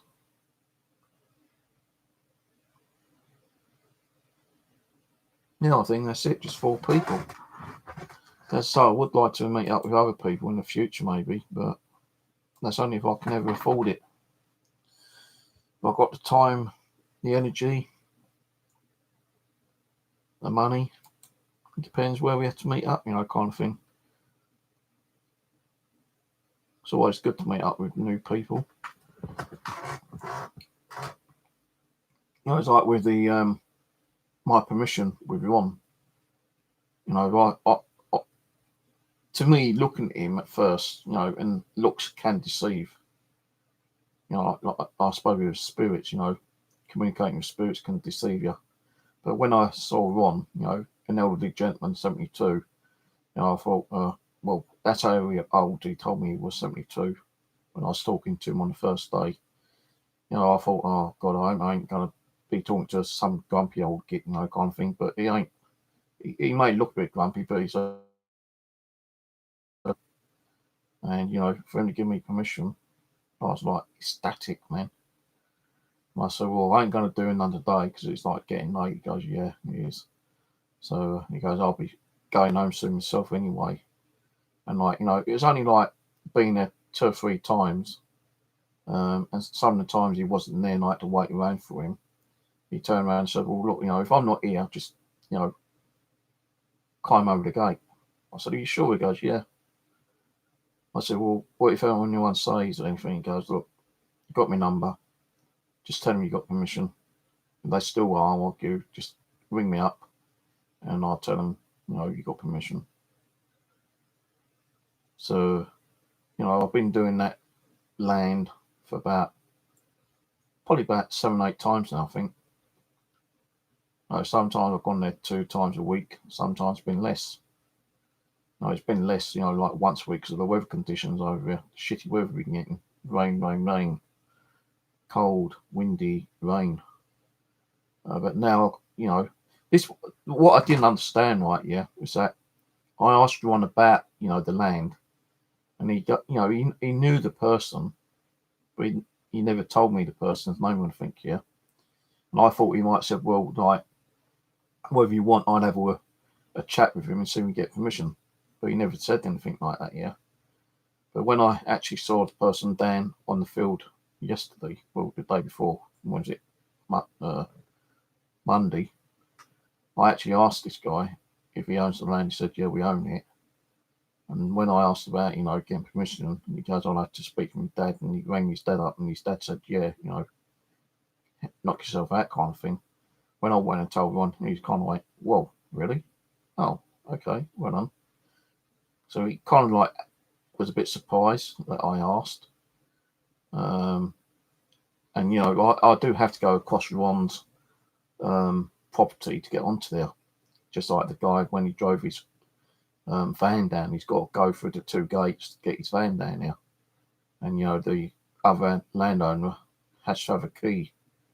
And Ron's just had to, like, pay out for a new key because he had fly tippers on his land. And I think they, like, broke the last lock, so he had to get a replacement lock and give the key to Tom, who's the landowner, who I've now got permission to do on his land.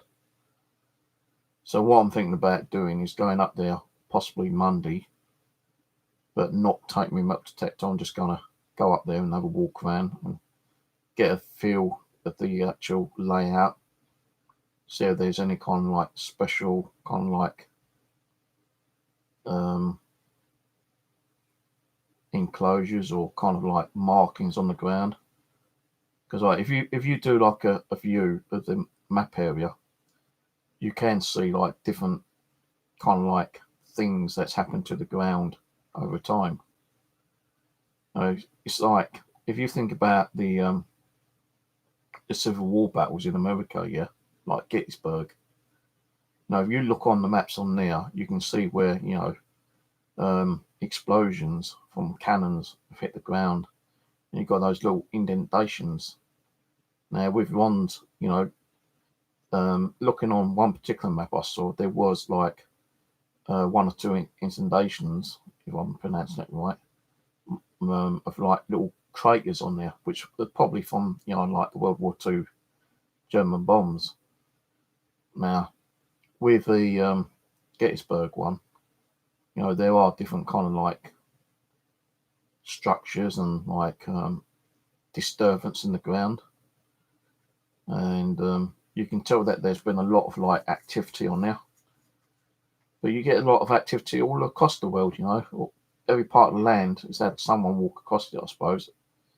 Even on the Alps, how about the people who died on the Alps from avalanches and stuff like that? Are their bodies like frozen in time up there? Have they crossed over? Did they know that they died in an avalanche? How about all the soldiers that fought in civil wars? Do they even know that they're dead? Have they moved on? Are they stuck in like another dimension or plane or whatever?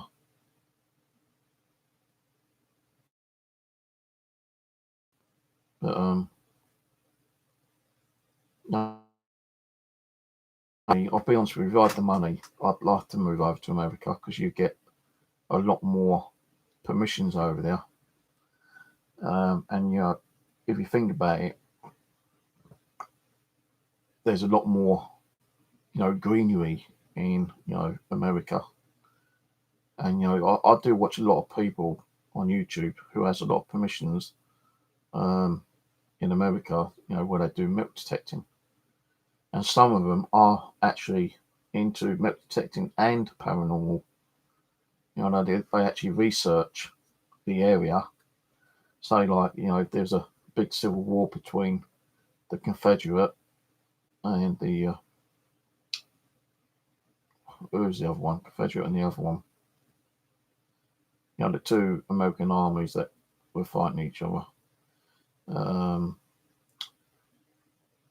Even like way back when the white man went over and populated America, and there's like battles between like United Indians and stuff like that. They finding like so much relics over there. It's fucking crazy. But here, it's so hard to get permission, and you just don't know if any of those relics have got any kind of like spiritual activity to them.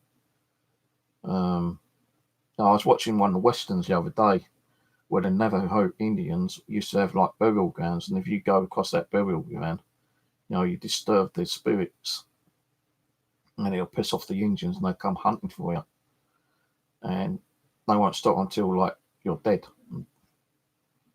because you disturb their ritual, their spiritual grain, kind of thing.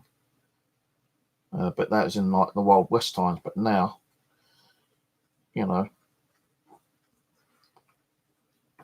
so many Native Indian burial grounds have been disturbed and like had places built on top of them, kind of thing.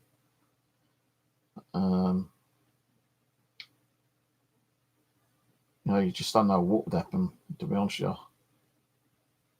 if you've come across like, because it's like another thing. Like I notice on some of the YouTube channels and on documentaries, yeah, where people go out in the wooded areas and come across like hidden, forgotten cemeteries.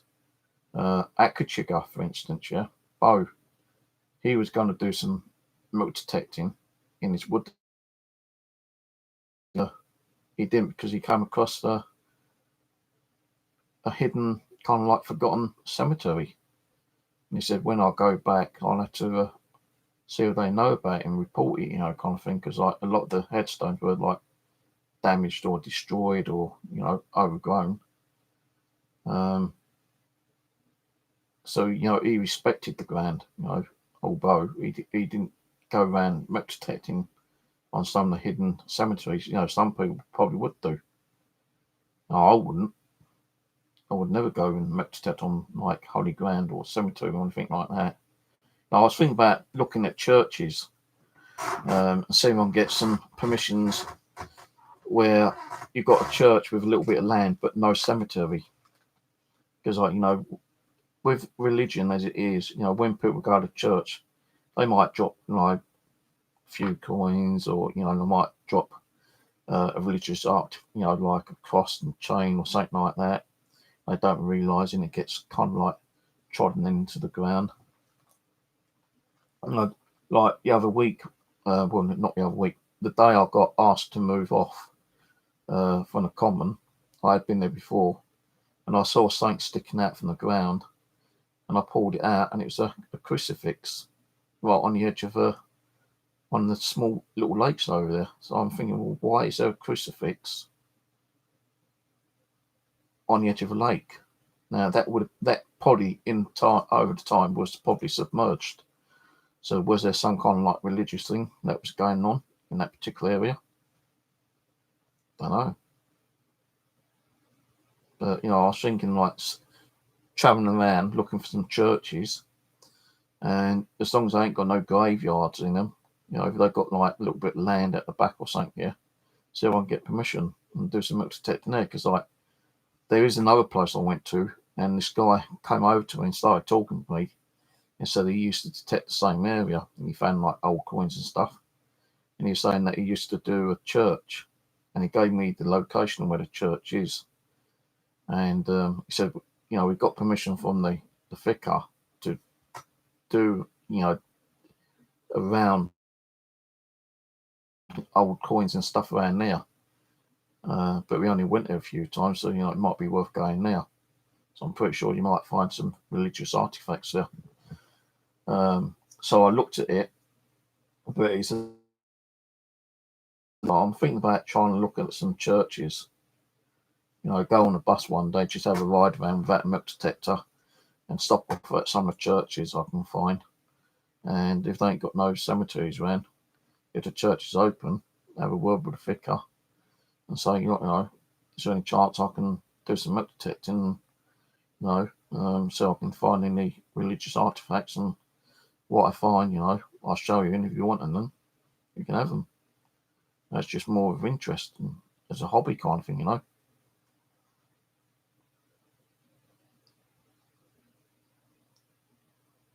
So, yeah. Right, anyway, it's 1 o'clock. I'm going to shoot off, guys. I've been on for about 3 hours or so, blabbing away. My throat's getting a bit sore as well. I've got a headache, my neck's hurting.